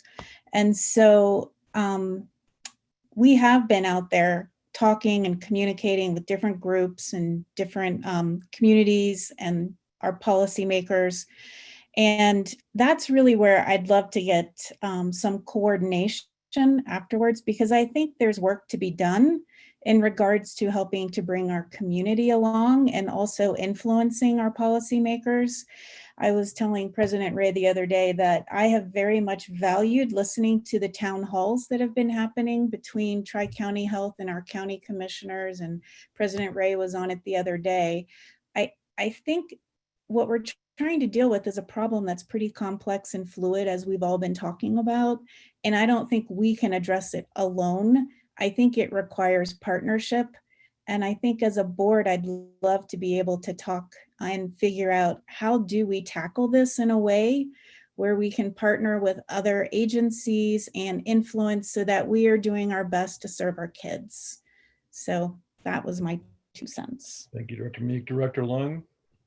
Well, I wholeheartedly agree with Vice President Husman and President Ray, your comment and also Director Meek's concern. So I was just trying to explore a secondary motion. The secondary motions will be the board thank the task force recommendations and would like the task force to continue to move on with the general directions that they're proposing to the board. And the board, I think the board is going to authorize 2 directors to lobby our other elected officials to come up with sensible way for us to open the school. So maybe they incorporate, the appreciations that we do and affirming that we support the general directions, but at the same time, we authorize, our director to go in and do something and act on this on our behalf. So, if I may, it sounds like it could be a friendly amendment. Right. Because what you've said so far is part of the motion that Director Chancho Shore is, but your friendly amendment might be, and the board will work closely with additional agencies like our commissioners and our state legislatures, like Director Meek had suggested, and policymakers to advocate for feasibility in terms of what makes sense in a school setting. Is that a friendly amendment that we could add to Chancho Shore's motion? I respectfully disagree that it would. Yeah, I think it's a separate motion. Okay. Because one motion is what the school district is doing and one motion would be what the board would be doing. Sure. I don't think they're the same thing. The school district has a big task in front of them to open the schools, and it's mighty, ridiculously big for them to be able to pivot regardless. And I don't think that those are in connection. They're connected. They're just 2 separate entities doing the work. So friendly amendment's not an option. So Director Long, do you want to move forward with your motion, which is to thank the task force, acknowledge and appreciate, and also lobby whatever entities we need to lobby for to push forward with some more policy making that is more feasible for our schools? Yeah, I would like to do that because I think it is important. We are elected by the people of our county and we represent 60,000 students and 8,400 employees. And I would like to have a motions so that the board is officially able to do something to be able to come up with sensible things to help us to move forward. Okay. Yes. So Director Long has made a secondary motion that acknowledges the work of the task force, but also takes it a step further to lobby the entities, the governmental entities that are imposing guidelines on us. Is there a second to that motion? Okay, seeing no second, we'll return back to Director Chancho Shore's motion, the original motion, which is to accept. And I think that motion was already seconded by Graziano. So we're still in discussion mode. I see a hand from Director Hansen and then we vote. Director Hansen? I just want to make sure I understand the need for a motion and a vote. I feel like the situation is so complex and so fluid. I just want to make sure I understand why we need to pass a resolution to say that you're doing a great job and we'd like you to continue exploring. There are so many changes that are going to happen between now and August 7th. I'm just very unclear as to the advantages of putting this in a resolution rather than just taking the feedback that we've all provided right here. I think you have 7 people saying that you're on the right track. We have a lot of unanswered questions, but we understand it's fluid, and keep going. You're doing a great job. So, and I appreciate the question. I think both you and Director Long have asked similar questions about why do we need a motion. I would just say that there is a motion, and we're not at a stage of asking the question, should there be one? We have one. There's a motion on the table, and it's been seconded. And Chancho Shore certainly has, by Robert's rules, the right to rescind her motion if she feels, Director Hansen, you're raising a good question that would cause her to want to rescind it. So I will go back to the motion setter, Director Chancho Shore, based on the question of whether or not a motion is needed. Do you want to rescind or do you want to move forward? I'd like to move forward. Okay, motion has been made and seconded. We are now going to vote, and we'll start out with Chancho Shore. Aye.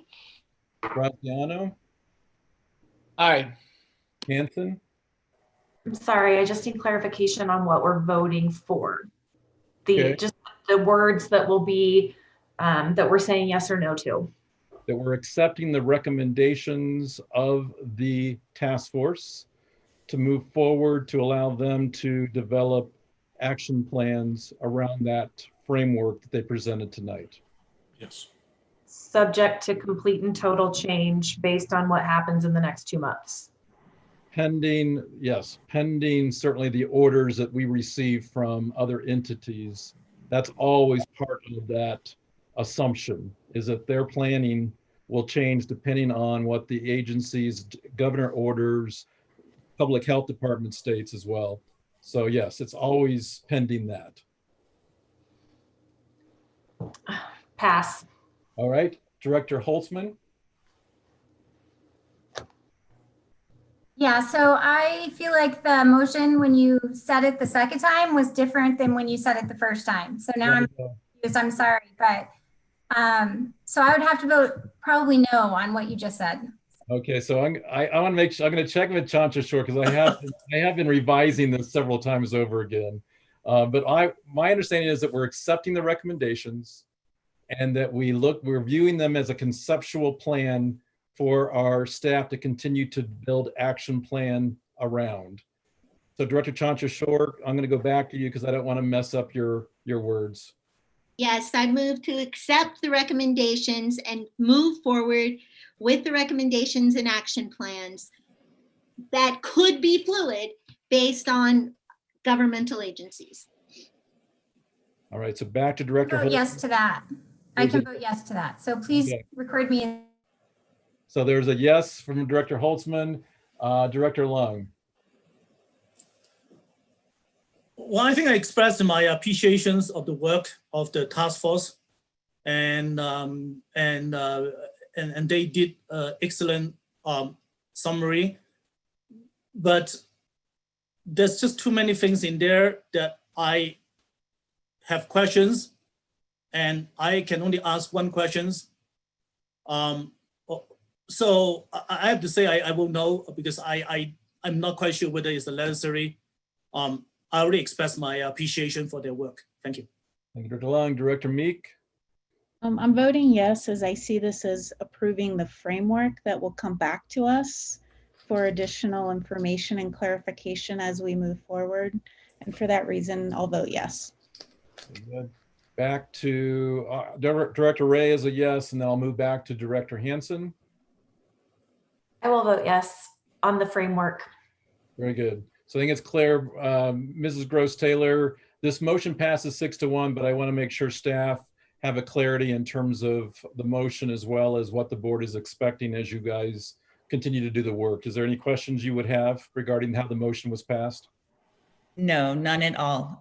We will work with our principals to start making more definitive action plans around the contingencies, as well as working out the details with the health and safety that would be in place currently, even going back to school, as we normally do.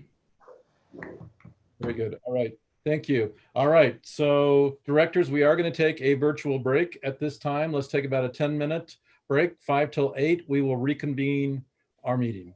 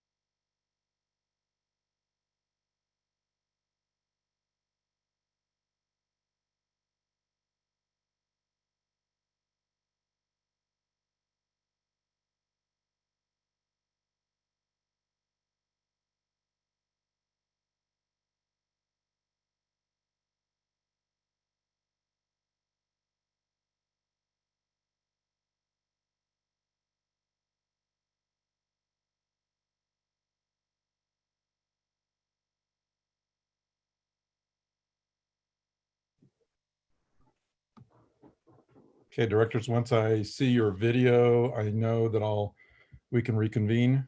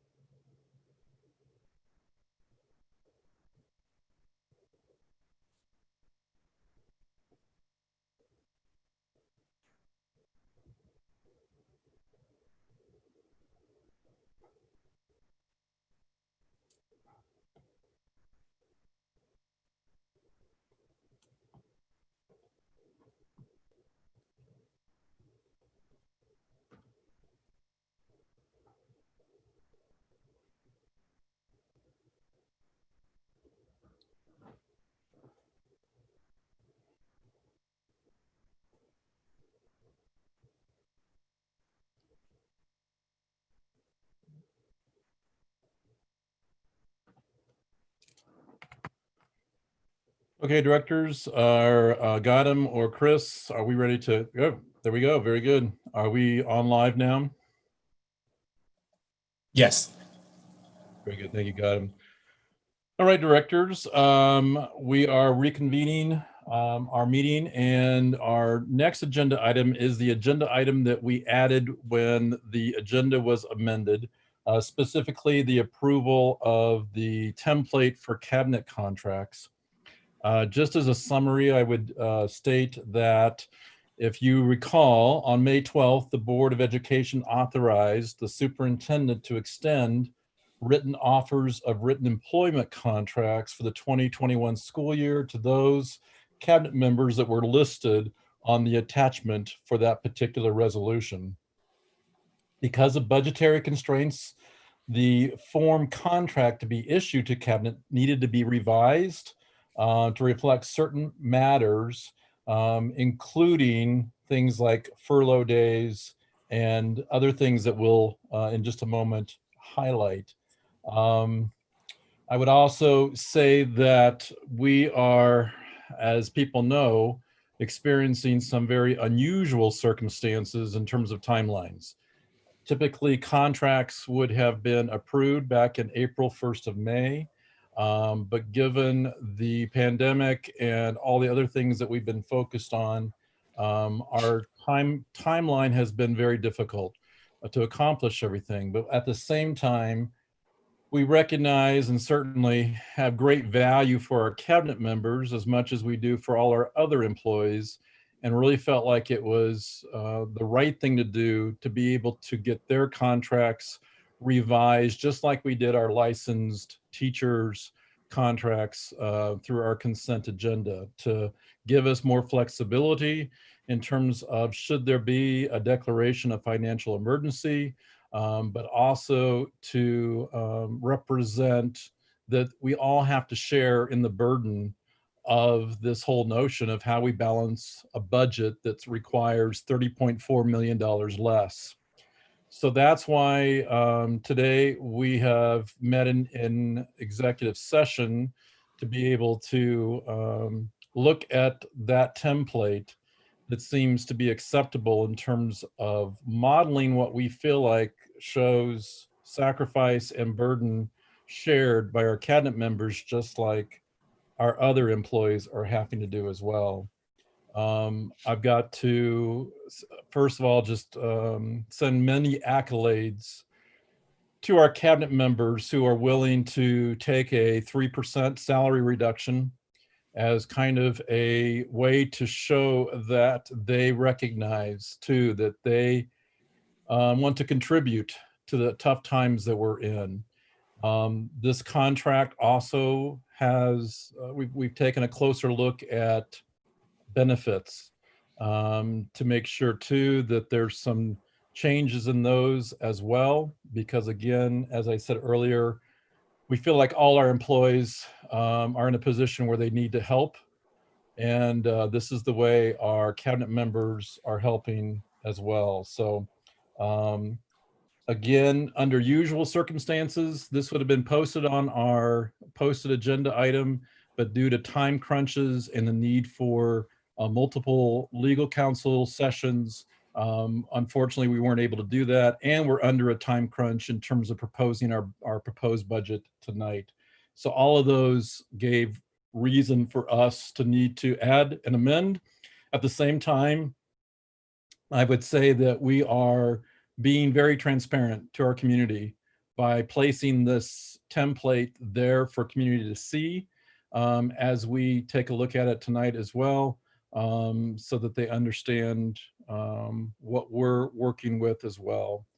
So with that, I would ask, are there any questions regarding the addition of this agenda item, not the addition, but regarding the actual template that we have placed on our agenda for tonight? Are there any questions? Or first of all, let's just go with questions, and then we'll look for a motion and an opportunity for discussion if necessary. Any questions regarding the contract that's been placed? Okay, I see no questions. So let's go ahead and just move to a motion of accepting this template for developing and extending written contracts to our cabinet members. Is there a motion? Move to accept the template contract. Second.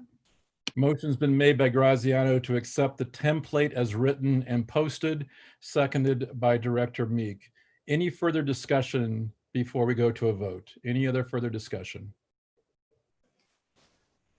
Director Long? Well, I would like to acknowledge, the sacrifice of the cabinet member, and for them to trying to talk to us and take this a hit as the rest of the teacher and our classified employee. So because of the circumstances, we're not able to get public input. We didn't post it until maybe an hour ago. So could somebody maybe illustrate what has been changed compared with what they have before and what the new template is going to be, just for total transparency?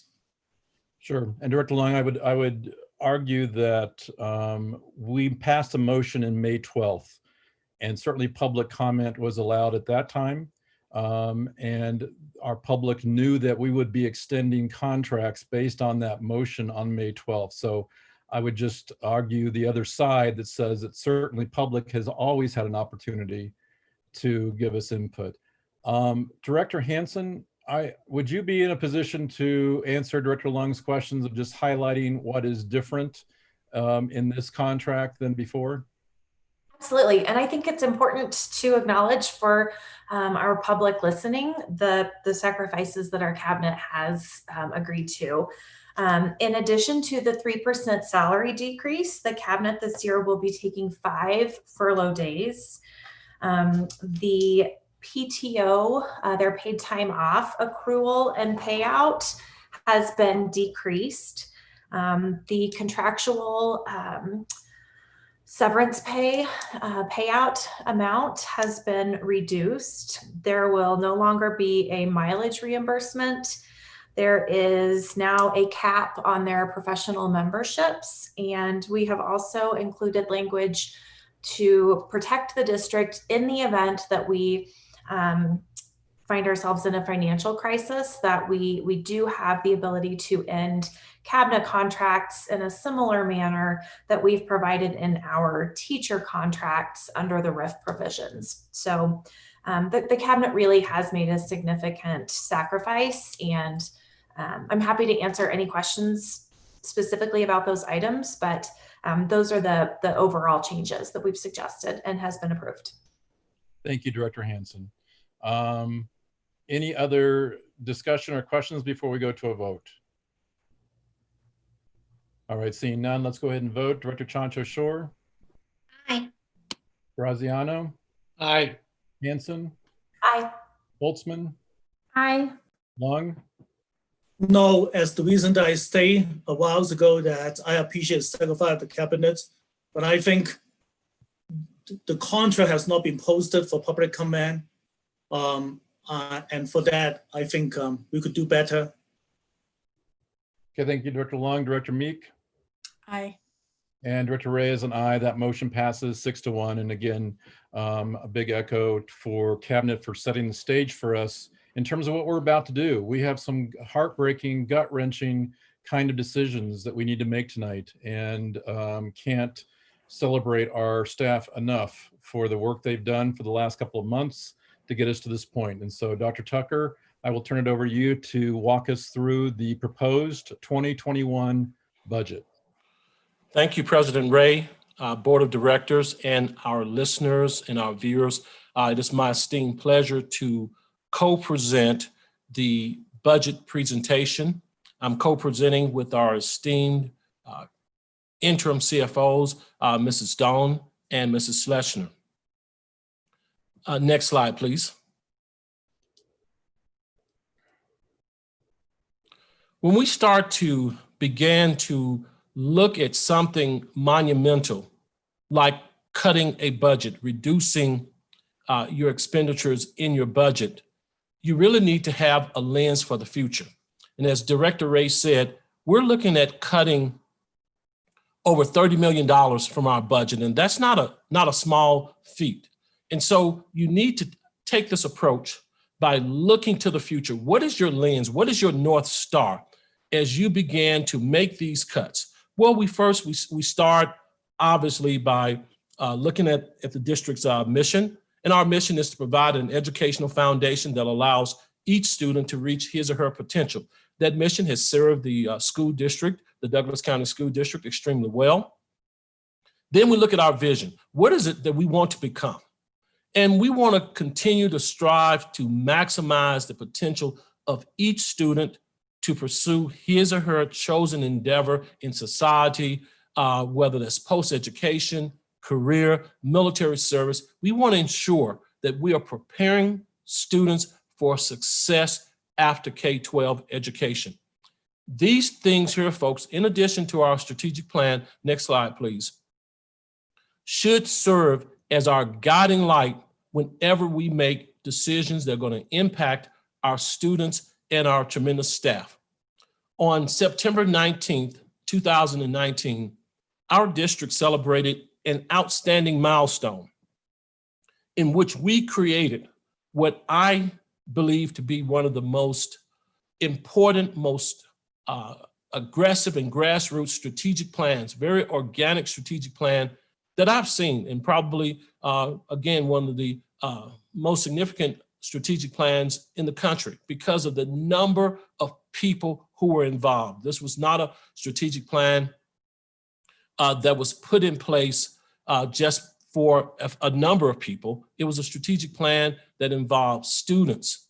It involved staff. We kicked our research off with interviewing our students in our student advisory group, parents, community members, our teachers, and our administrators. And from that heroic work, we had 6 key themes. And I apologize if you cannot see these themes here very clearly. Our first theme is health, safety, social and emotional support for students and staff. And I tell you what, when people ask me what keeps me up at night, this keeps me up at night. And you've heard quite a bit when we talked about our reentry and recovery plan, about the social, emotional, and health services we need to not only provide students, but we need to provide staff. This is an extraordinary time.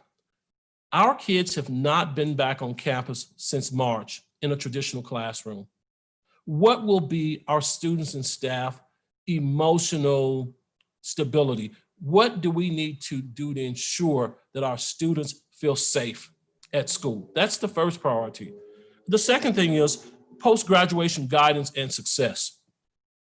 When I came to the district in April, a little over 2 years ago of 18, that was one of the themes I continued to hear, in addition to the social, emotional, mental health, is that how are we going to define post-graduation success and preparation?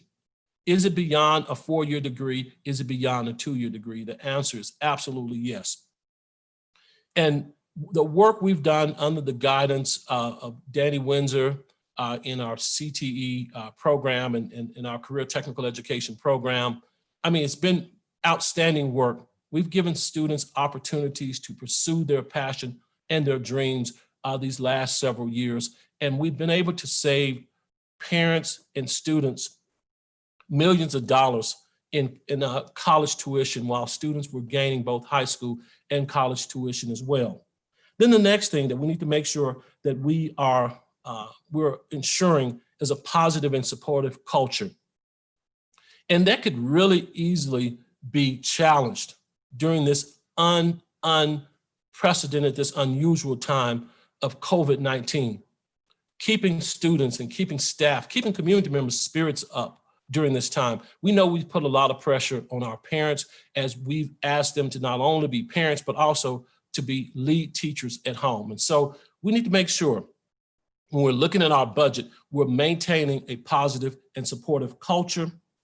Also, maintaining an aligned curriculum and flexible instructional delivery. As we said, we're not going to tell our teachers how to teach or mandate how they would teach, but also have the ability to allow our teachers to be very flexible in their instruction, have opportunities to plan and collaborate together, but ensure that we have an aligned curriculum.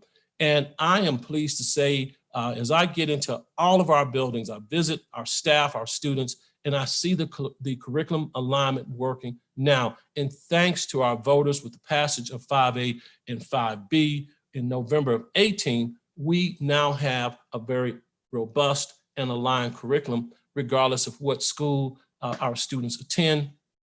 There are monies available to ensure that our building principals, our teachers and leaders have the resources that they need to align with the Colorado academic content standards. And we've heard our board members talk about tonight about equity, equitable distribution of resources. I'm going to talk a little bit more about that. But again, when you're looking at budget cuts, what does equity really mean? Is that a true value? Is that a true strategic theme? And I'm here to tell you it is for us. And it's one of the considerations as we've looked at this budget. And last but not least, next to your students, the lifeblood of your institution, of your school district, is your staff, your highly qualified staff. What are we doing to recruit, retain, and develop staff? So when we ask, what is the philosophy behind this budget cut? This is it right here. Our mission, our vision, and our strategic plan. And this should be systemic across the district. Next slide, please.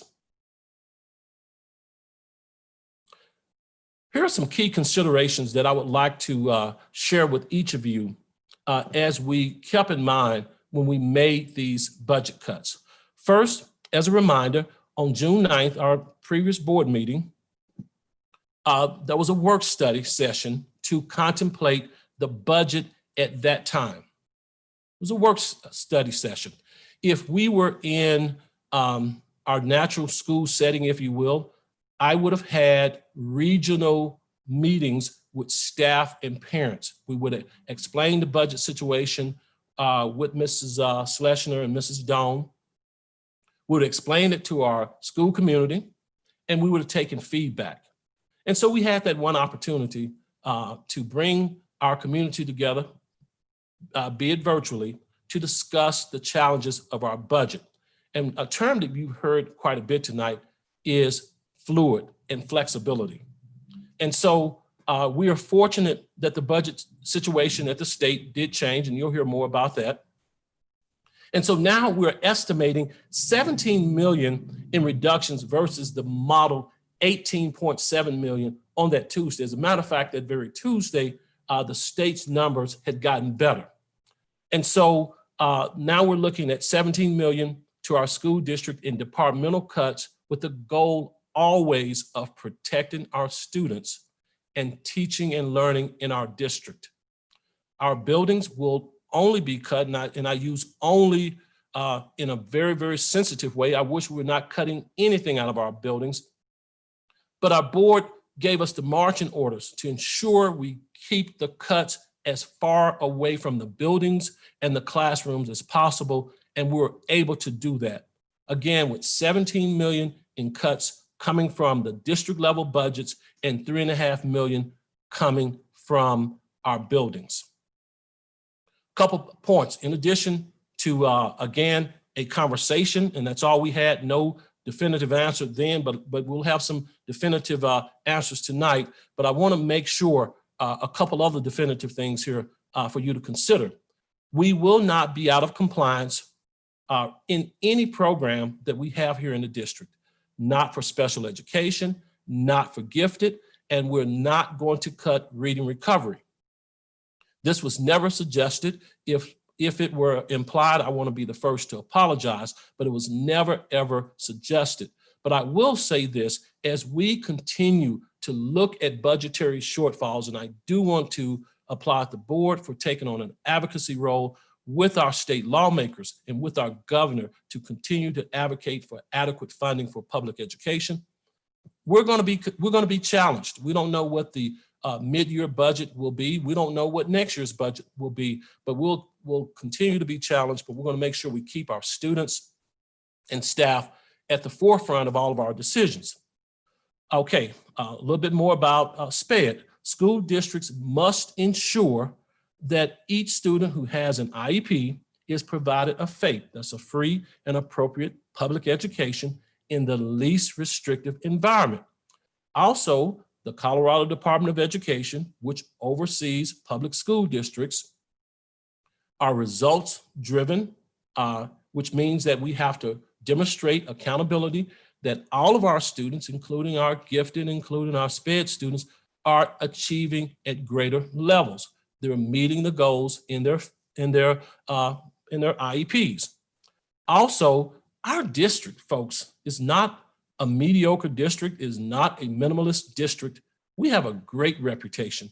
If you were able to tune in our last board meeting, we honored a large number of students who continue to do great things. They continue to do great things because parents send their kids to school prepared, and they have great teachers and great building leaders. And so we're a district of excellence, and regardless of what our constraints are, we're going to continue to produce.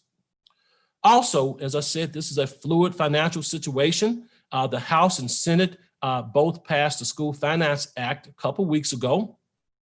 However, it is subject to a mid-year rescission after the October count, after we compare the numbers of students who are actually enrolled in the Douglas County School District. If those numbers are low, then our budget could be will be subjected to a different count. We hope the numbers are higher. The total budget stabilization factor is a little over $1 billion, $1.17 billion. And this simply means that the Douglas County School District per pupil revenue is about $7,751, which is a decrease as a result of COVID, a decrease of $457 per pupil from the 1920 school year.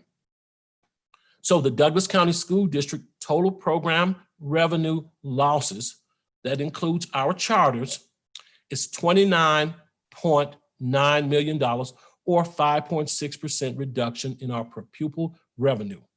And lastly, the Douglas County School District district-run budget, the district share of revenue plus losses plus mandatory expenses will be $30.4 million. That's the total we need to cut from our budget. Now I'll ask Colleen for the next part. I'm sorry, we do have one other key consideration slide coming up. Sorry about that. Two other key consideration slides that I want to talk about. At the high school level, for the 2021 school year, there were questions about Canvas that's a learning management, a teaching learning management system.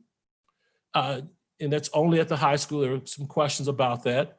It will be financed through COVID-19 dollars. Again, it's one of our ways of being creative in using our Canvas, our COVID-19 dollars to cover Canvas again at the high school.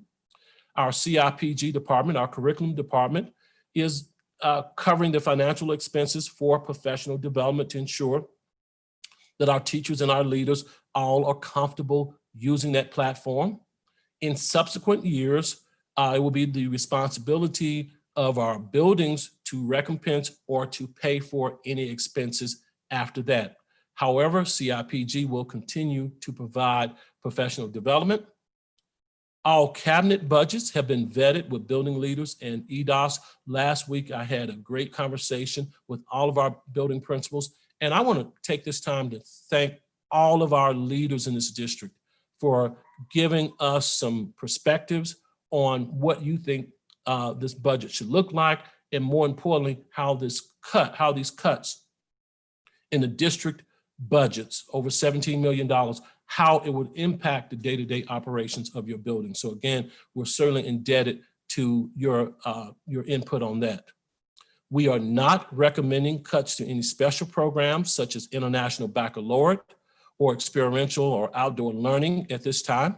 We've allocated also about $300,000 to our highly impacted schools. Those are schools that have very little carryover. And you're probably asking, how can you do that? I go back again to my earlier comments. The budget improved. We didn't find any money hiding around anywhere. The budget just simply improved, and we're certainly thankful that the state is allocating us more money than what we had predicted. The special education budget has been vetted with our Special Education Parent Advisory Committee. Again, we will cut as little as possible from this department. We are morally, educationally, and legally mandated to provide a FAPE for each one of our students, and by golly, we're going to do that. The 2020 and 2021 school district, all district level departments will be evaluated and reorganized, including every department, personalized learning, HR, CIPG, communications, all departments that fall under my supervision and staff. We will fully reorganize those departments and reevaluate them to ensure we are operating at maximum efficiency, and we're giving our building leaders, our teachers, and more importantly, our students the support that they need. We'll also look to utilize staff and community partners and online opportunities to assist us with professional development. And I'll talk a little bit more about that in our next slide. So every opportunity we have to expand our partnerships. As you know, you've heard me talk all year about the great partnerships we have with our medical community. We want to continue to expand those partnerships with the medical community and our great educational foundation here at Douglas County for additional support in our programs. The site teacher evaluation system that we have currently will remain in place for the 2021 school year. I know there's been quite a bit of talk about using the RANDA system. We simply have been stressing our teachers and our administrators out too much. We've been giving them too much work. And again, we're in this unknown territory now, and we just simply don't have enough time to provide the PD. However, starting January of 2021, we will continue to look into the RANDA system. Next slide, please. And my last slide of key considerations, if you bear with me. Our unassigned reserves will stay at $26 million. That is absolutely key that we do that to maintain one of the best credit ratings in the country, certainly in the great state of Colorado. We were able to leverage our reserves and our credit rating. When we looked at the bond that was passed in November, we were able to actually acquire $300 million for what we're going to pay for $250 million. And so it is absolutely important that we're able to do that. Equally important, we need to maintain a balanced budget. School districts simply don't have the luxury as the federal government does. No disparaging remark towards the federal government. We have to have a balanced budget. We also have to hold for a potential mid-year rescission.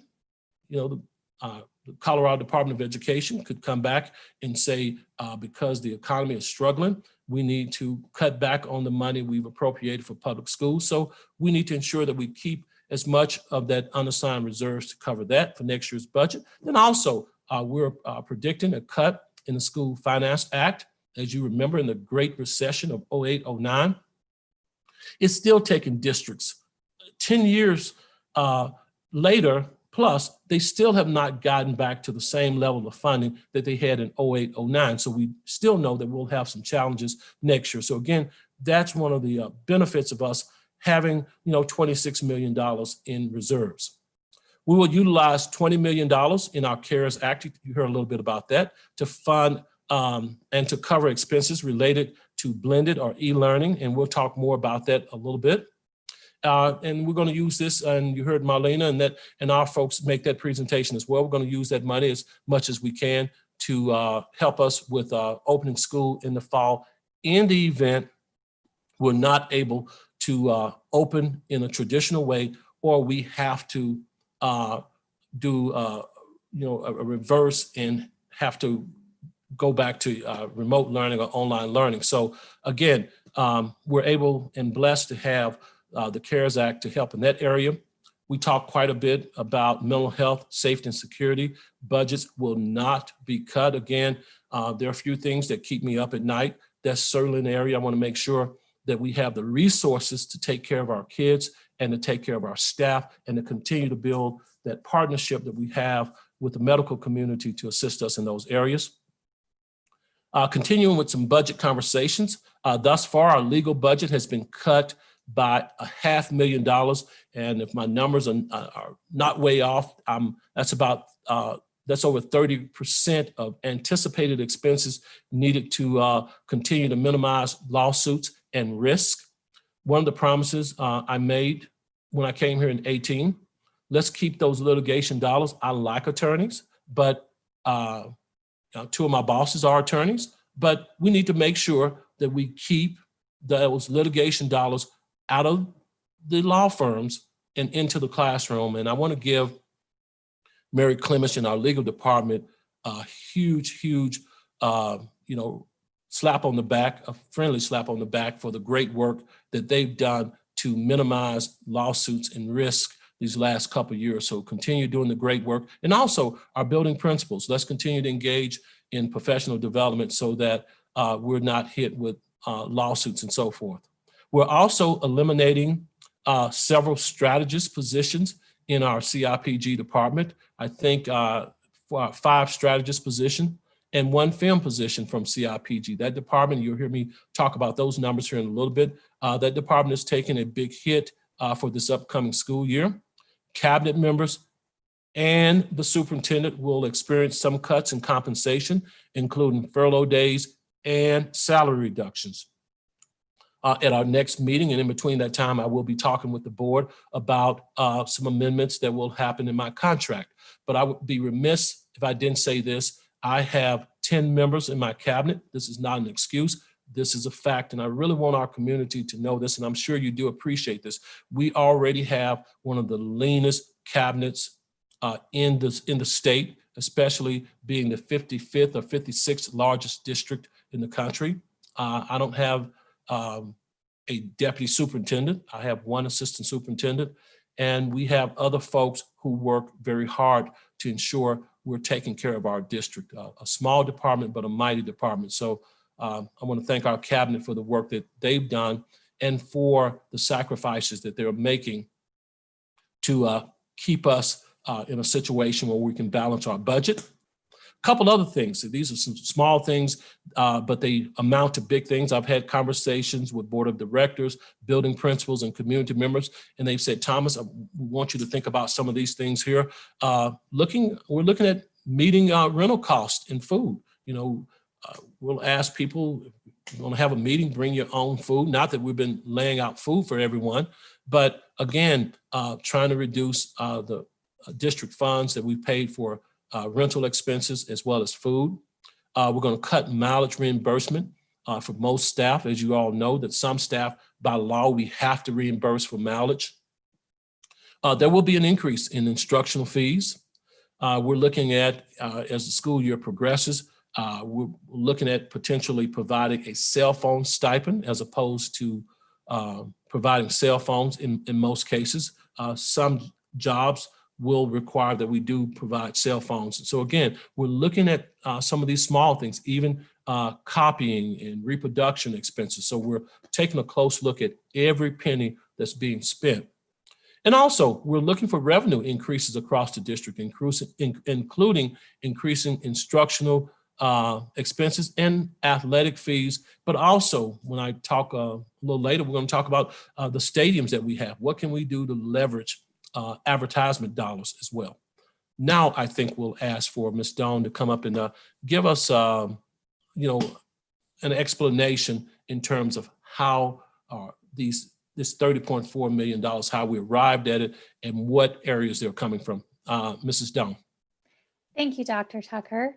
So the staff recommendation of 30.4 million of cuts aligns directly with the amount the budget will need to be reduced to account for the district's share of the PPR reduction, which is 22.5 million.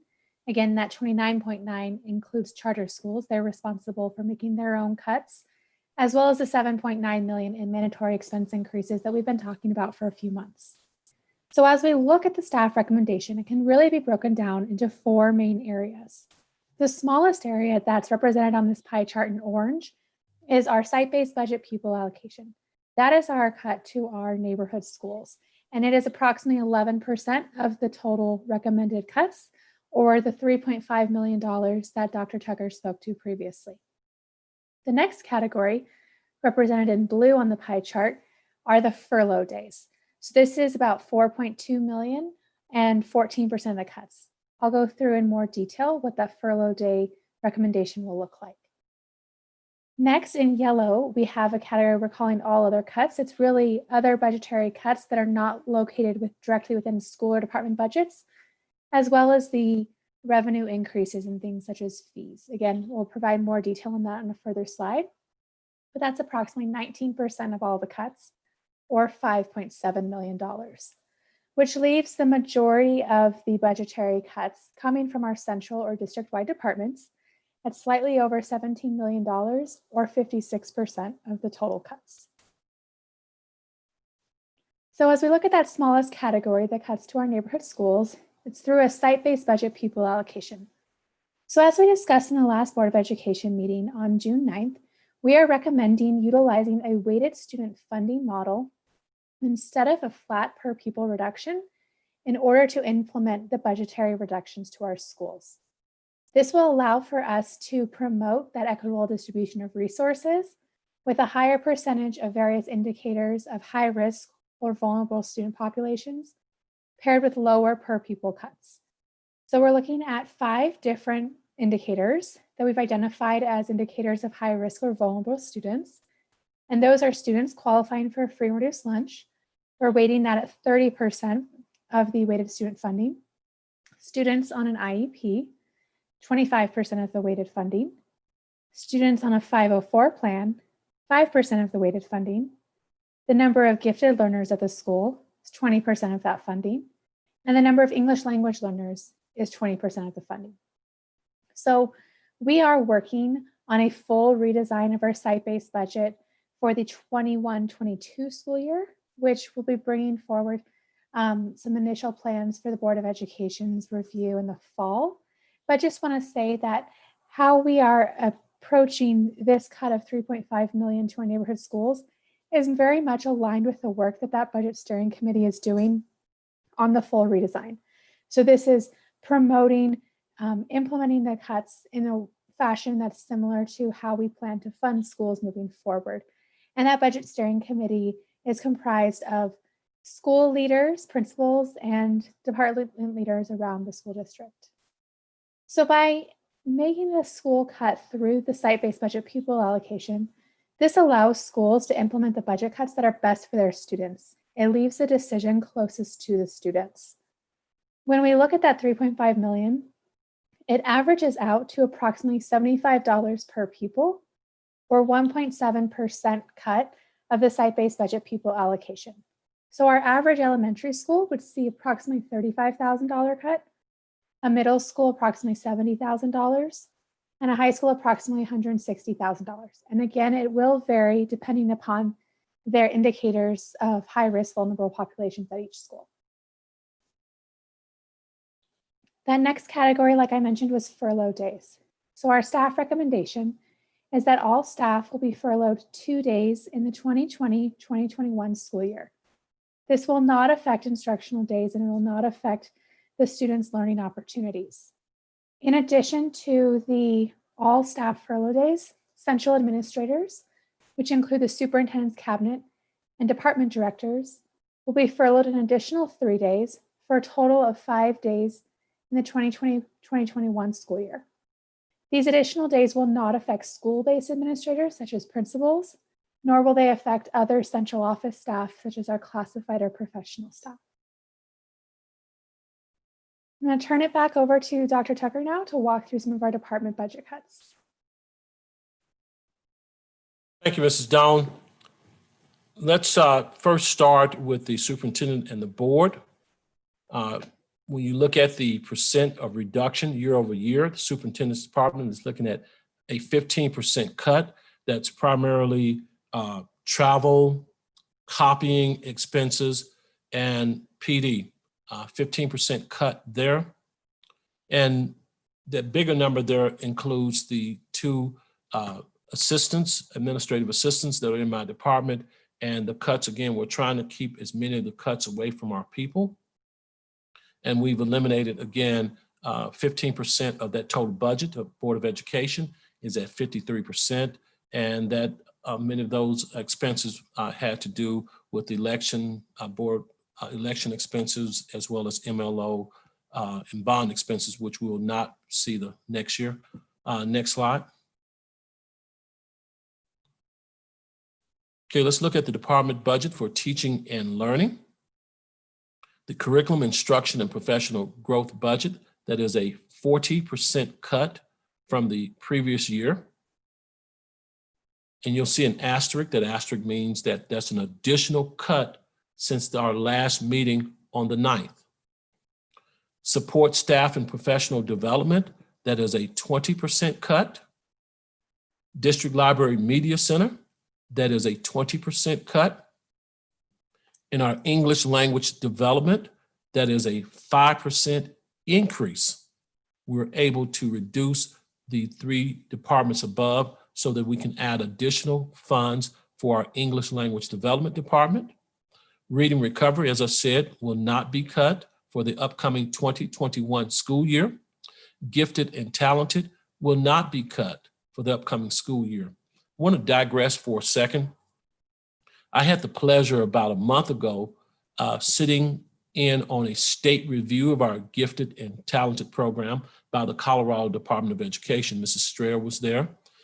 And just 3-4 years ago, our gifted and talented program was out of compliance, totally out of compliance. We were not identifying kids properly, and we were not serving those students properly. In 3 short years, your Douglas County School District Gifted and Talented Program is a model program for the entire state. We were given some things that we needed to keep in mind as the state will continue to monitor that program. And they were primarily about ensuring that we find alternative ways to identify different students, ensure equity, ensure that we had diversity in our programs. And so it was really important in order for us not to fall back where we were 3-4 years ago, that we did not make any cuts to gifted and talented. And in the previous budget, we had allocated approximately $2 million, I believe, Colleen, for gifted and talented. And would like to say this is an example. When we invest in our people, invest in our students, this is how a program in a very short period of time can go from one being out of compliance to a model program. Next slide, please. Athletics and activities, that That program will still set at 15% cut from the previous year. Douglas County Stadium, Echo Park Stadium, Shea Stadium, 15% cuts. And we're going to aggressively, I've asked Mr. Cheney to aggressively, who is our district athletic director, to aggressively advertise our stadiums so that we can generate additional income.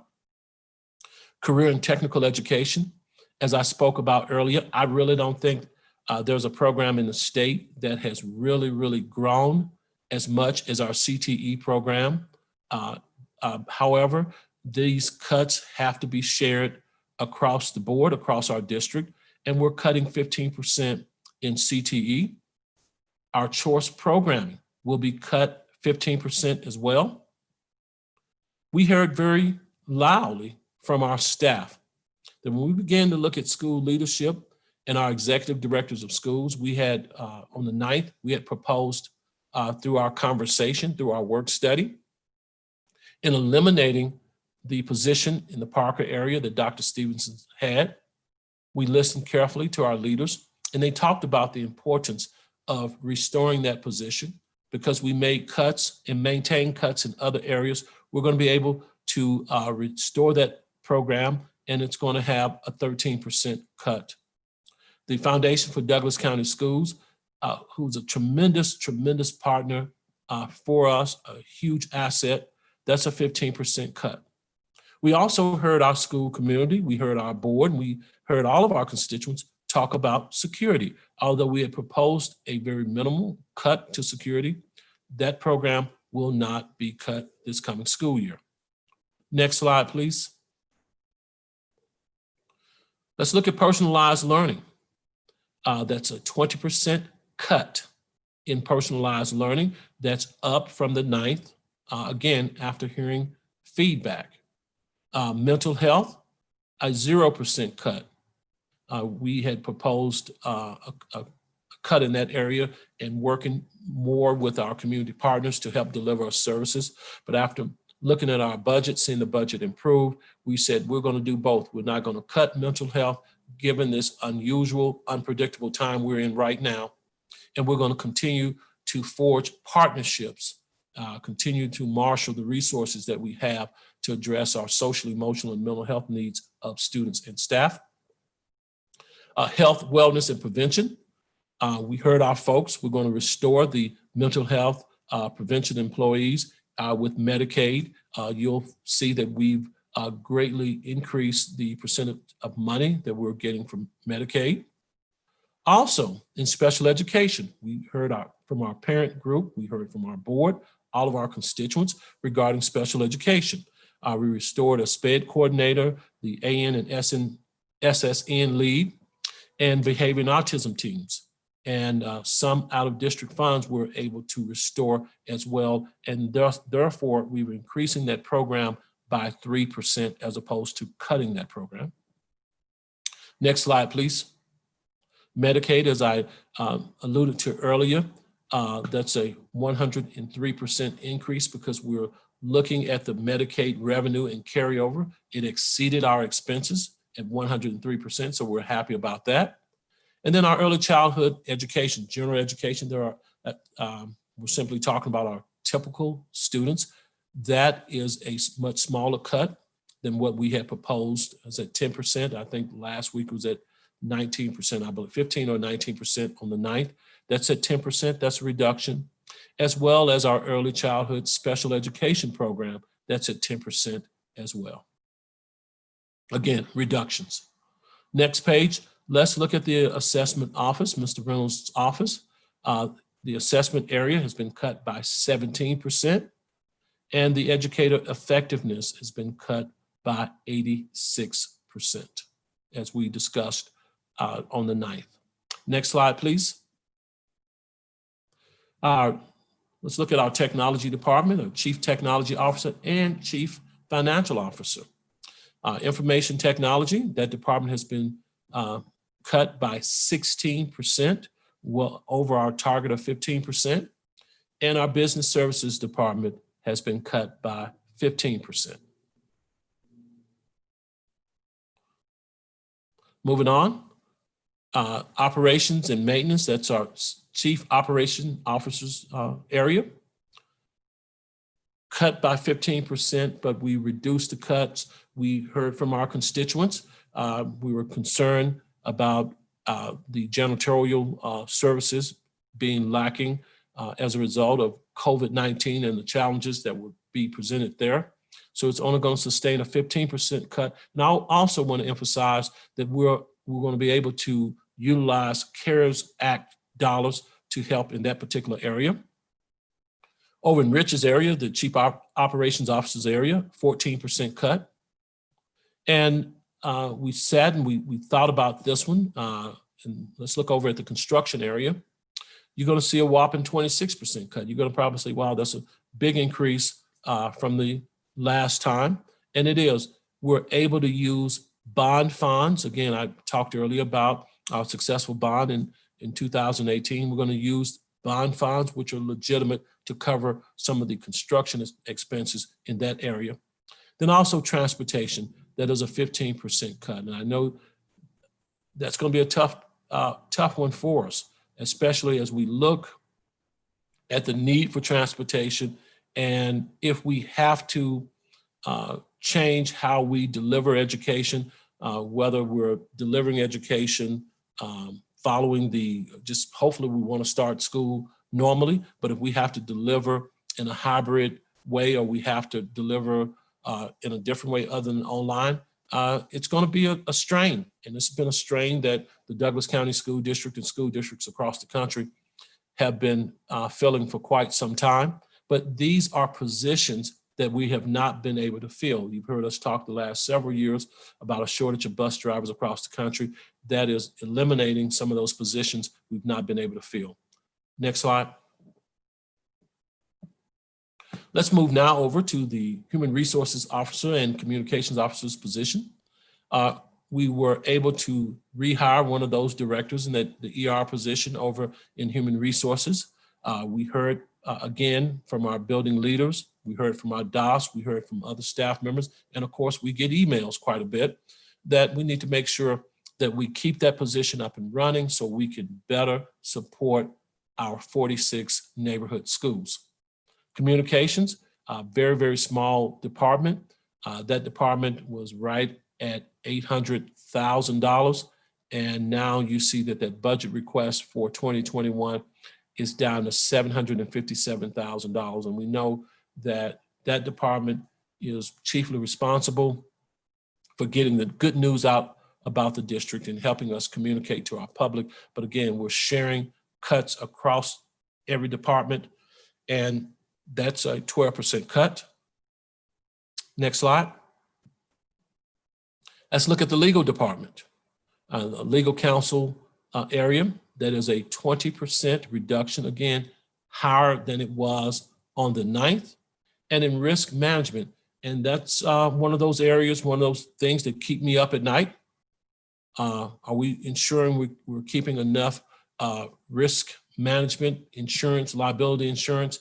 And our chief legal counsel, Clemish, states that we are, but we're spreading the cost out.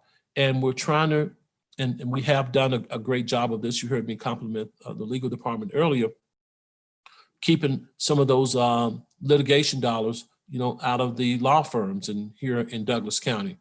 And we feel good in terms of where we are now in being able again to put 89% of the cuts, to keep 89% of the cuts away from our buildings and putting them here in the district office.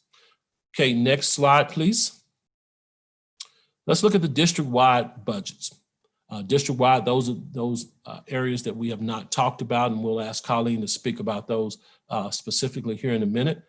That's a 9% cut in reduction year over year from the previous 2021 school year, 1920 school year in some of those areas. Colleen, can you take the next slide and talk a little bit about some of those, I know you'll get to it, some of those district-wide expenses that we're cutting? So this district-wide line includes items such as utilities and software that serve the whole district and don't quite belong into any one department. So most of that cut is in efficiencies with running our utilities. But moving into the other cuts that we're proposing, so that was one of those 4 areas of the pie chart. We've taken feedback and added the dollar amounts into this as they were not listed out in this level of detail on June 9th. So first we have our building closure days. So these are physical building closure days where staff would be asked to work remotely to have the full building closed down in order to save on utility and building maintenance costs. Estimating that with 5 district-wide days, that would be $160,000 of budget savings.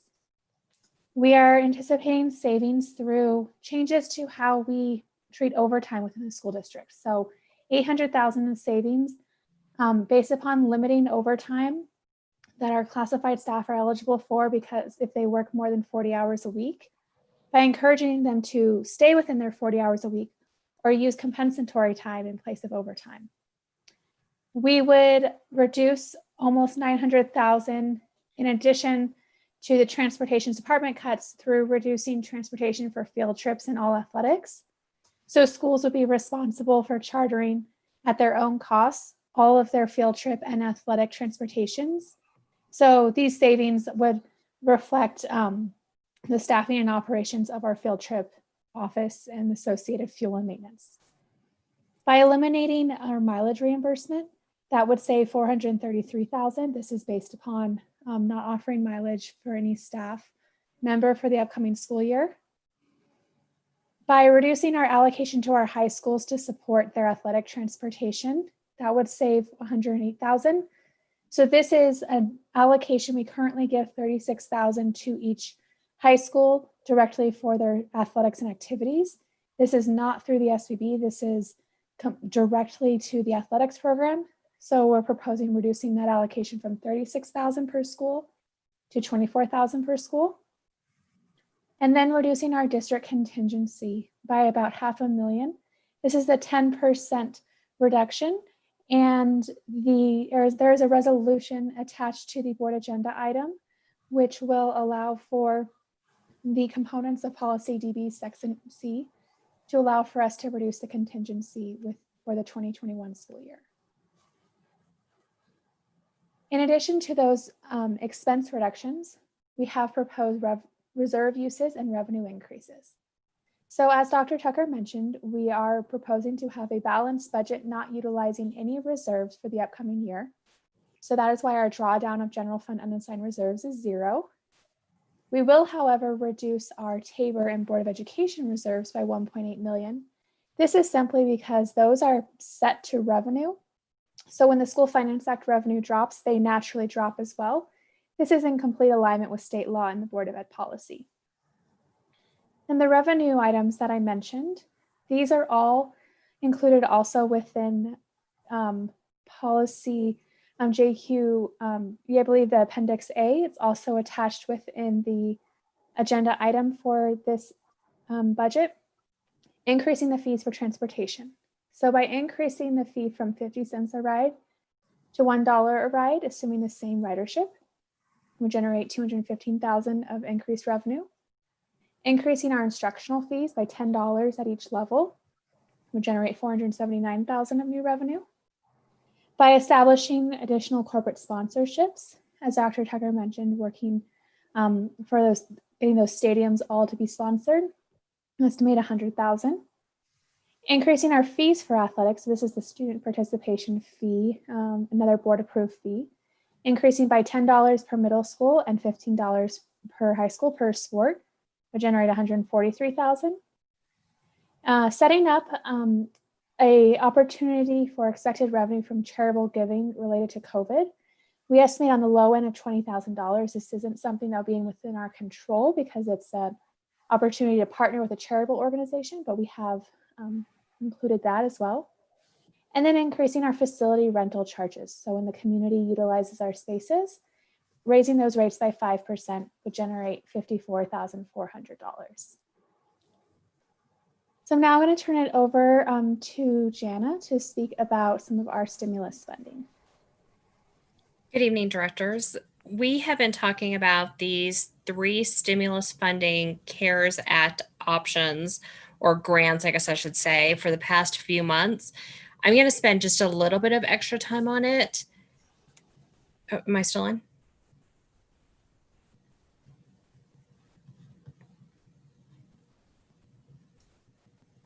Did I cut out? You're still there, Jana. Okay, sorry, thanks. So these grants we've been talking about for the past 2 months, but I'm going to spend a little bit of extra time on it just because there was so many questions and information presented with that restart of the school year. And also open to answer more questions once we finish this presentation.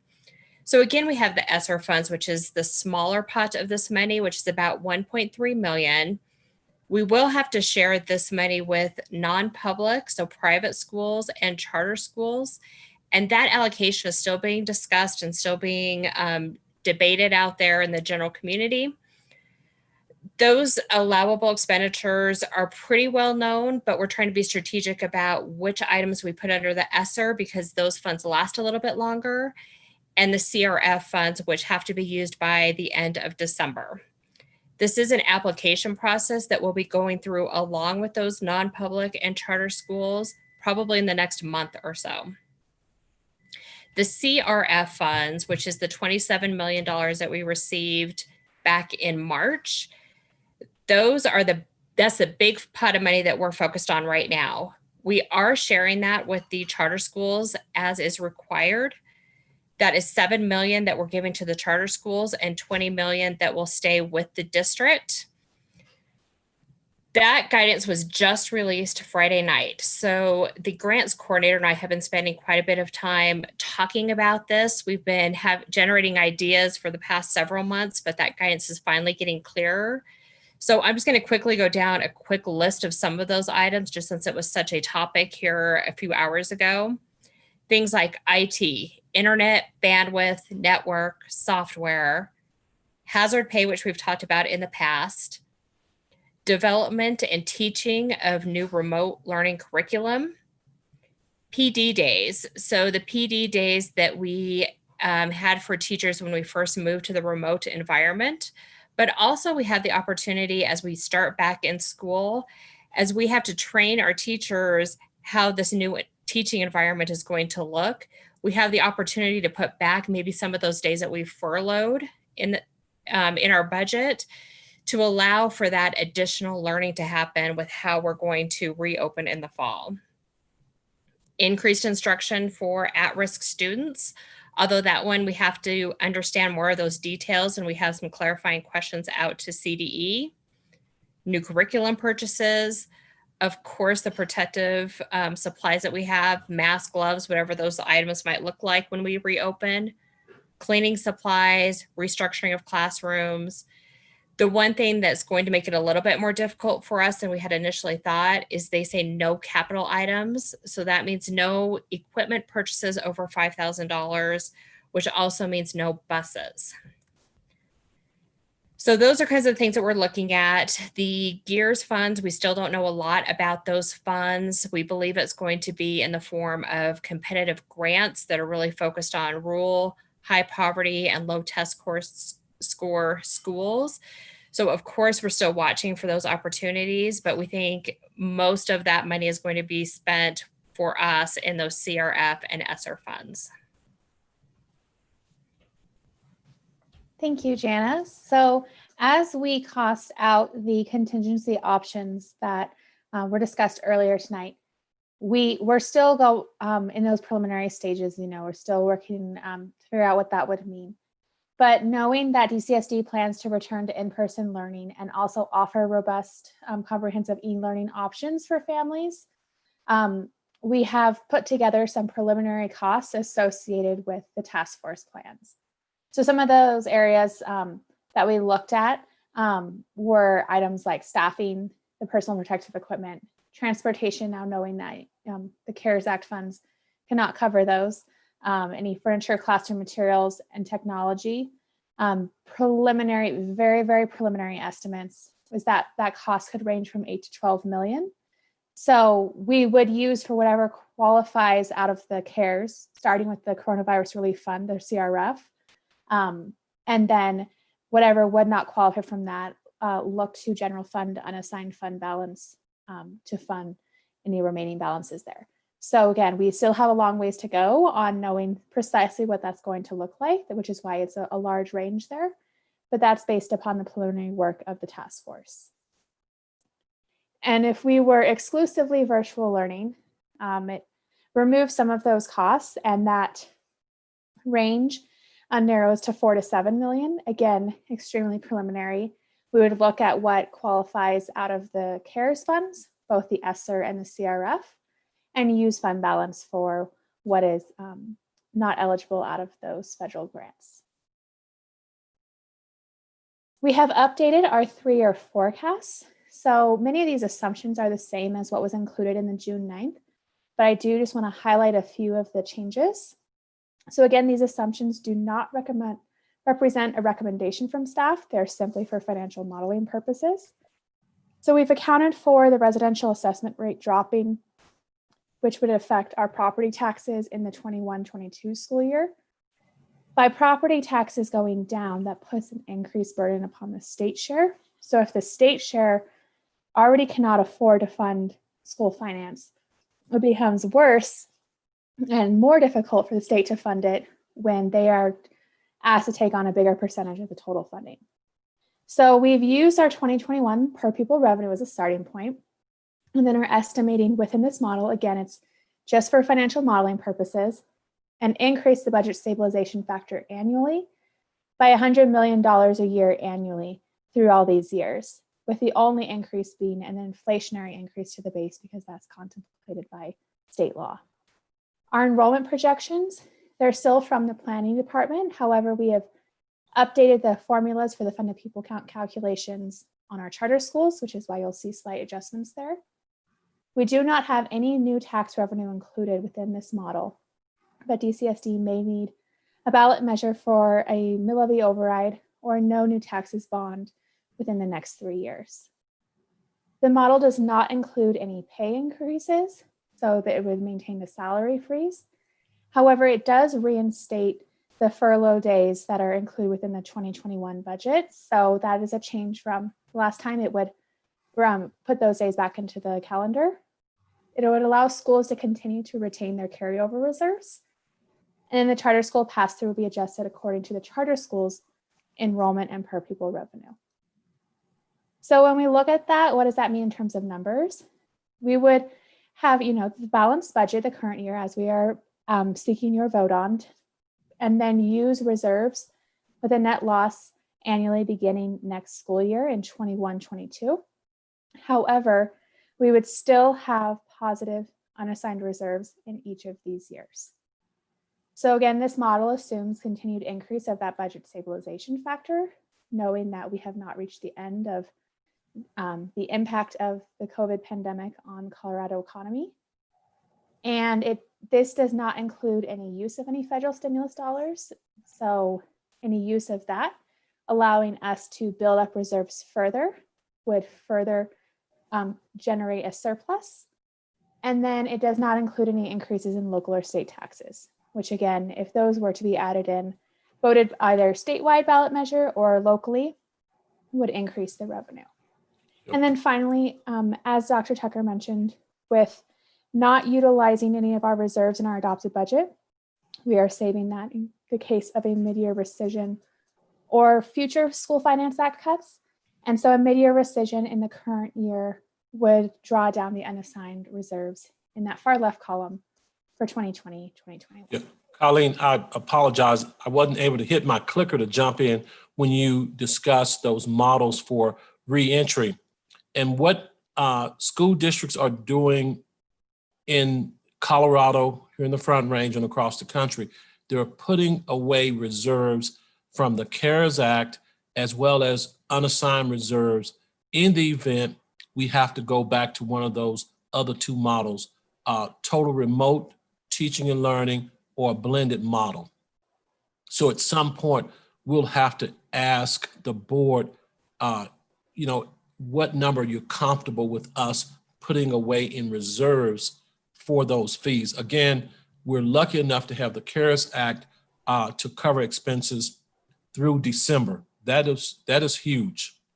And after December, that's a different story unless we can lobby our lawmakers here statewide and federally to allow some additional flexibility with those federal dollars.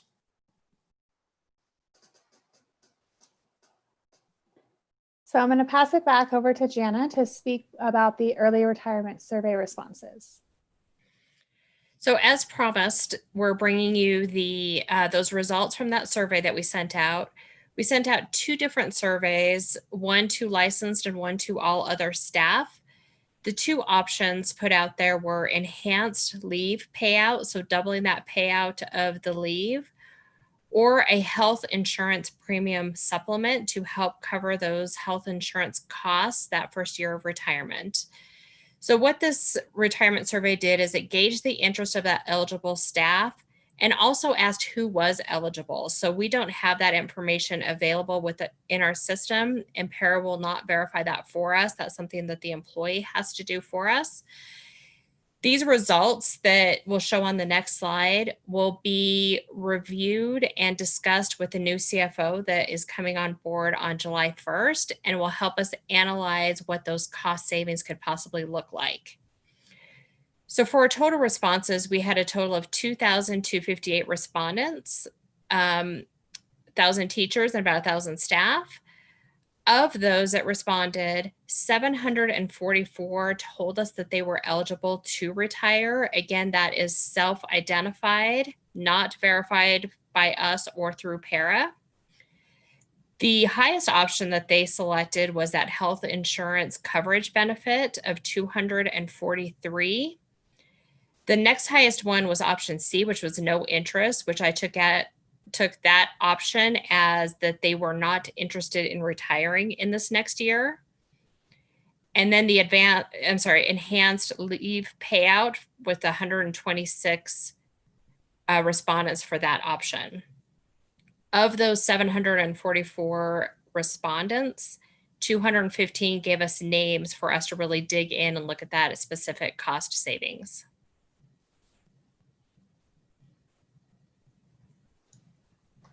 So as we wrap up our presentation to you tonight, I want to point out additional information available for the Board of Education and the public on Electronic School Board under the agenda item, and that is our full financial plan and budget.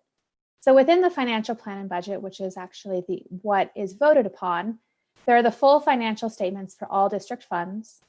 We have provided 3-year forecasts for all of these funds, and then multi-year financials for every district-run school and charter school. So it goes, I believe, 3 years historical and the upcoming budgeted year. And then we have the same multi-year financials for all of our central departments as well, so that you can see multi-year compared to the proposal before you today. This financial plan and budget also includes additional analyses on staffing, dollars spent in schools versus school support and central, and a variety of other components to comprise the full budget. So we are asking of you a few action items. So staff request a formal adoption by the Board of Education of our adopted budget, noting that it must be formally adopted by June 30th in accordance with state law. Along with the formal adoption will be approval of all the budget-related resolutions. These include the appropriations and the use of beginning fund balance. And then, as we are proposing fee increases, approval of Appendix A student fees, also included within the agenda item, and then approval of the special resolution that was written on compensation and changes to Section C of the Board of Education Policy DB to account for the furlough days and the revision to the contingency. Before we move into questions, I want to say this during this extraordinary time. We still have some things to celebrate. That one, we have a balanced budget. We're presenting to our board a balanced budget. 2, we're not tapping into unassigned reserves that's going to bode well for us into the future. 3rd, we're only asking our buildings to shoulder roughly 11% of the cuts. Again, our board directed us to keep as many cuts away from our students, away from the classrooms. We've done that. And this is, again, a great, great opportunity to celebrate the sacrifices, the financial sacrifices that folks are making.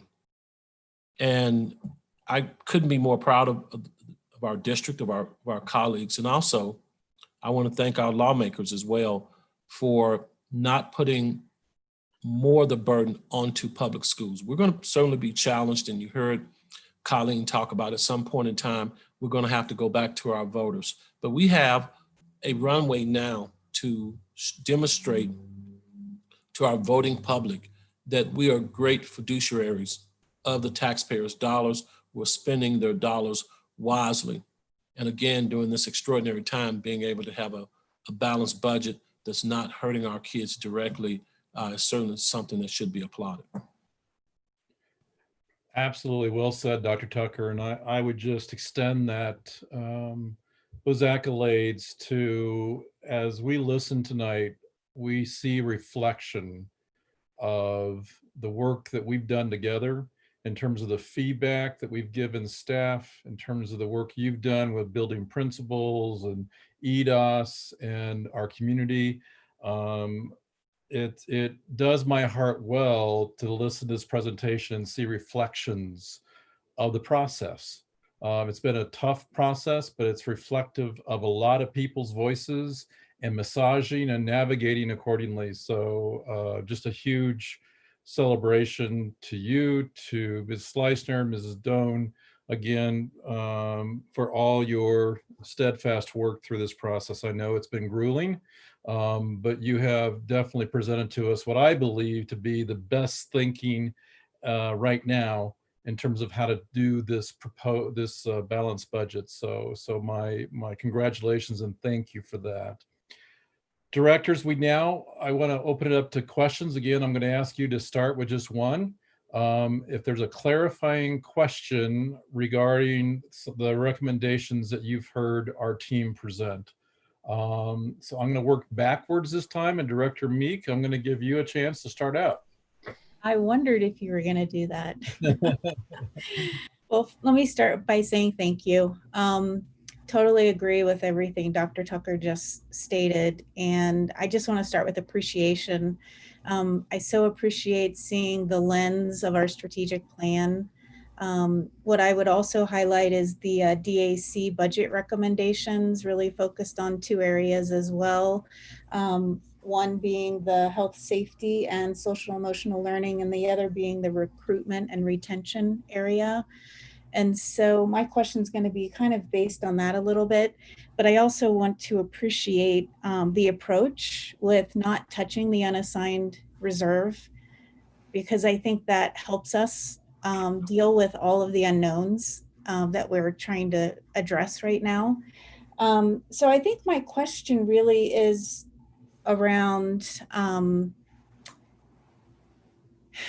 I think I heard a question, or I think I heard a comment about potential use of CARES money and paying for furlough days, potentially.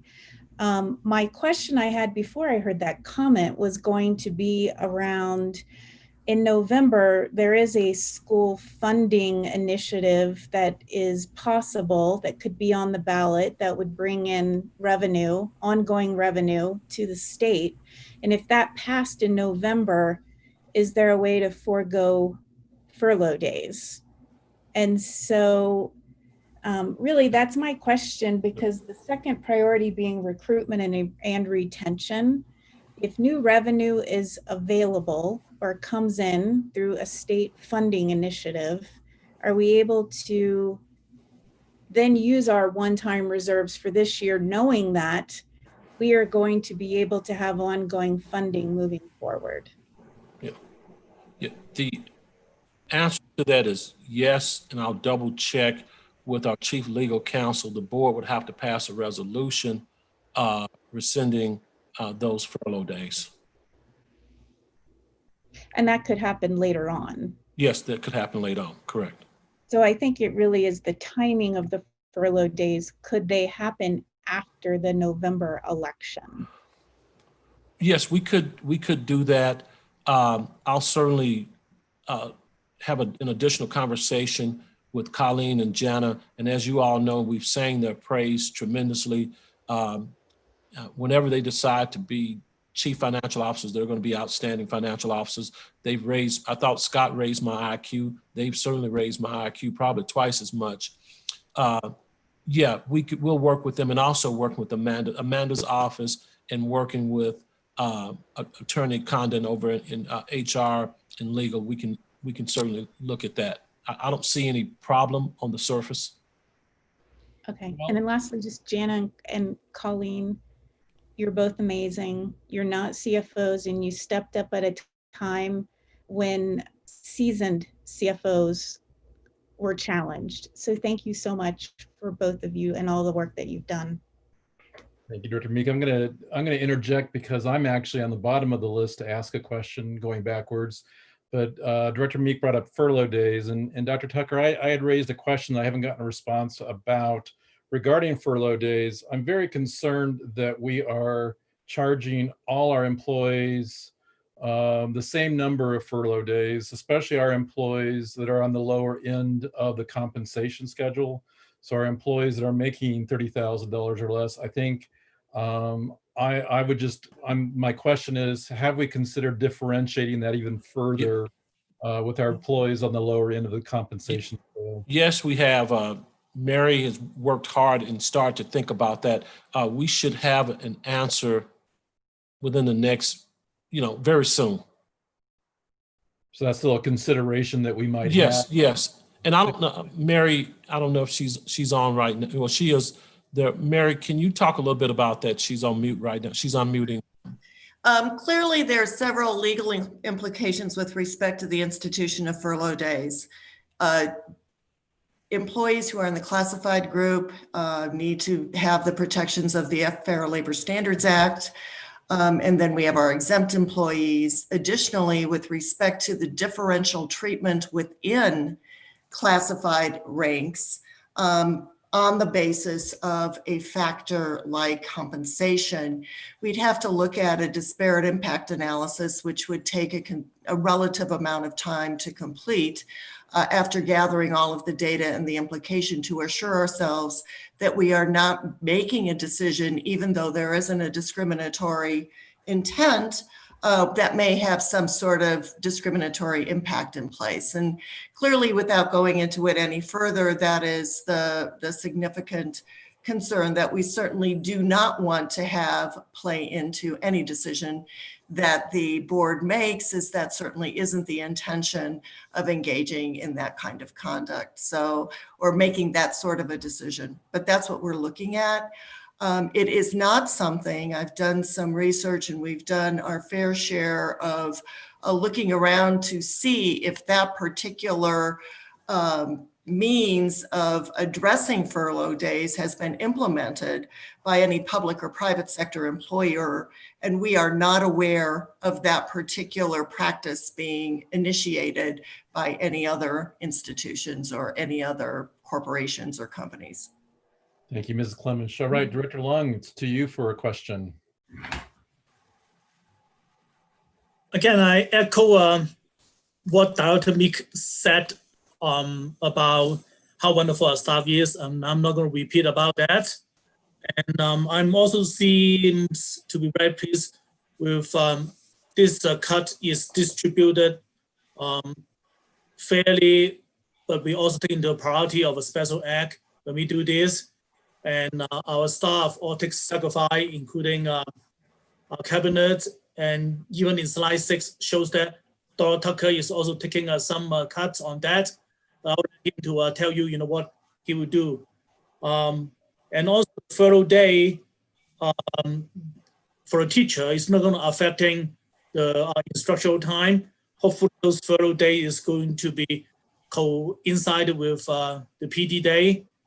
Because I know that the teacher will work if you furlough them on the instructional day. My question is more focused on the long-term financial stability as some of the board goal. So knowing that this coronavirus is such a dynamic situations. So I would like to ask, Dr. Kerr, do you think the board may need to revisit the budget every quarter to make sure that the changing situations, we can handle the changing situations and adjust the financial accordingly?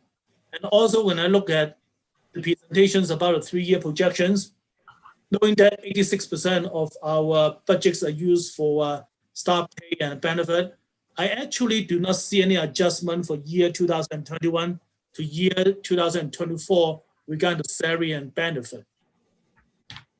Thank you. I think I heard what you stated. You were breaking up a little bit. I believe the question you raised was a very fundamental question. Should the board continue to look at periodically the financial conditions of the district, particularly reserves? Did I capture? Oh, I'm sorry. Yes. Basically, I'm just looking at the financial long-term stability, and the question related to that is, what do you think the board need to looking at the financial every quarter to catch up with the financial changing situations that may be affected by COVID-19? And also, during the presentations, it shows the long-term forecast, but actually I do not see any budget number changes for salary and benefit, knowing that they consist 86% of our budget. I agree with you on both accounts. I can tell you right now, Kate Kataska, our incoming CFO, has been tuning into our board meetings and watching them. And I know when I talked with her during a final interview, this was something she wanted to definitely jump into to really get her arms around the budget. We have these two brilliant interim CFOs. We'll get her up to speed right away. But yes, I fully concur that it would not be a bad idea on a quarterly basis, given the dynamic changes with COVID-19, to update the board on various financial changes to the district, and also various financial or funding opportunities that may or may not be out there, either at the state level or federal level.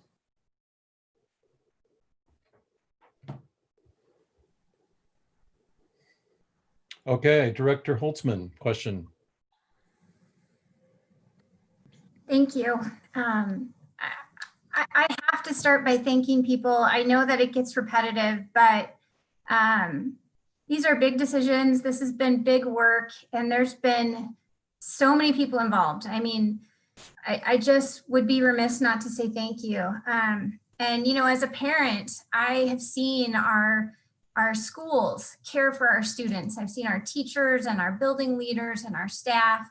And now as a board member, I've seen our central administrators, anything between the school and up, I've seen that same care for our students. And I just want to say that I really appreciate the leadership I've seen throughout this budget process to be responsive to student needs. And I really look at this budget now and see where we started, and I see that you all listened, and mostly you cared for students and you kept them at the center the whole time.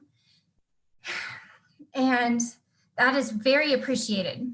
And so I just want to thank you all for doing that and for honoring the board's request that this be done in as equitable way as possible.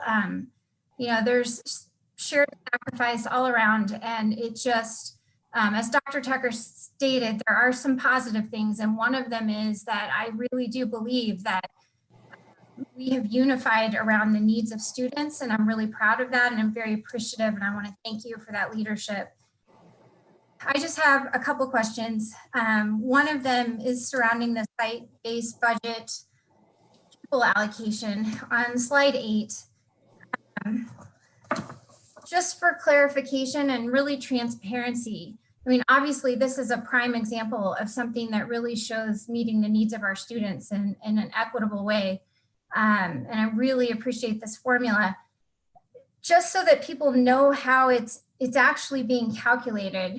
Can you help me understand what enrollment numbers were used and plugged into the formula? And I'll just start with that one. And then I just have a couple, sorry, Director Ray, but multi-part question. It's all about this one topic, so. Okay. I can address that question. So the enrollment numbers used are the projected enrollments provided by the planning department last December that the principals had the opportunity to provide feedback on, that have been used in their budgets for 2021 since January. So they're the enrollment numbers that the schools have been planning on for the last 6 months. The indicators, however, are based upon either October or December count of 2019, because we're using official CDE reported count data. So it's 1 year behind, but that is very similar to how we have always funded our free and reduced lunch students through the SBB by having the number of free and reduced lunch students be 1 year delayed in our funding model. Okay, so if say a SAC member wanted to look at the numbers for their school, where would they find those? So the enrollment numbers, I do not know if those are formally published, but we'd be happy to provide those, or the principals could provide those to their SACs as well, because it's within their SBB.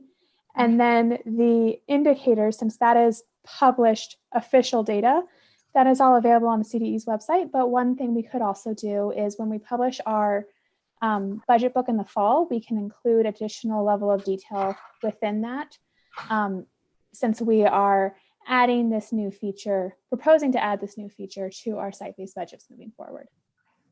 And the only other thing I would ask, and obviously not for tonight, but if you could possibly just actually write out the formula like an algebra problem and publish that somewhere, just so that we're very transparent about this is how we're calculating this weighted student SBB PA.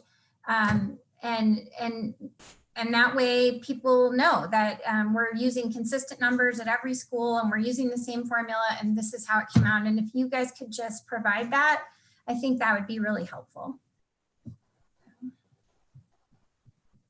Thank you, Director Holtzman. Director Hansen. My question actually ties in perfectly with Director Holtzman's. If I am interpreting the data correctly from our previous presentation on the restart to school, it seems like there is a possibility that our enrollment numbers could be slightly lower than we are planning on, based on how the what the return to school plan actually looks like. I'm just wondering, how does, if we have a significant reduction in enrollment, or if we have a mid-year rescission, how does this budget set us up to be able to handle either of those events? Ms. Doan, do you want to answer that question? Sure. So in the past, when we have had a significant mid-year reduction in enrollment where our numbers came in under projections, we've taken it out of fund balance as a use of our reserves. So that would be something that we could do again if our enrollment numbers did come in under planning numbers. And that's why we have, one of the reasons why we have a balanced budget with 26 million in unassigned reserves.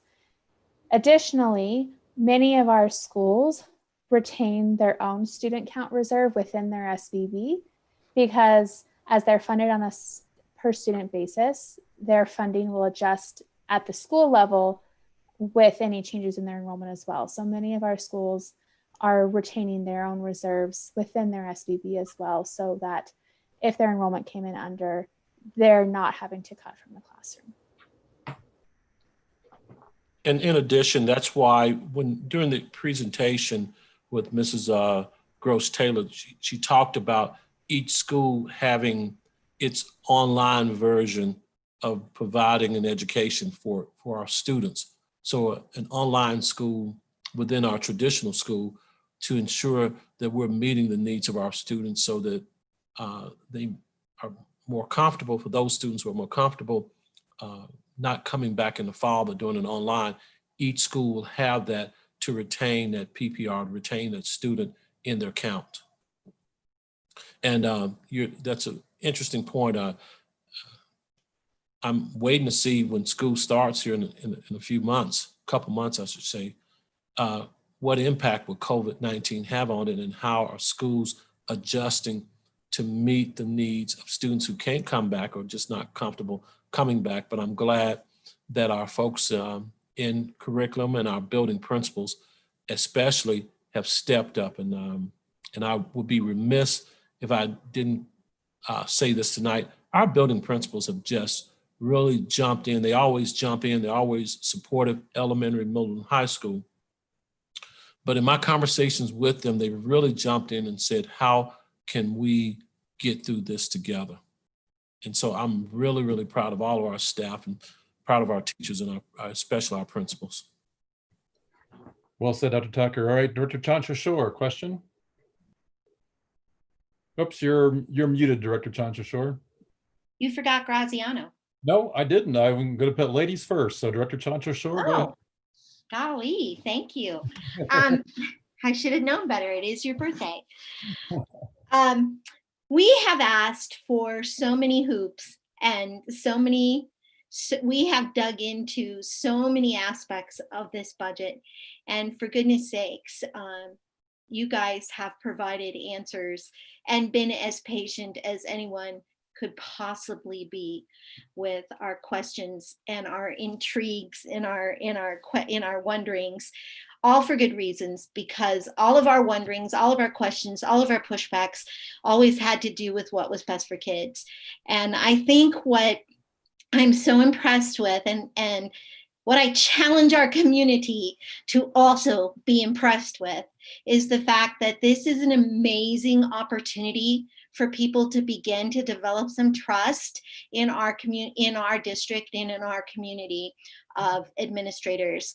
Although I'm positive that not all personalities mesh with all personalities everywhere, I can be the first to attest to that.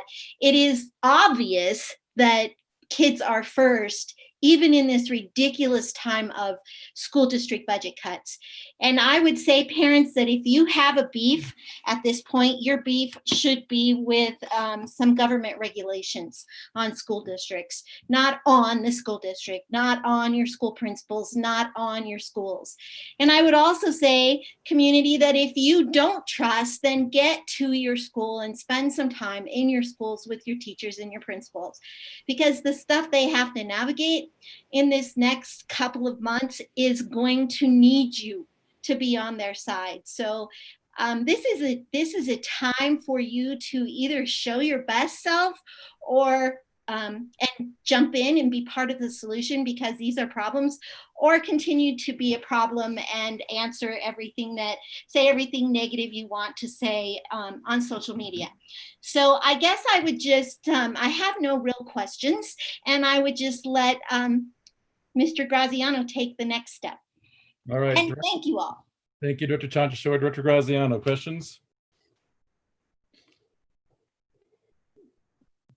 I had a question, but it's really kind of was kind of addressed by Ms. Schleissner, and also I know David and Director Meek talked about it. I think, we had a meeting, some people here in the district here, and we talked about like what we can do to raise awareness around the funding issue and better spending the CARES dollars. And I think, kind of go back to what we said earlier, like how can we really make our voices louder in the state to capitalize on maximizing those funds that are available to us. And I think there'd be a lot of people that could get behind that with us. So I'd be really excited to see what we can do as a board, as a community, to really raise awareness.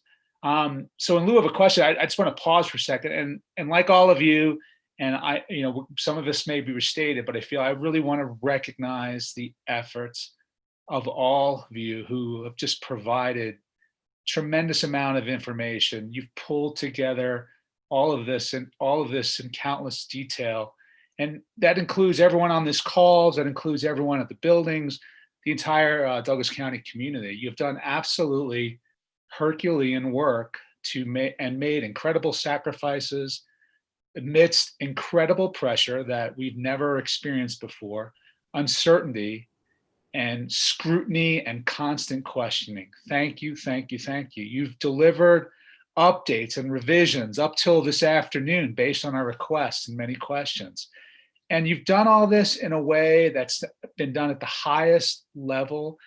You have shown the most highest quality of expertise. You've had amazing integrity and transparency, and your commitment is unquestioned, everyone who's been involved. So the only thing I know how to do, short of keep saying this, is really honor your incredible work and let you get to the how and do all of this work and move to approve the budget as it is. So that's what I'd like to offer up. Second.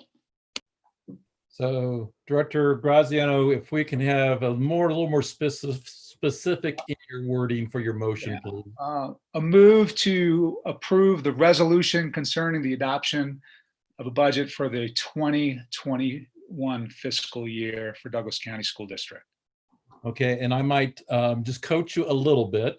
Okay. Because we've got a couple of resolutions that are attached to that. So it's really that we're approving the 2021 adopted financial plan and budget, which includes student fees and the 2021 adopted budget resolutions. If I may make a friendly amendment to add that to your words. Accepted. Very well. And I think it was quickly seconded by Director Chancha-Shore. Director Chancha-Shore, is your second still good based on that? Absolutely. Okay. All right. So there's been a motion made and seconded. Is there further discussion before we go to a vote? Director Hansen? Just wanted to follow up. I believe you had told Mr. McDonald earlier this evening that you would be addressing athletics specifically, and that isn't something that we have discussed. I just want to make sure we cover that before anything is finalized. Thank you for that reminder, Director Hansen. So yes, regarding the budget and the impact, what is our update? I don't know if Mr. Cheney is on the phone, Dr. Tucker, if you want to take that question, but update in terms of really 4 additional sports that were to be added this year that was decided not to because of the original budget reduction. What's the current status with those 4 additional sports? I will see whether Mr. Cheney is on the line, but I know Assistant Superintendent Knight is on the line and is up to date with there's Ted right there. Ted, you want to go ahead, update us? And I don't know, again, if Mr. Cheney's on the line and he can bring things together. We are working very carefully to try to get a resolution to this. Mr. Knight? Yes, thank you for the question.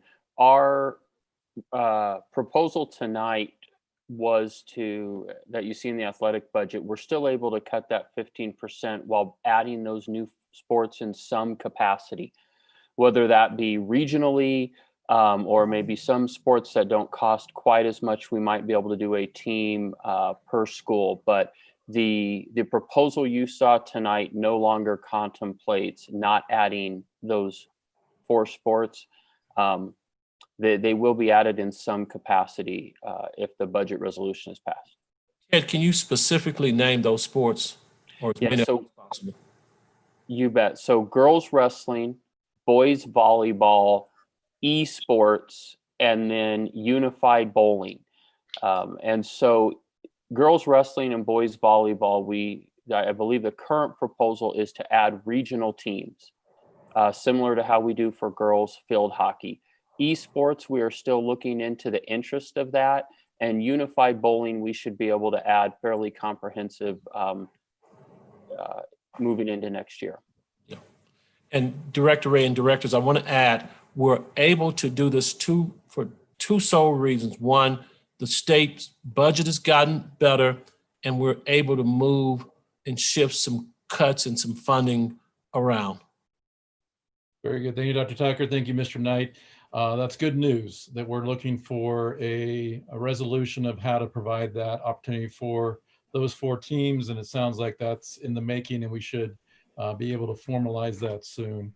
Other discussion board directors. I see Director Meek and then Director Long. Director Meek? So I realize all of this happened in such a compressed time schedule and everything happened very late. I'm afraid there's probably a big part of our community, parents, who have been checked out and really haven't been following this. And some of the revenue options are about increasing fees for instruction, athletics, transportation. So really, I'm just kind of curious about that outreach process and how we communicate with folks moving on, but also how the board members can help with that kind of communication with our larger community. This kind of bubbled up with Director Long earlier, talking about the reentry plans and, you know, how do we as board members help engage the community and help ensure that people are understanding why decisions are made the way that they are. So I think my question is, what is the plan to communicate with stakeholders and the board's responsibility in that? I'll speak on this, and then I know Mrs. Rader is on the line as well.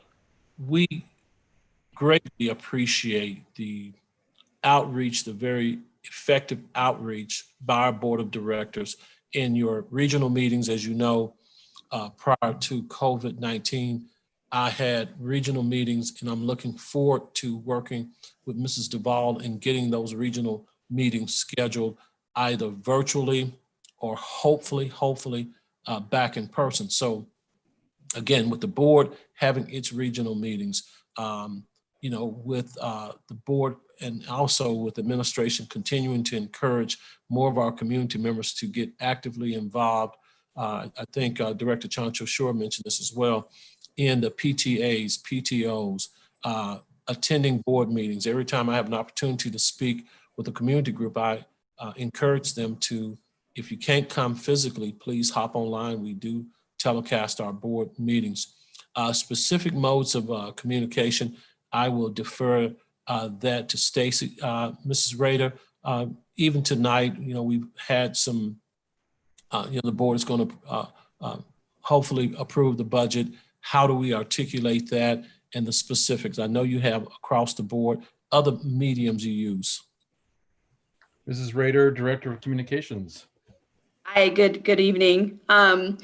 Yeah, we would be looking at a lot of different ways to do that. Off the top of my head, I would want to create a toolkit for our principals to have available for their families. A lot of times, even when the district sends out a mass email, although our families are very involved, there's always those that may not pay as close attention to something from the district as they might from their principal. So making sure principals have communication that's consistent, getting some direct emails out to our families to let them know about changes in fees, and having somebody available to take questions. There'll also be some communication that we'll need to do as we get closer to getting the reentry plan finalized, especially if it changes any of our transportation. So it's all going to be connected. There'll be a lot of communication work that needs to happen fairly quickly, but we'll get a communication plan together just as soon as we have a finalized budget and know what all those fees are. Good. And I think too, Dr. Tucker, we would want to emphasize that with the increase in fees, we still have the caveat that if we have a family in which that's a financial hardship for, we still have that option for that family to be able to waive out of those fees due to financial hardships. Can you confirm that? Yes, sir. You are correct. And certainly, you know, I feel bad that we're cutting the foundation, but our foundation for Douglas County continues to step up and offer to provide grants to our classrooms, provide backpacks for our students who need them. And also there was an offer with money that came in from an anonymous source to cover other expenses. And so one of the expenses either could be cafeteria, lunchroom expenses, or athletic fees as well. Very good, thank you. Good point. Our students on free reduced price meals, we do waive those fees. So we need to continue to emphasize that, Stacy. Very good. And Stacy, thank you for all your work, because I cannot imagine, I mean, just from when COVID-19 hit and being on every task force and trying to bring people along. And oftentimes, you know, people don't see all the work behind the scenes that's happening. So thank you very much for all your work. Thank you. I appreciate that. So from one former public relations director to another, I think that's the ultimate compliment you just received there, Mrs. Rader. All right. I feel your pain. Thank you. I appreciate it. So just to clarify, the motion that Director Graziano has on the table, and it's been seconded by Chancho Shore, we're adopting the budget financial plan, and the accompanying resolutions are the appropriation resolution, along with the resolution that authorizes the use of the beginning fund balance.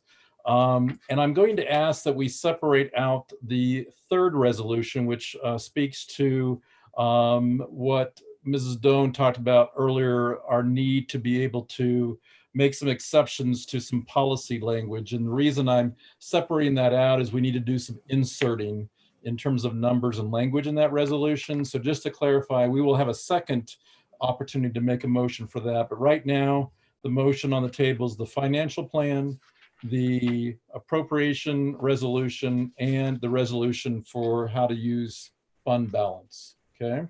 Other thoughts? Yes, Director Lung. Well, thank you very much for giving me an opportunity to ask another questions. I want to, one of our board goal is trying to maximize the benefit for all students. The fee that we are imposing, I'm a little bit concerned about that. First of all, how much fee are we going to actually generate? And with still high unemployment rate right now in the state and in the country, and fee is generally disproportionately hitting middle class and lower income groups, just because no matter what income group you are, you pay exactly the same amount of fee. What kind of relief that we will give to parents? Because parents, since 2009 financial crisis, they have been shoulder a lot of fee from that point onwards. So I just want to see how we can help our middle class and lower income groups, especially the transportations. We just heard that we're going to have large cut of the transportations, and and also with the re-entrance plan for next year, we have social distancing and things like that. And a lot of people that rely on transportations tend to be in the lower and middle class student. So they're going to get double hit with the fee and also transportations cuts. I just want to see how we can give them some relief or help. And Director Long, if I may, you jogged my memory too. I should have, when I was clarifying the motion, the other thing that's included in our motion is the exhibit that is attached to policy JD, and that exhibit is just updating the fees, and we have that attached to this as well. But maybe just capture your question, Dr. Lung. You're asking for, is there plans for more assistance beyond the free and reduced lunch support that Dr. Tucker explained for low-income families? Yes. First of all, I want to know how much fee that's being generated. Judging from when we passed the resolutions, the Appendix A lists out quite a few of the modifications and changes. And second, we do provide relief, but the threshold to which the relief is fairly high. I'm more concerned about a middle class or lower middle class family with the high unemployment rate, COVID-19 and things like that. How can we help them? And Dr. Lung, I'm just again clarifying. So when you say how much are fees generating, you do see that exhibit, and there's like a ton of different categories, from material fees to athletic participation fees. So I'm not sure, is your question if we were to total all those up? No, I'm just saying, extra. I mean, the projected increased fee after we make the changes, how much total we're going to raise more than what we are collecting it right now. So Mrs. Doan, is that a question you can answer? So Director Lung's asking for the additional revenue that we anticipate due to the increased fees. So of the fees listed under the revenue increases, it adds up to approximately $900,000 of increased revenue through fees. Okay. And what kind of relief that we could provide to a broader amount of family, because many of them, the financial situations may not be as good because of the huge layoff, high unemployment rate, and things like that. So We'd have to, talk to Dr. Tucker about that. Is there any plans for an additional funding? Yes, again, continue to work more closely with the foundation, Educational Foundation for Douglas County, to help support those families. And when I went through the slide about potential revenue generating opportunities, we really have to advertise at these stadiums we have. I believe of the 3 stadiums, and I know Mr. Cosgrove is still with us now, and maybe Mrs. Doan and Mrs. Schlesinger may know this. I believe we only have one contract. We only have a contract with one of our stadiums. And so we have really asked Mr. Cheney, our district athletic director, and our building athletic directors, in working with Stacy and our other people, we have to get out and use those, and we could use those advertisement dollars to help offset some of those fees for students. And Colleen, is it one stadium, I believe we are taking in advertisement dollars? That is correct. Echo Park Auto Stadium is our only one with the current sponsorship.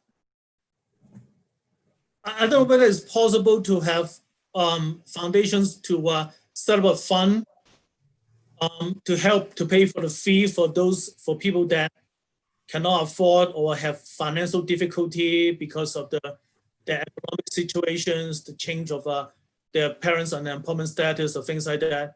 Again, I don't want to micromanaging what we're doing, but I'm just trying to brainstorm it because I genuinely concerned about adding burden to the family that already in distress.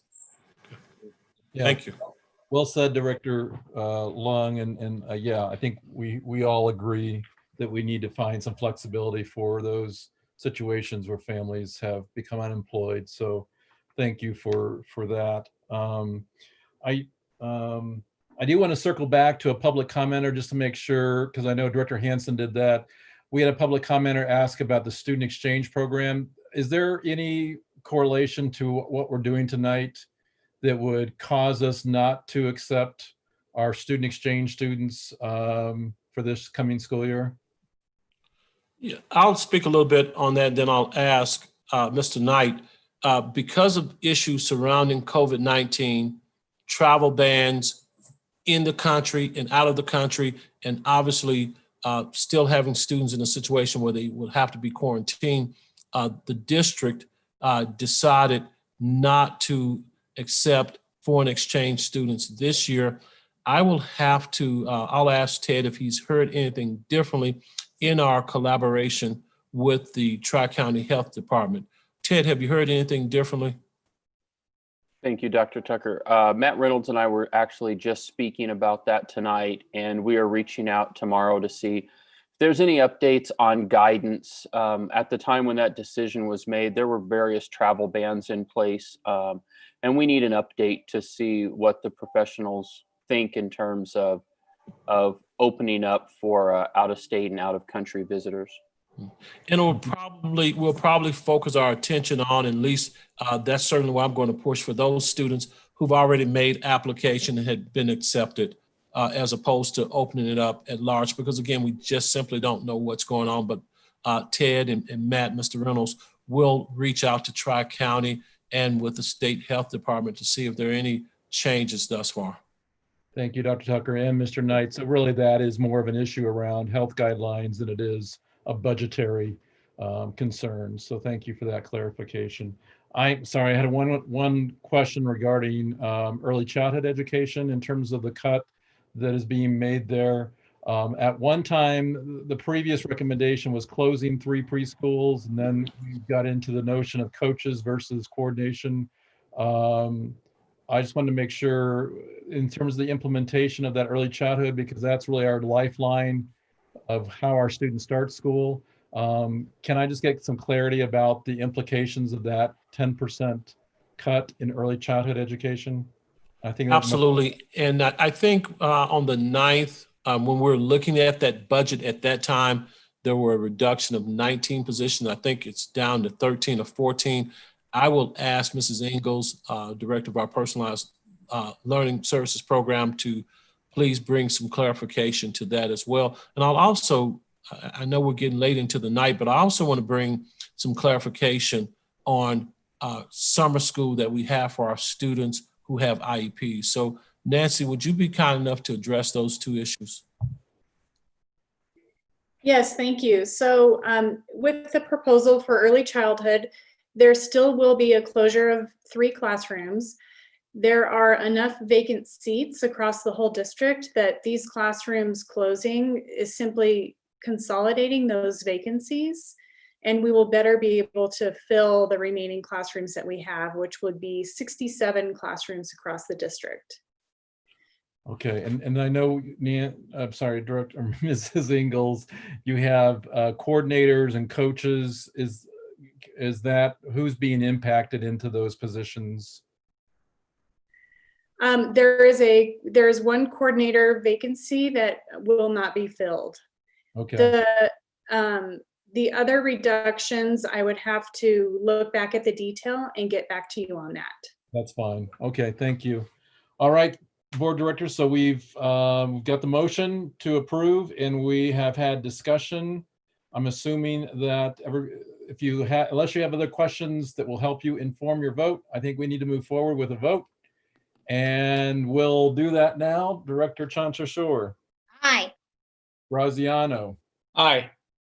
Hanson. Aye. Holtzman. Aye. Lung. Aye. Meek. So I just want to make a quick statement about being a relentless warrior to support our public schools. That's kind of how President Ray started the meeting. And I don't think any of us joined the board to make cuts. I think we've done our best to try to keep those as far away from the students as possible. However, it does harm our students.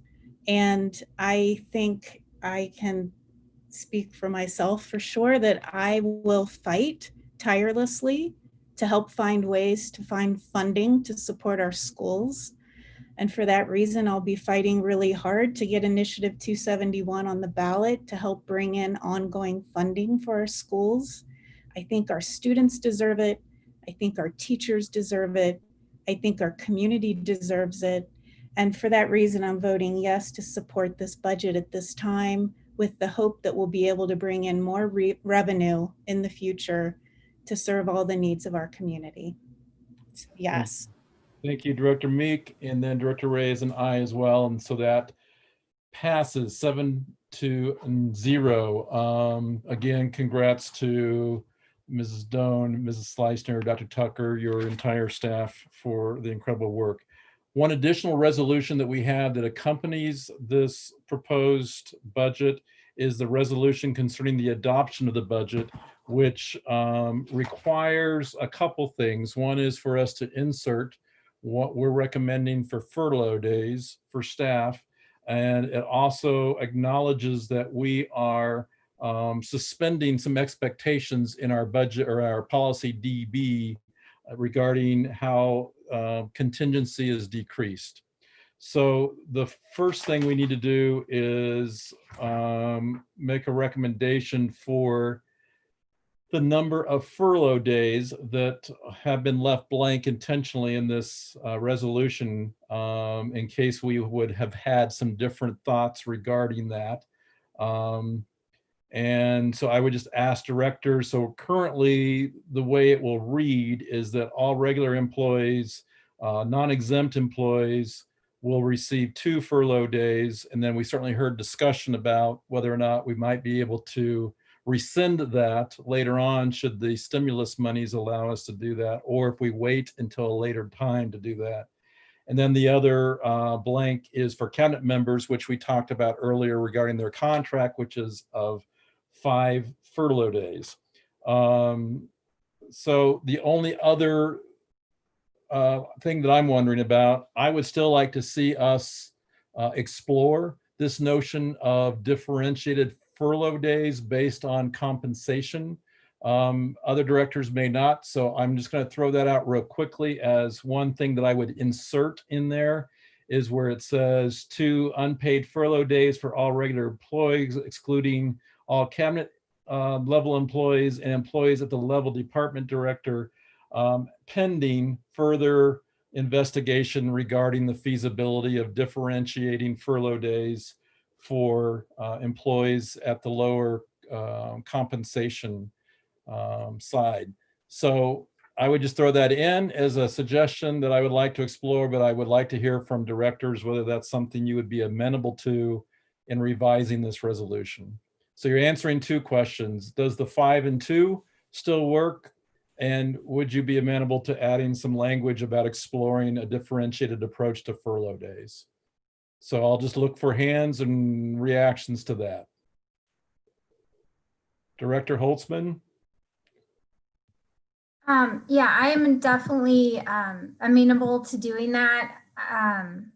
Obviously, we need to get some more information. We just don't have it yet, but I think that that's a really good idea. I'm hopeful that we can make some progress in that direction to be more equitable, but I think we just are lacking information right now. Thank you, Director Holtzman. Anybody who would be opposed to adding that language of pending further investigation for differentiating the number of furlough days? Anyone would be opposed to that?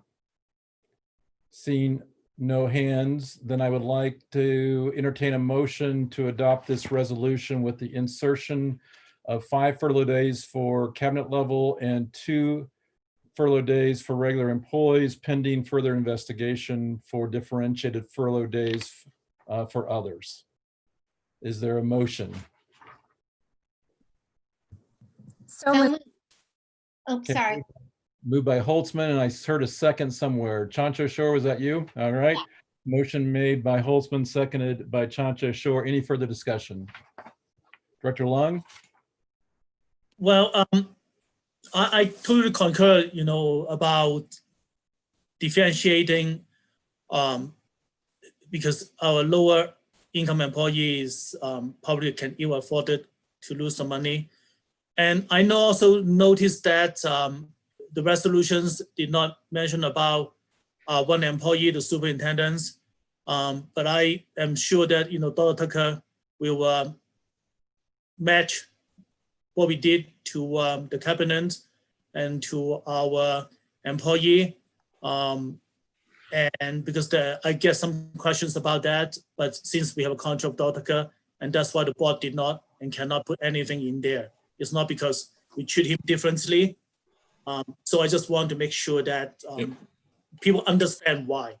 Yes, and Dr. Tucker, before you speak, I'll just acknowledge Director Lung that would indeed be an amendment to Dr. Tucker's contract. That would be what we would be voting on, and we would anticipate that Dr. Tucker would make a request to have his amended contract or have his contract amended in the near future. Dr. Tucker?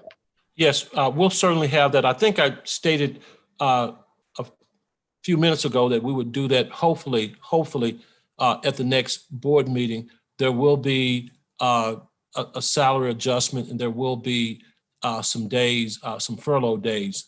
But again, I would be remiss, and I don't want to sound like a broken record here.